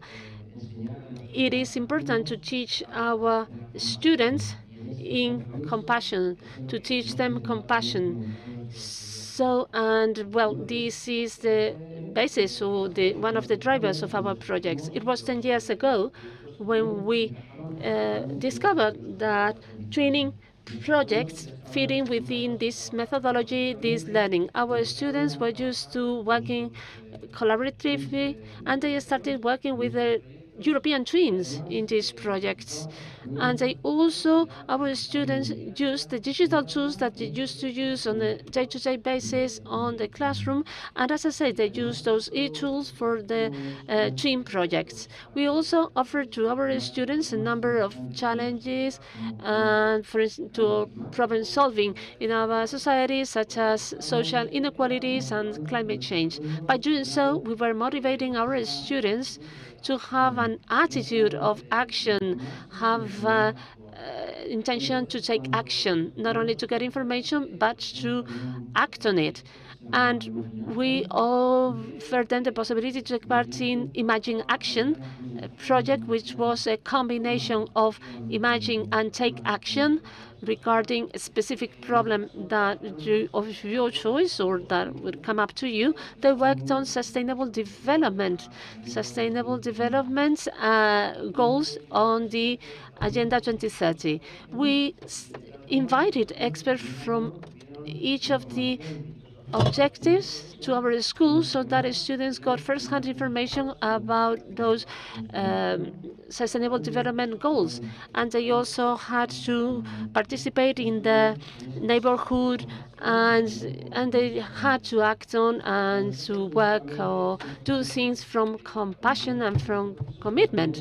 We accompanied them in this process, and in e-training, it is very, very important to disseminate what they do so that they feel they are protagonists of what they do. And also the educational community of the center should be aware of these projects that are being implemented. All the products that they have developed, creative videos, tutorials, magazines, newsletters, we disseminated them through the network of our school and also through radio program. And one of the most beautiful activities they do is to accompany younger students, and where they communicate and show the results of the project. So therefore, the work that they do in the classroom has an important impact on other students from the same school and in other students.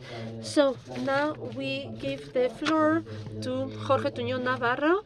He is a professor at Jean Monnet and lecturer at University Carlos III. Jorge,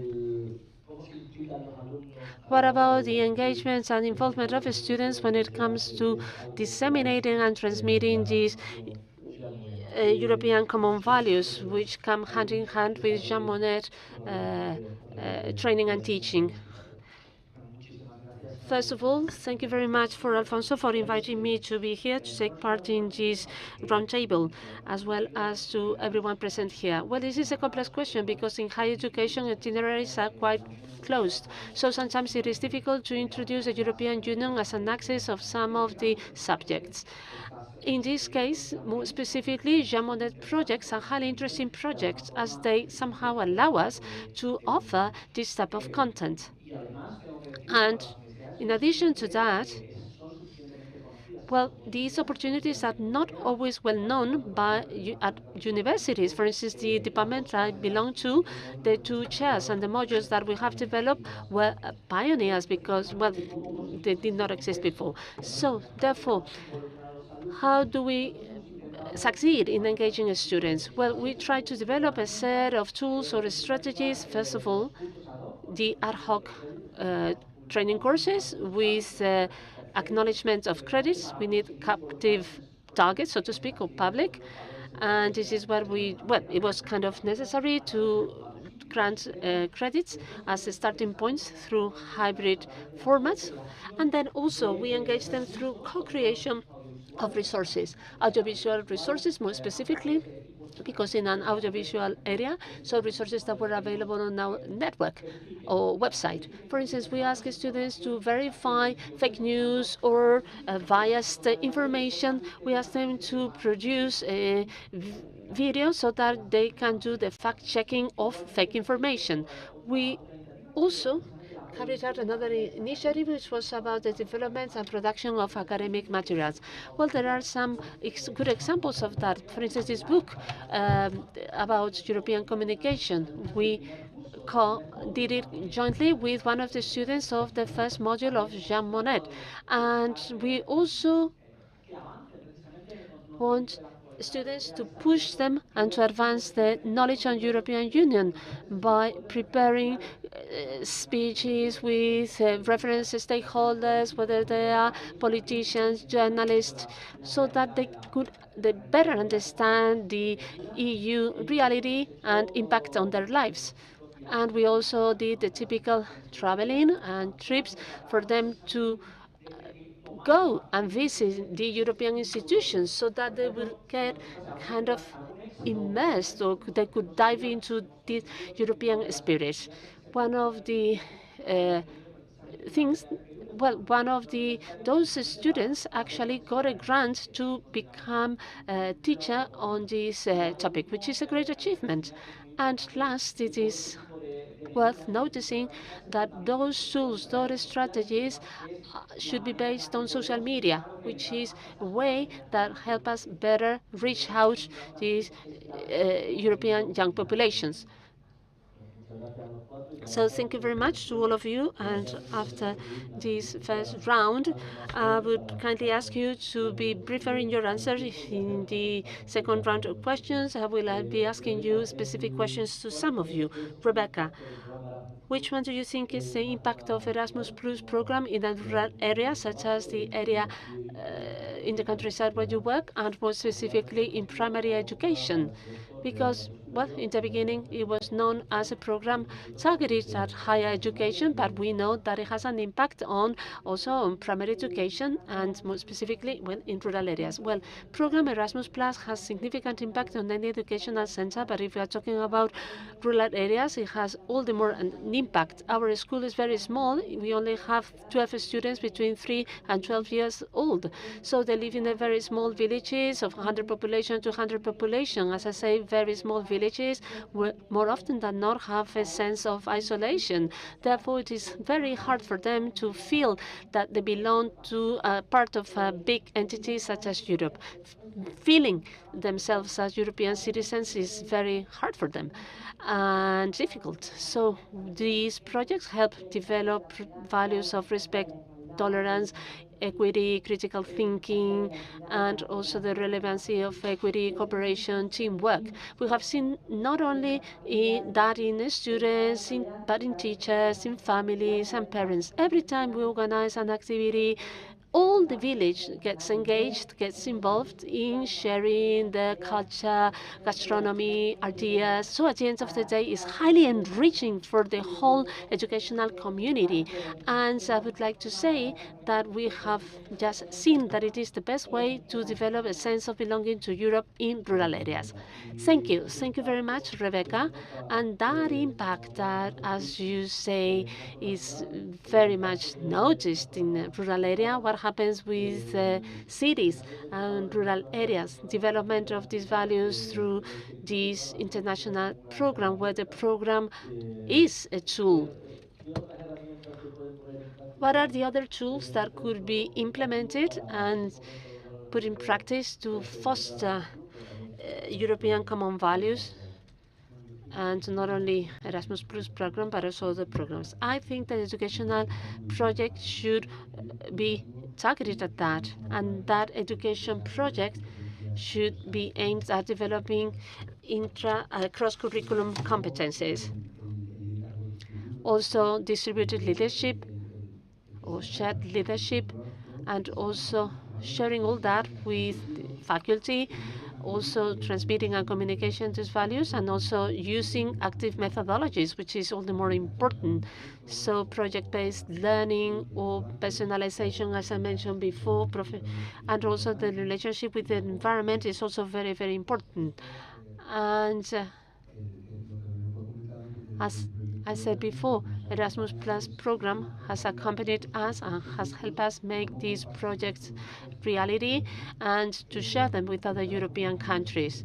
Working with families is extremely important. If we do not share values with families, of course, our impact could be very poor.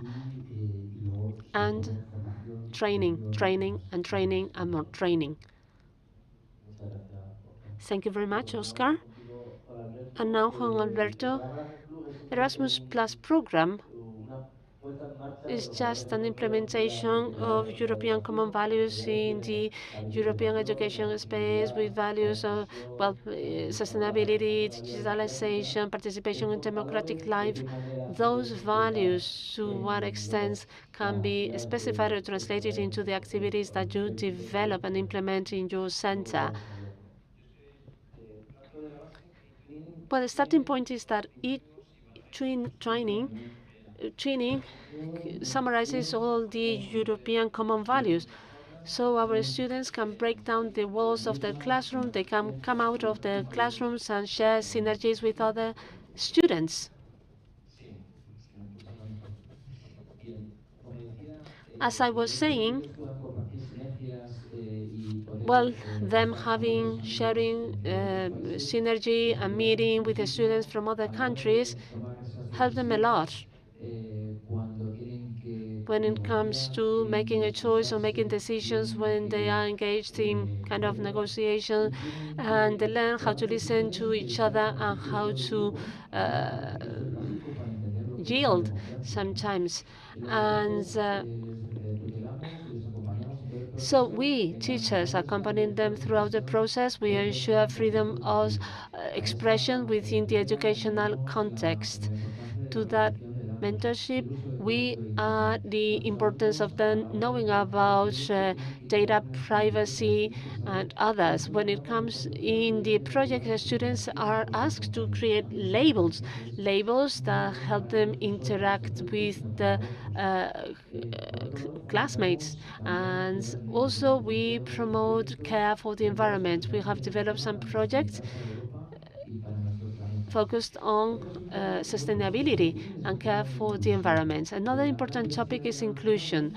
We have great diversity in our classrooms, so therefore we want each and every one of every student feels important and meaningful despite their origin or even the disabilities. So throughout these years, we have found a way for them to feel comfortable within this project. This respect for diversity is also embodied in the promotion of the richness of languages in Europe, safeguarding the European equity and heritage. So a few years ago, we did a project about heritage stroll.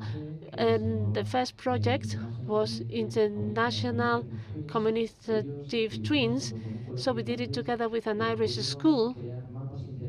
Students created interactive maps, and they included icons from or sites, important sites from both Madrid and Dublin. And then our students made video tutorials to teach or to show Irish counterparts how to dance flamenco, or for instance, a typical game in Spain, which is very typical of Spain, which is only the handkerchief. Okay, and then our students learn how to do Gaelic dancing, Irish dancing, as well as Irish football. And moving on with this diversity, we, in our projects, we want transversality. We want to cover the highest number of key competencies. In the project that we carried out last year, our students worked on different topics with the support of teachers from physics, literature, economy, and the project we have just started, which is in the baking. They will be working on these cross-sectional subjects from other units, such as philosophy, physical education, and others. So they have the help of the different teachers for the very same project. This is what helps us give a wide dimension to the project. We will also be touching upon human rights, which is essential to understand the basic principles of the European Union. I know that I'm going over time, but if you allow me, I should like to say that we are talking about transmitting values. At the end of the day, we teachers are mirrors to our students. The very same values that we want or that we try and promote in them should come out of us. They should see them in us. Of course, I cannot really transmit values which I do not act on. And this is the beauty of our job. And this is the reason why we continue to work as teachers. Thank you so much, Juan Manuel. This is a big truth. And now I would like to finish with the treatment or approach to fake information from the Jean Monnet chair. What is the relationship between that and European common values? Thank you very much for the question. Actually, through our chair, we wanted to promote and contribute to the promotion of European common values from the perspective of communication. We did that through our module of European communication and a chair on European fake news. We want our students to have a double awareness. First of all, from the perspective of communication, strategic communication of the European Union, and we also want our students to understand how European Union has an impact on their lives and how EU improves better their own lives. Sometimes they are not aware of that. I ask them to take a look at the board we are working on, the chest, the seat, and the building of my university was funded with European funds.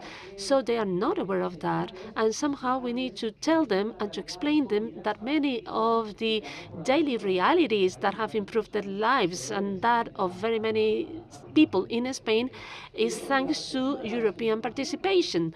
And also in terms of fake news and disinformation, well, this is very much related to hybrid strategy of disinformation, which have an economic bias, a political bias, that they want to even to unbalance the of the European Union. I tell my students that they shouldn't take anything for granted, that they should be critical. Let us build their minds from a double perspective. First of all, critical thinking. This that I'm being told, that read on this WhatsApp group, is it true or not? What could be behind it, underlying that? And also media literacy. We also give value to the need of the sources. This data that you're telling me that half of Spaniards do this or that, where does it come from? Is it a reliable source or not? Is it endorsed by a national or European institution? So this is basic for them. They should. This is what we try to teach them within this context, so that they develop the critical thinking and media literacy and become media literate. Well, this is the end of it. Thank you very much. I don't know whether we have some time for questions and answers.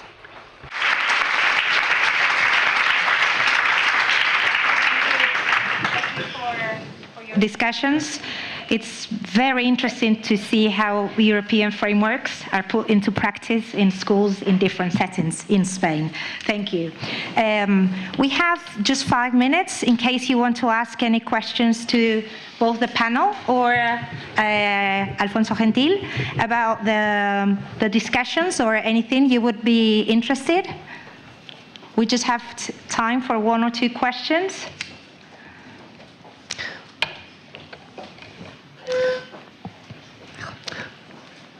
I think everything was very clear in your presentations. And it's just after lunch. Okay, so if you don't have any more questions, you always have the opportunity during the breakout sessions or afterwards to talk to them, because they're really interesting projects that they're doing. Thank you very much. Thank you. And so, round of applause. Muchas gracias.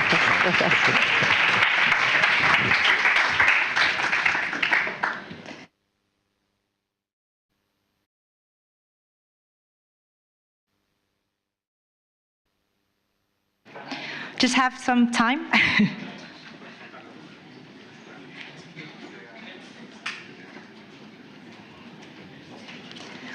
Well, I can start by explaining what the next panel will be about.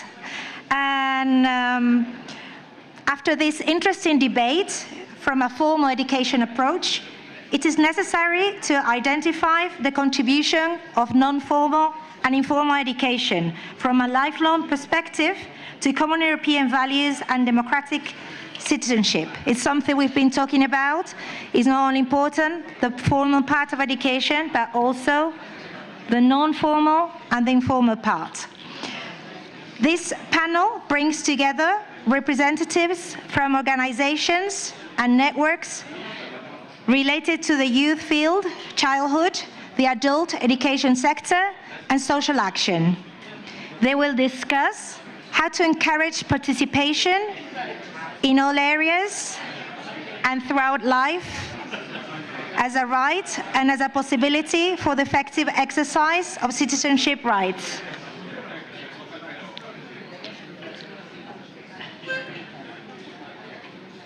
And now we have to wait a little bit.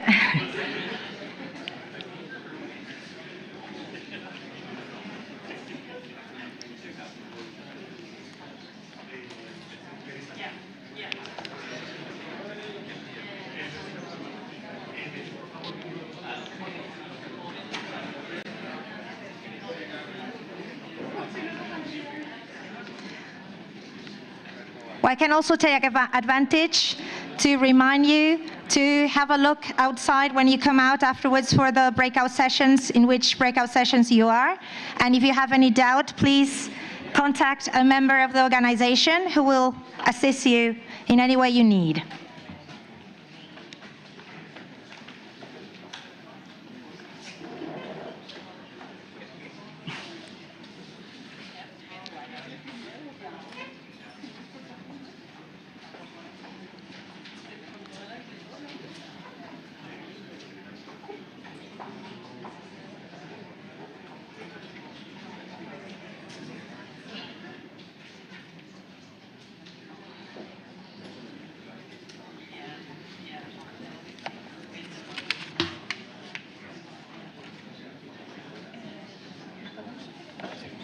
¿Cómo?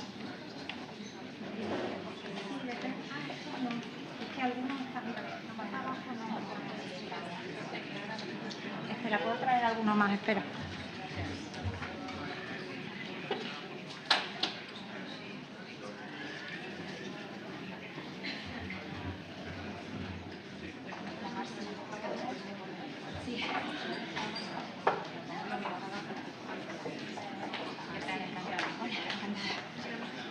¿Nos sentamos en cualquier sitio? Sí, bueno, aquí yo creo que va a estar el moderador. ¿Tú eres el moderador o...?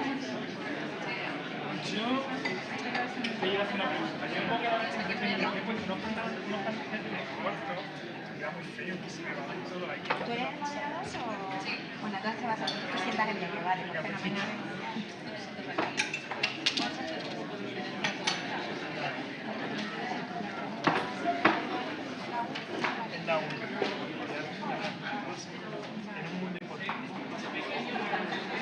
Por favor, intenta.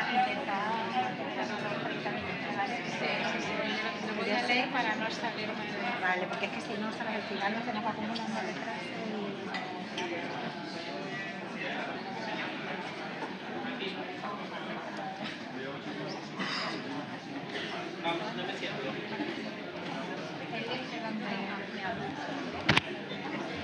Igual allí hemos... Sí, falta raras.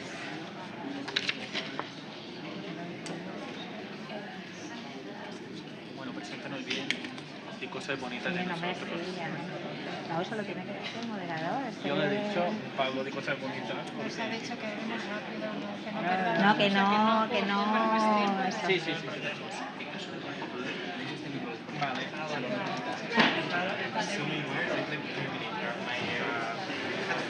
Okay. Okay, so we are ready now. Sorry for the interruption. These are things from direct. And so, as I was mentioning, now we are moving from formal education to non-formal and informal education and the contribution to common European values and citizenship. And we can also see this non-formal education because they have also changed their position. Now we have the moderator in the middle.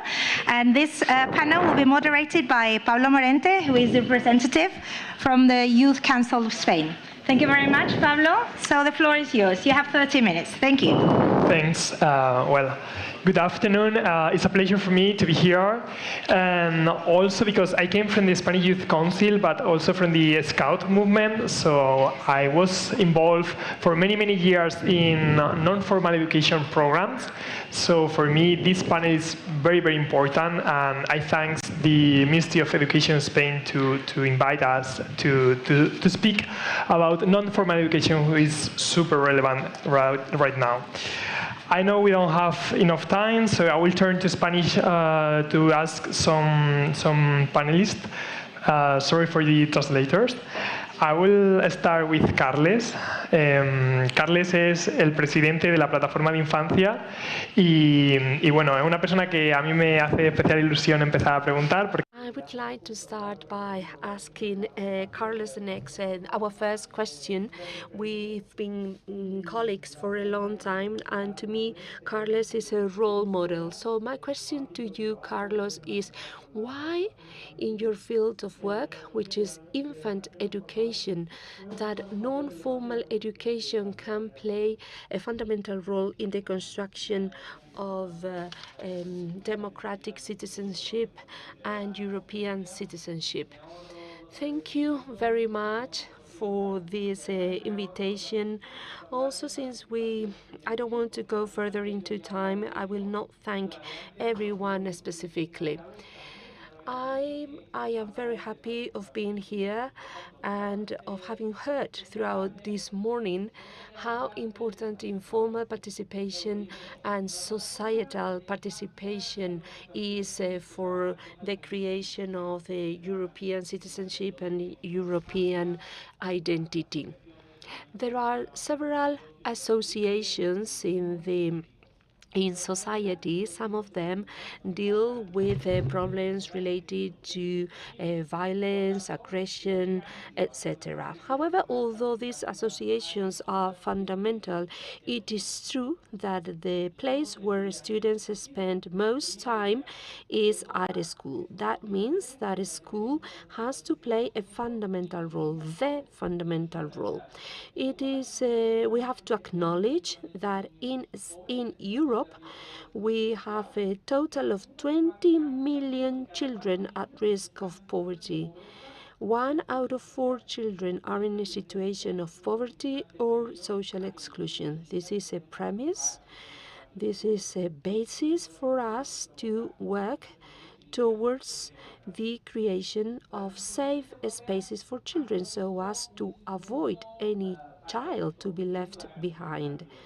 The European Union has got an instrument for that in order to avoid any child to be lagging behind, in order to avoid any children to be excluded from these spaces of democracy building, we have to reach out to all children, to the most vulnerable children in the European context. So directorate generals and educational institutions and ministerial entities must make sure that they reach out to all collectives, to children with disabilities, to the Roma children, to vulnerable children, to children living in extreme poverty conditions. These children must be part of the educational problem. They cannot be left behind. If Erasmus Plus was the program that allowed us to get to know Europe when we were undergraduates, a child guarantee, the child guarantee program instrument should be the fundamental program to avoid any child being left behind. Second message, if we want to achieve a humanistic education, we have to be very bold and we have to show courage and introduce these measures within the European and the national curricula. I know that many countries are already working on that. For instance, the Convention on the Rights of the Children, the different programs. However, we have to be even bolder and take a step forward. Do we want to create a just and fair and equal and free citizens? We have to start up just from the beginning, from the elementary stages, and we have to introduce questions of democratic citizenship right from the beginning, from elementary schools. And we have to destroy and eliminate all possible barriers. We've seen that in many countries of the European Union, sometimes children are not allowed to set up their own associations because they have not come out of age. And so it is true that we have to establish some limits and some guarantees and that we have to protect minors. However, we cannot prevent them from setting up and creating their own associations, and then do not allow them, do not give them the opportunity to set up their own associations. And also, finally, we have to foster and promote democratic citizenship. We and Spanish government, I know they are playing a fundamental role, and also I know that they are very supportive of the educational community. So ideas first, the European children guarantee, so as to avoid any children to being excluded from education, from the educational process. Third, the educational curricula must include questions of European values, democratic citizenship, etc.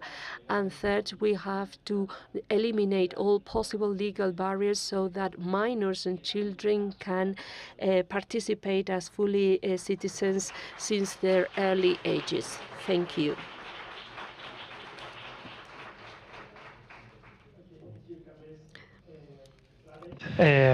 Next question is for you. Came from the European Youth Forum. Also, it's a pleasure to me to have a colleague here because the Spanish Youth Council is also part of the European Youth Forum. So yes, it's a pleasure. And my question is, what the role of the youth organization play in developing skill and competencies for democratic citizenship? Yes. Can you hear me properly? Okay, amazing. I have so many wires here for the translation. I feel like I'm the Terminator. I feel like a cyborg. Yeah, thank you for the introduction, Pablo. So for those of you who don't know, a very brief introduction. The European Youth Forum is the largest platform of youth organizations in the world. So we reunite more than 100 youth organizations, both national youth councils, such as the Spanish Youth Council, and international governmental youth organizations. So we are a platform of youth organizations from all over Europe, and we represent young people at the European level. For us at the Youth Forum, it comes almost axiomatically. So it's self-evident that education represents a building block, so a basic building block of any future development or advancement in society of any kind. So whether we're talking about economic advancement, social advancement in society, we do not see this going forward without quality and inclusive education. For us, therefore, the purpose of education, so if we're talking in policy terms, that the final output of education should be creating citizens who are equipped to be active in society and to be active global and European citizens. And for that, at the European Youth Forum, we've developed 4 core skills that we believe all young people, all students who are leaving school and who are graduating and entering the workforce and entering society should have. And those are political literacy, because we believe that in order for any citizen to be able to engage in democratic processes, in order to be able to participate in society, they need to understand how political systems work, how democratic systems work. Critical thinking, of course, to be able to exercise all of your rights as a citizen, to be able to meaningfully participate in society, you need to be able to think for yourself, to make your own choices, and so on. And then the last 2 ones are media literacy, and we've talked so much about it today, and we're very happy to see that, because indeed, with the rise, with democratic backsliding and the rise of disinformation and misinformation and populism, it is ever so more important for young people to be equipped with the tools they need to discern what is true, what is not, what is biased, and what is not. And the last one is democratic attitudes and values, which is kind of all-encompassing of all of these skills. So, I mean, what we've done by defining these 4 skills is we just added to the hundreds and hundreds of frameworks and competencies and ideal skills that young people should have. But the difference for us and for our members especially is that we actively work towards building these skills. So to answer your question directly, Pablo, as to what youth organizations are doing to further these skills and to help young people develop these skills and competencies, in short, it is a term called youth work. So it's all-encompassing. It's a very general term which has many different definitions. But the most commonly agreed definition of youth work is that it is an engagement of young people and adolescents done on a continuous basis in a structural manner, meant to help young people develop and become active citizens. And how does this happen? It happens through non-formal education. It happens through projects, through community building. And I'm sure that all of you here from ministries, regardless, actually, it would be an interesting exercise. How many of you in your ministries or in your whatever policy-making position you might be interact or engage with youth organizations? So students' councils, youth councils, any kind of associative organization of young people. If you could put your hand up. It's a safe space, no need to... Okay. So it's interesting to see that youth organizations have a space in your policy-making processes, but we can obviously do better. And so I'm sure that even if you don't work with them directly, you've heard of them. Again, students' councils at the local or national level, or youth organizations at local or national levels. So under one umbrella, we call this organized youth. And so these organized youth organizations, they create different activities, different projects. What comes to mind right now is, for example, Students' Council at the school level. So for students, when they first vote for the representatives at a school level, it is the first for most of them and the most direct form of democracy that they encounter. So what youth organizations do is they walk the talk. They actually do the activities and the projects meant to achieve these skills for democratic citizenship that we all want at all levels. And to sum this up, what you can do is to support them. we're talking about financial support, we're talking about having spaces for youth organizations and for childhood organizations to participate in decision-making processes. So having a seat at the table for them and ensuring that when they do participate, their participation is meaningful. It's not a competition, right? So it's not that youth organizations or school student organizations or any other kind of child-led or youth-led organizations are coming to take the teachers' places or are trying to replace formal education. They work together. But while they do work together, it is not the only function of non-formal education to fill in the gaps of formal education. That is not the purpose of non-formal education. It can lead to building skills, and it's extremely important. And it doesn't only patch up the lacks or maybe the deficiency. Support youth organizations financially by creating spaces for them. And the very last point, we talk about non-formal education right now, but it means, unfortunately, in most cases, nothing if it is not recognized and validated. So recognize and validate the outcomes of non-formal education activities. And now I'm going to pass the floor because I've spoken too much. Thank you for your attention. Thank you, Robert.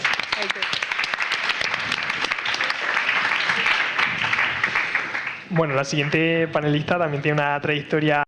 Our next panelist has got a large experience in working with the European Association for Education for Adults. Her name is Ana Delort Puyol, and she's also the Vice President of the Catalan Association for Education, Training and Research.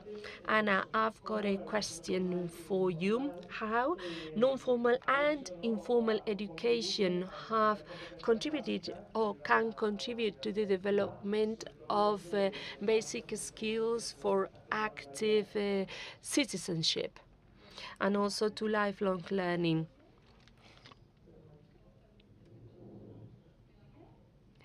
Thank you very much. Thank you very much to the Ministry of Education and Vocational Training for organizing this conference. I have found it very interesting and very insightful. I believe that all the ideas that were conveyed here really resonated with all of us. When we refer to basic competencies and skills, maybe we should start by a definition, by a current definition. In the past, skills were referred to as mathematics literacy, language literacy. However, these days, these competencies have been enlarged because we, as adults, we have seen that we have to develop day by day our already acquired competencies and skills.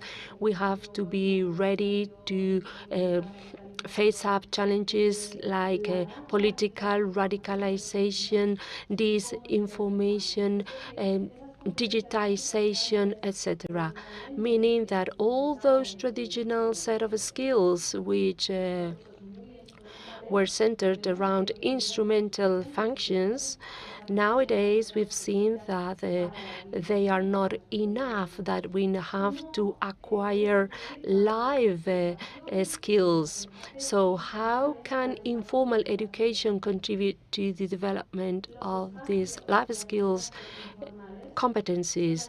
Informal spaces and environment are the places where the real needs and the real interests of learners should be identified, especially when we are referring to adult education.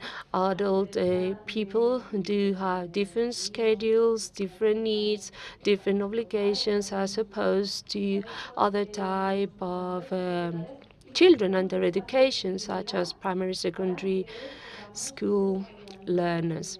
Therefore, we need to have different schedules and different timetables. These spaces, and just as Carles pointed out, should never be used so as to compensate for any possible deficiencies coming from formal education system, but they should be complementary and supplementary to formal education. And at the same time, this is like a two-way channel between formal and non-formal education. I myself, I've been teaching in a non-formal dimension, and now I'm working in the informal dimension. I remember having seen women who, after or following the formal education or informal education rather, they decided to continue with their training and their education and proceed and continued with the formal education. So it is very encouraging seeing this two-way interaction. Also, if we have learning and educational communities, we can create more responsible and more accountable citizens, in the sense that they have a sense of belonging. If they have a sense of belonging, they become more active and they become more critical. And in order to do that, we need to have active methodologies in place that start by asking and by identifying what the real needs of learners are, and then apply methodologies such as problem-based learning, project-based learning, etc. I will stop here so that I leave enough time for everyone, for the rest of the panelists. Thank you very much. And to conclude, Pilar Villarino. She is a representative of the Spanish Committee of Representatives of Persons with Disabilities. And Pilar, I've got a question for you. Which is the role of your association, CERMI, in the promotion of non-formal and informal education in the field of persons with disabilities? Thank you very much, Pablo. I would like to thank the government of Spain for organizing this interesting conference and for their invitation. First of all, I would like to start by saying that from the CERMI, we do fully subscribe with what has already been said in this panel. I'm going to read out my speech so that I can stick to time. CERMI is a political platform that advocates for the people and the rights of the people with disabilities. We work at both at national and European level. In terms of what our contribution can be to European values, we can make a great contribution because our ultimate goal is to work and to push for the creation of inclusion, tolerance, justice, non-discrimination. Europe is a community that has been created along decency, dignity, the rule of law, and human rights. Those are the fundamental values in which Europe is based. And as it has already been mentioned, we understand that Europe must take into consideration all people, regardless of their physical and mental conditions. In this regard, CERMI, my association, believes that the European Union should promote the well-being of all European citizens by fighting against exclusion and non-discrimination. From CERMI, we call for a Europe which is a space which enables disabled people to be empowered. That means taking care of all the individual needs of disabled people or persons with disabilities. We understand that people, all citizens in Europe, should be visible, and all of them should have the right of participating in equal conditions. And this is fully applicable to non-formal and informal education spaces. Second idea that I would like to convey or share with you this afternoon is that whenever there is an intersection and there is an interrelation between people with disabilities and persons with no disabilities, we can see a rich integration of people with disabilities in other environments. Therefore, we have to listen to them, and we have to listen to their needs and to their wills. In terms of that interaction, of that intersection, we believe that Europe must take very much into consideration possible risk of exclusion and poverty, especially for persons with disabilities, specifically girls and children and women. To conclude, we need, or we call for, an education model which is inclusive throughout all educational stages. We believe that we have to create spaces adapted to special and educational needs, and we have to fight for avoiding any type of abandonment, which unfortunately are quite common between persons with disabilities. Also, in terms of hate speech, we have to reduce dramatically the number of bullying cases with against persons with disabilities, which is especially worrisome in the case of girls and children with disabilities.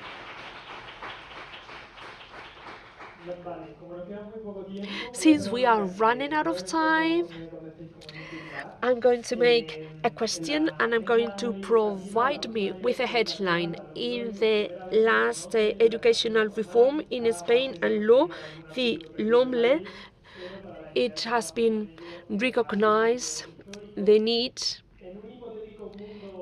for inclusion.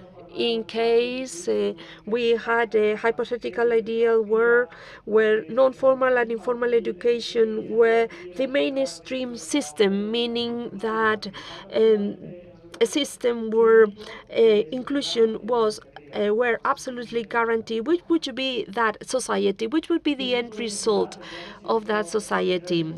Just imagine that you imagine a society where we have informal education as the main system for education, and children fully integrated and included right from the early stages. I think that we are seeing the implementation every day of more and more active methodologies. In terms of the children, we've seen scientific studies that it is important to pay attention to what happens at school, but also what happens after they leave school, meaning that when they are accompanied by adults, which type of adults are accompanying them, which are the values of the adults around them. These two aspects are fully complementary.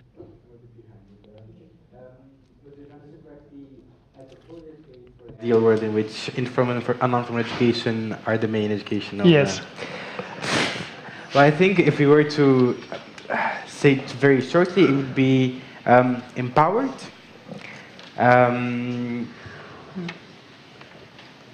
safe, happy, and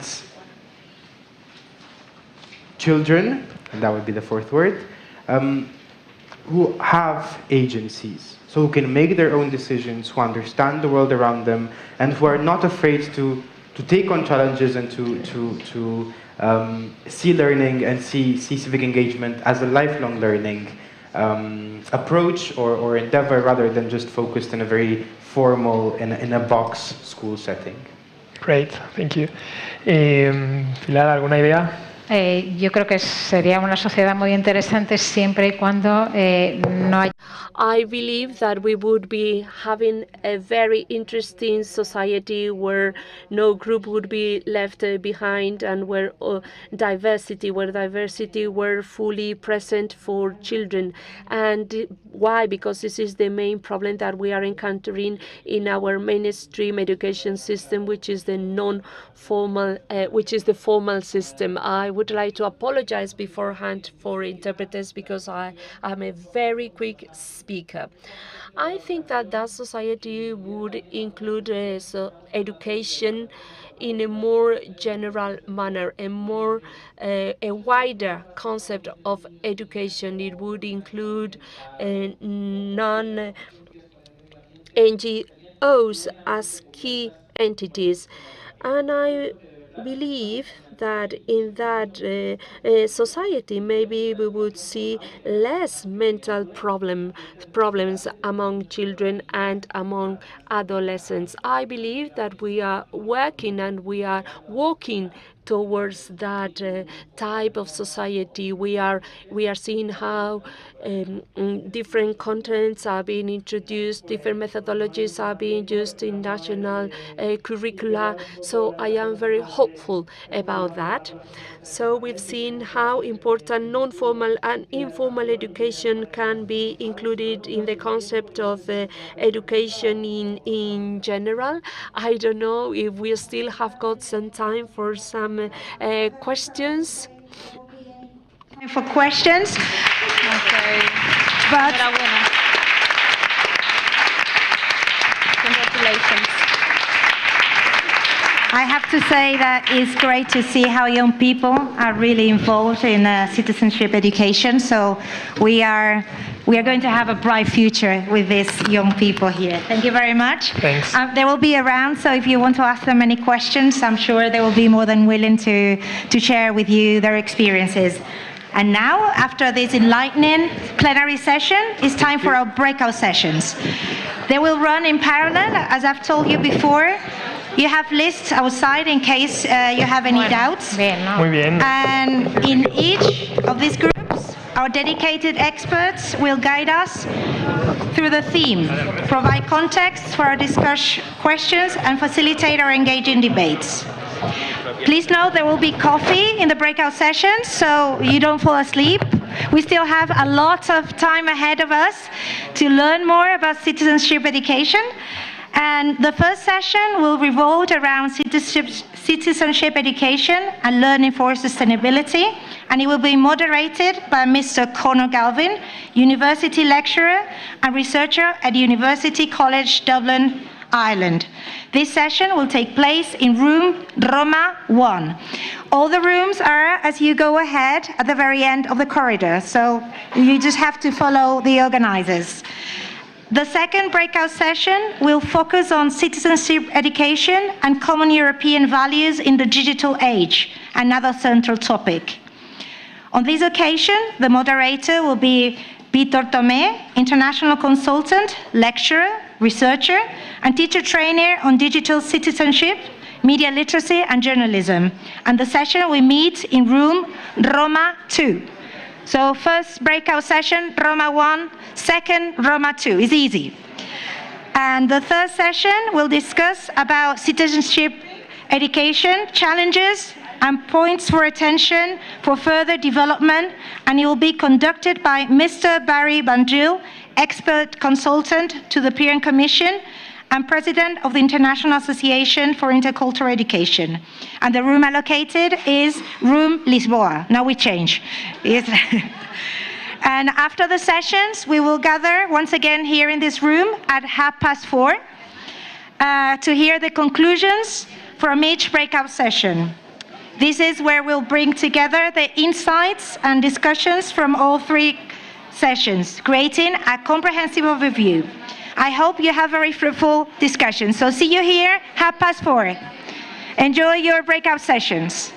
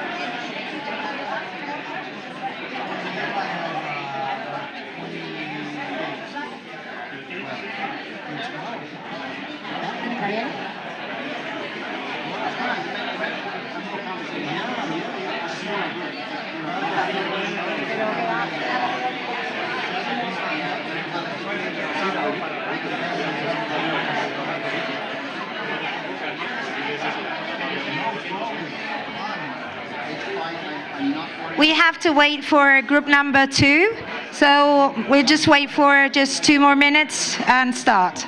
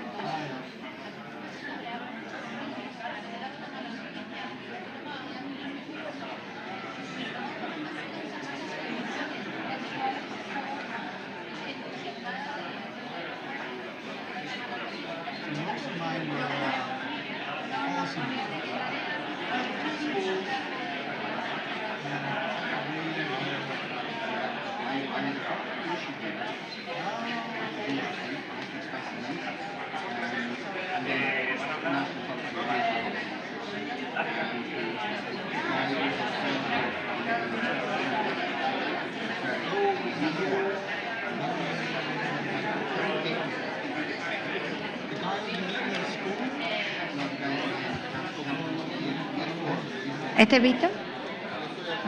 Sí. Okay, I think we're ready now to continue. So as we reconvene after our breakout sessions, it's time to hear the conclusions from each group. So I kindly invite the moderators from each group to come up on stage and provide a brief overview of the discussions that took place in their respective sessions. May I invite Mr. Conor Galvin first? Mr. Conor, please. Can we get first slides, yes? Yes, I think. So it's group 1.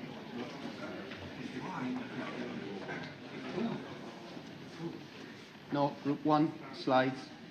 Thank you.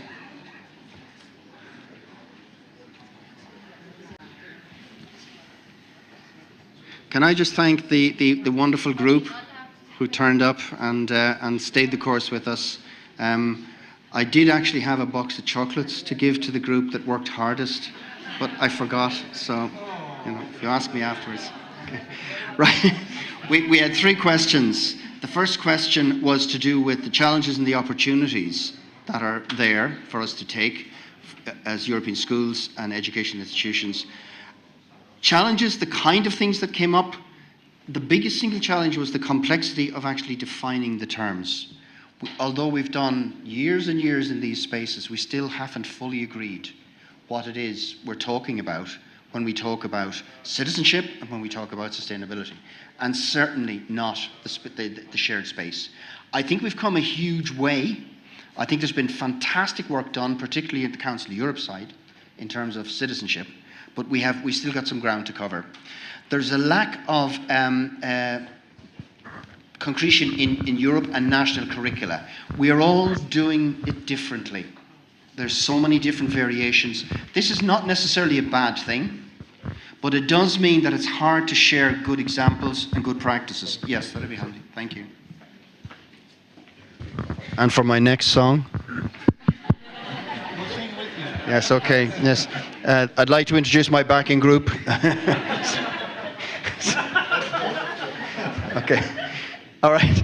And the biggest at both national and European level, the biggest difficulty is providing meaningful opportunity for teacher development and teacher training. The materials and the pedagogies. We're starting to see some wonderful examples, but they're flowers in a field. They're few and far between, and we're not seeing really, the commonalities. There's a gap between the different education stages, between primary and secondary, that's not fully acknowledged. There are wonderful opportunities to work at the primary level, but there are also wonderful opportunities to work at the secondary level, and everybody forgets about VET. And I think that that's a section that needs to be particularly focused on as well. Lack of time in the school day is the biggest one, a huge challenge for teachers, and it's something that we all have to address right across the different union countries. Opportunities. Young people love both areas if you introduce it to them properly. It's like Bruner said, you can teach anyone anything if you do it in an intellectual, honest manner. So young people are keen to be engaged. They're keen to do stuff. They've seen Greta. They've seen, what you can do when you set fire to things. That's a challenge to us. But as teachers, we have to find ways of helping young people to see those activities and how to use them. The two topics can be integrated very, very successfully. There's a huge amount of commonality, but we need to do some work to make sure that they integrate seamlessly. The good work that's been done in the past can build to a better future. Recognition of good practice rather than best practice. There is no best practice. There's lots of good practice, and we need to find it and watch it and build on it. There are already existing European programs that are starting to deal with this, and the Erasmus Plus Teacher Academy, the Jean Monnet were mentioned several times. There are others. Okay, next slide. Thank you. There should be 3 slides. Next one. Okay, thanks. Are there good models out there? There are, yes. And one particularly interesting one is what's called the Climate Coalition model that's been built recently by the Commission through JRC and has grown from the ground up, if you like. It's a very, very good example of green education. It gives you the opportunity to meet, to talk, but we do have a problem in terms of it's not really yet engaging with areas of citizenship. Several ministries being involved can be a plus, it can be a minus. If you have more than one ministry, there might be turf wars. You need to make sure that people are on the same agenda. Spain gave some very, very good ideas in terms of recognition of awards and so on. Good practice is rewarded at national level. We think there's a place for that, but we think it should be awards that are open to everybody and not just kind of elite. It should be something that every teacher could aspire to. And then there's the Ibero-American countries in that. Romania has some fantastic examples of good practice in these spaces, including decisions to electrify buses in rural areas, Green Week activities when schools can carry out projects in their sustainability areas, and citizenship feeds into that. Thank you. Next slide for 30 seconds. We're still on the good models. I want another 10 seconds because you're not changing them fast enough.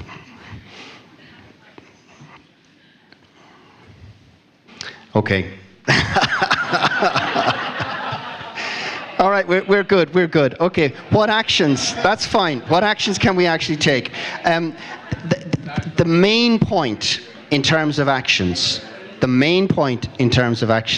really would be that the integration of what's being done in terms of developing the new framework spaces and the integration of what's been done in terms of the competency work at the European level.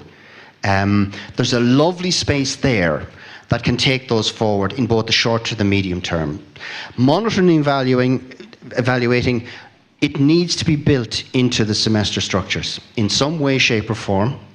We need to have responsibility taken at the national level and responsibility taken at the Commission level to continue to fund and to push the lines that have been taken so far. We're going the right direction. It's all about hope. There's a lot of hope out there, but we need to leverage it. We need to make use of it. And next time, I hope we'll get the slides finished on time. Okay, thanks. Bye.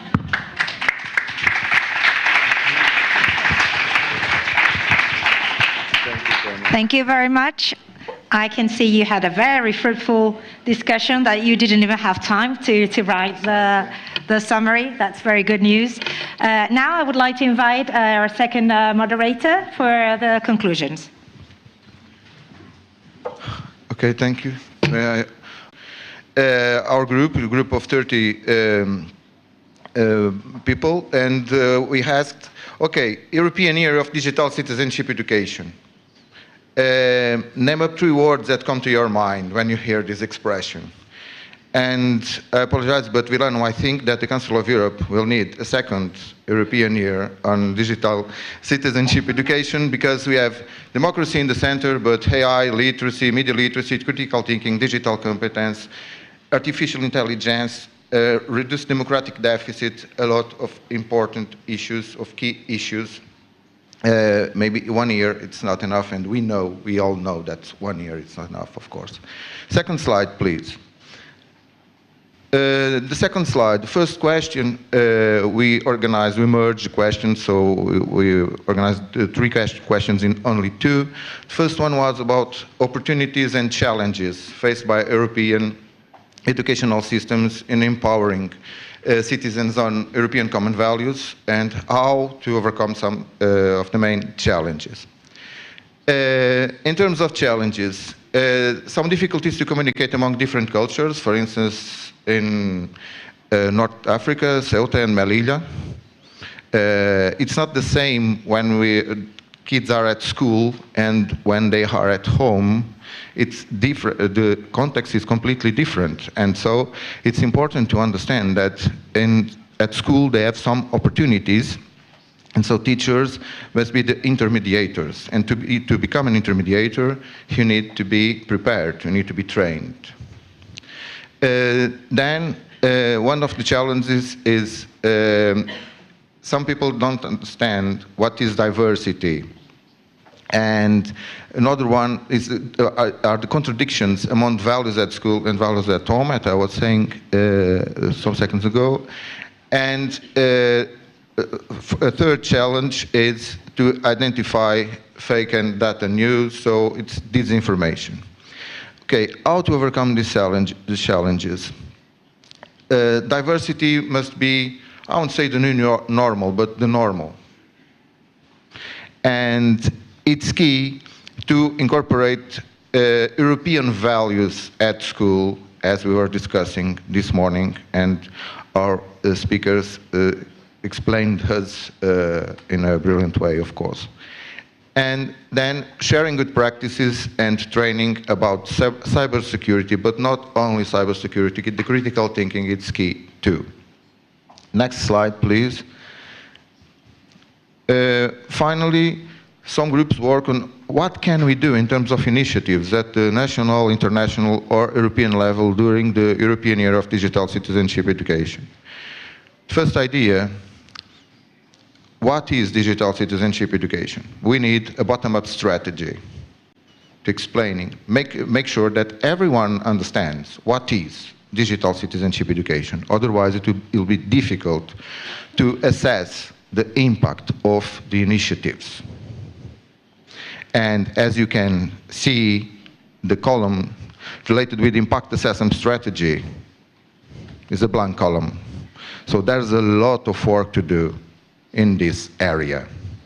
Sometimes having no answers, it's more important than having some answers. And in this case, it's really important. So we need several strategies to measure the impact of the initiatives that we are going to develop in 2025. Some proposals in terms of initiatives: a learning platform based on common values and focused and working as in terms of gamification. Promote exchanges like Erasmus, making students aware of the risks of AI. Another proposal, very interesting, a common framework on digital and media literacy, international framework. Of course, some frameworks exist already, so maybe we can improve the existing ones. Lifelong Learner for Free, it's a project in Spain, Campus 42. And then simplify the process of bureaucracy, using AI to simplify process at the European Union level, for instance, in terms of funding small companies or small NGOs. And I think that's all. Thank you.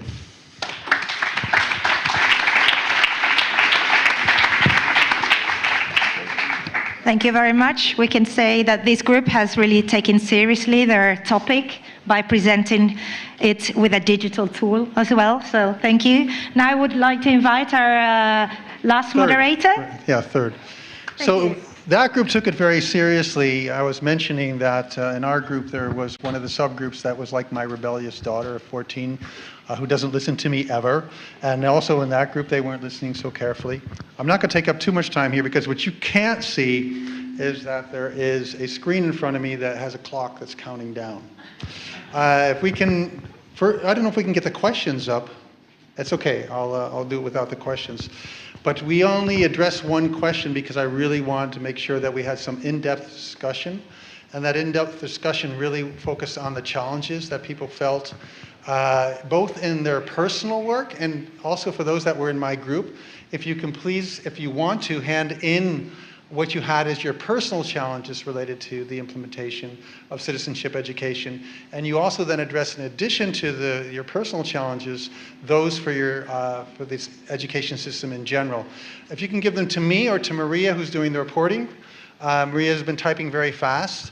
Then it'll be appreciated because it'll really help with the report and for the feedback to the Commission. So we asked ourselves, basically, what are these real challenges when it comes to the education system in general? And I think, to my surprise, one of the things that came up quite often was what values are we talking about? There were 2 or 3 groups that came up with that particular issue, that they were not clear within their own education system what these values that are being promoted. Even though if you look at the Council of Europe and you look at the European Commission, it's quite clear what these European values are. Members of 2 or 3 of these subgroups felt it's still not clear in their own context what values we're really trying to promote. So more outreach in terms of that kind of issue. Digitalization, which was handled, I'm going to now go through what we had in terms of challenges here on the screen. Digitalization, and especially the impact that now has compared to the past on citizenship education. How do we deal with this ongoing challenge of digitalization? Because if we talk about deepfakes, if we talk about the kind of disinformation that's out there, it's evolving very quickly, and it's evolving much more quickly than policies are being created. I mentioned this common vision on values because we had one group that was from Spain, and they were discussing especially the Spanish situation, and they felt in Spain there is no common vision yet as to what citizenship education should look like. Assessment tools have already been addressed. In the issue paper, and it's a little complicated to get to the issue paper, and maybe we need to mention that again, which is about 46, 48 pages, I think, that looks at citizenship education. We identified in that issue paper 3 types of citizenship education. If you look at the way it's implemented in European societies and outside of European societies, a more traditional way, which is civics education and focus on the political process. How does voting work? How does society work? It's really knowledge focused. The second one is on critical citizenship education. So thinking critically about society and what is happening in terms of politics, thinking critically about the different political parties that exist in society, thinking about one's role in society and one's responsibilities in society in a very critical way. And then the third, and that's the Greta approach, but if we want everybody to be Greta, nobody's going to be in school, right? They're all going to be on strike, but maybe there's something to that. It's Transforming society, using citizenship education not only to think critically about society, but also to try to get students actively engaged, it's been mentioned multiple times today, in transforming society and them to reflect on their role in transforming society. So that was in one group, they thought that was really important to do that, and it means innovative methodologies. It means going beyond just reading books. It means going beyond lectures. It means actually getting students actively involved. The concept not yet defined that relates to what is then citizenship education, different things. The clear vision that's lacking. Teacher managing diversity in their classrooms, and I think it's especially the management of that diversity and seeing it as a positive asset also in terms of citizenship education. It's been mentioned a couple times today, the community and parents, that can be problematic, but also can be an asset, and it really deserves more attention. How to communicate with parents in the community, and how to make that a positive relationship. Okay, the last slide, I'm just going to discuss that in 30 seconds I have, it looks like. This was looking at the solutions, and they connect to these challenges, of course. Do we have that second slide? I'm with Connor here. I need another 10 seconds after that. It's still the challenges? Oh, here we go. Here are the solutions, main solutions. So recognizing teachers' work through certification, this communication with the community, seeing cultural diversity as an asset, reaching this consensus on a common view, and you see that it connects to the challenges quite clearly. More concrete actions that are, and that's key, that all should be underlined, accessible to everybody. So not only accessible to the elite, not only accessible to those that already have certain advantages in society, but to everybody. Reaching an idealistic way, a fair and inclusive society, involving the community in general. More training and resources is already mentioned. And then the last point is that evidence in terms of, and it was already mentioned, maybe not best practices, but good practices, but also trying to find evidence as to what works and why does it work, and how can we share that kind of evidence with each other so we don't make the same mistake again. Thank you, my group, in case anybody, I missed something. Maybe in all the groups they can add something, I don't know if there's time, but thank you for my group and all their contributions.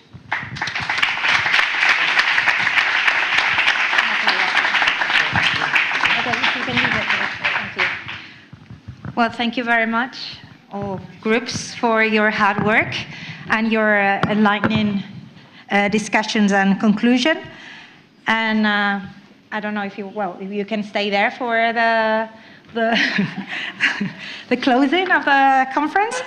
Now it's time to bring this conference to a close after a very fruitful and engaging day. We are very honored to have Ms. Mónica Domínguez García, Director General for Evaluation and Territorial Cooperation, sharing a few closing words to officially conclude this conference. Director, the floor is yours.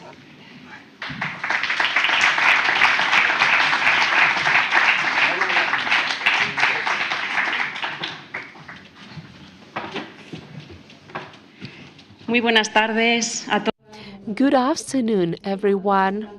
Dear representatives of the European Commission, dear representatives of the Ministries of Education, dear representatives of the different member states of the European Union, and also representatives from the European Association of Free Commerce, members of the National Council for Schools, representatives for civil organizations, experts, dear friends. Thank you very much for being here with us in this event, in this fundamental event, which I believe it is essential for the actions of the government of Spain, and also essential to all the member states.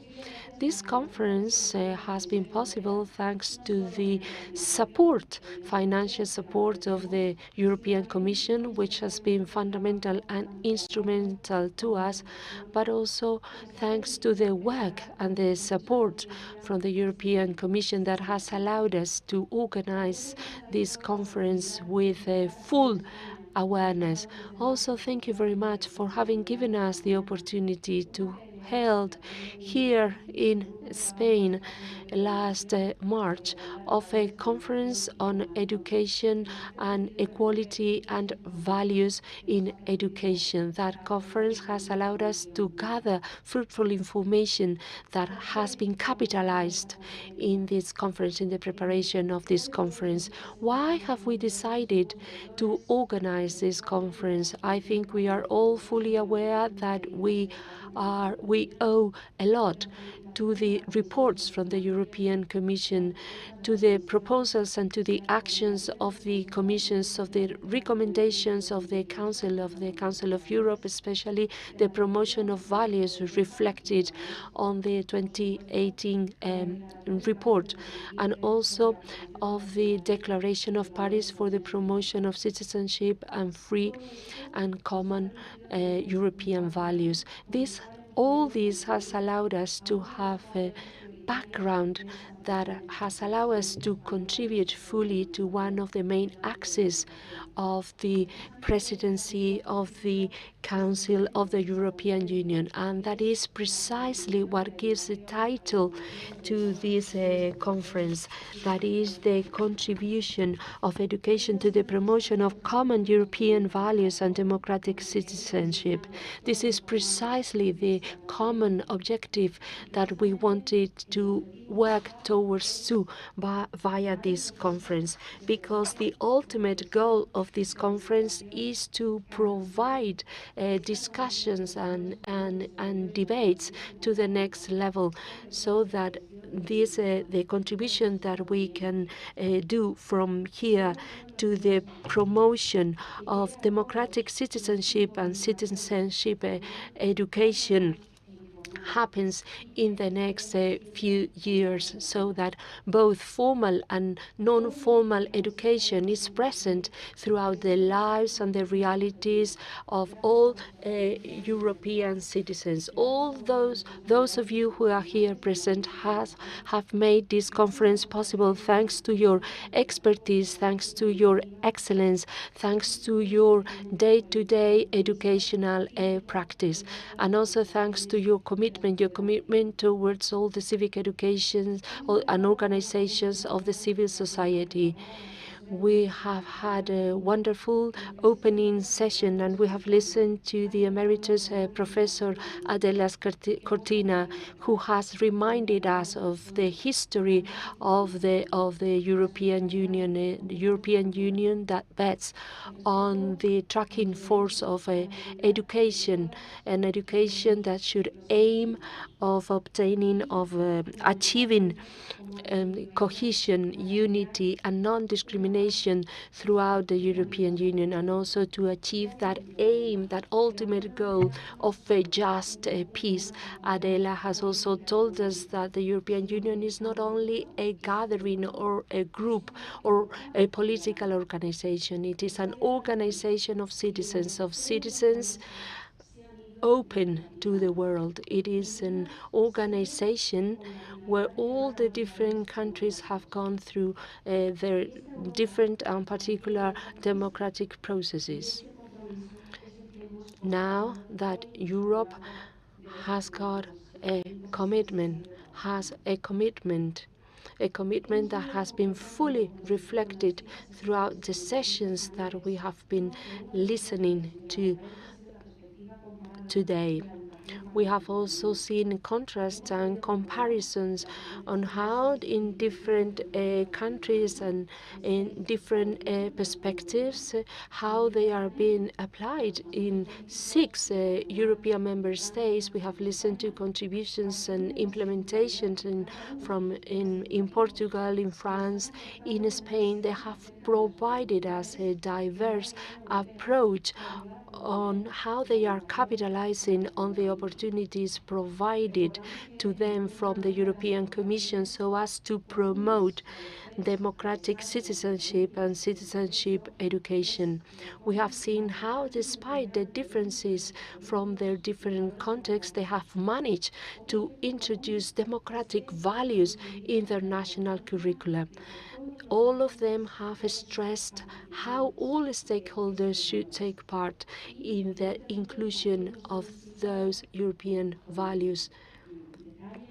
They have also been very clear, and they have specified the challenges ahead of us. We have also listened to representatives from Austria, Finland, and Slovenia. They have told us which are the reference models in Europe and how important these reference models have been to them in the application of European common values in their respective countries. They have explained to us very clearly the methodologies that they use so as to include the European dimension into their national curriculum. They have also stressed the importance of teachers' training. They have also agreed on the fundamental importance of making students active in their own education and learning process, because this is the only possible way of achieving our common goal.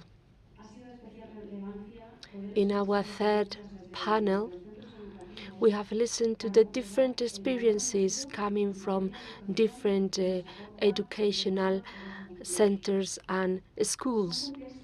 Centers where Erasmus Plus programs are being implemented.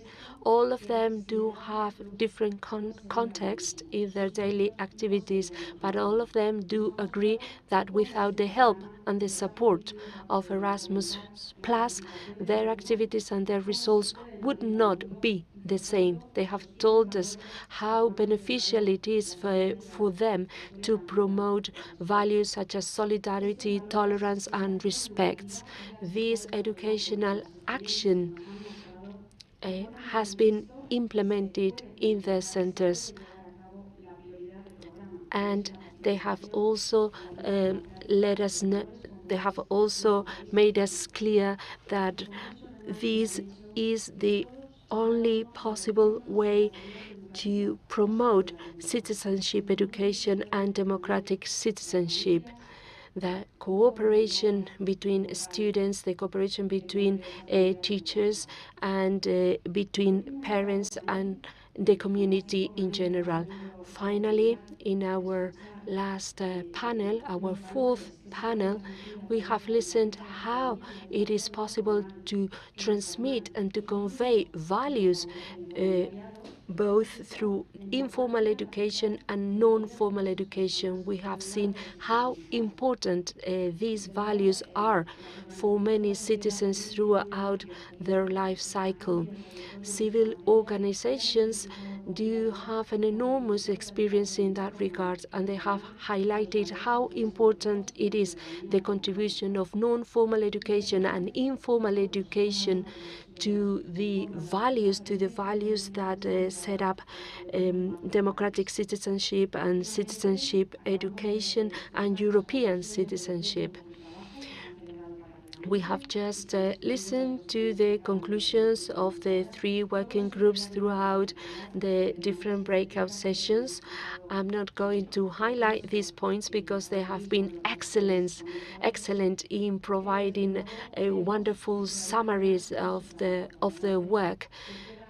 We have seen, however, that there is a lot of work ahead if we want to achieve equity in education and in our educational processes throughout the next decades. Finally, I would like to say that all the contributions, all the reflections, all the insights and all the ideas will be of fundamental importance so that the objectives and the targets set by the Spanish presidency of the Council of the European Union can be shared with all of you.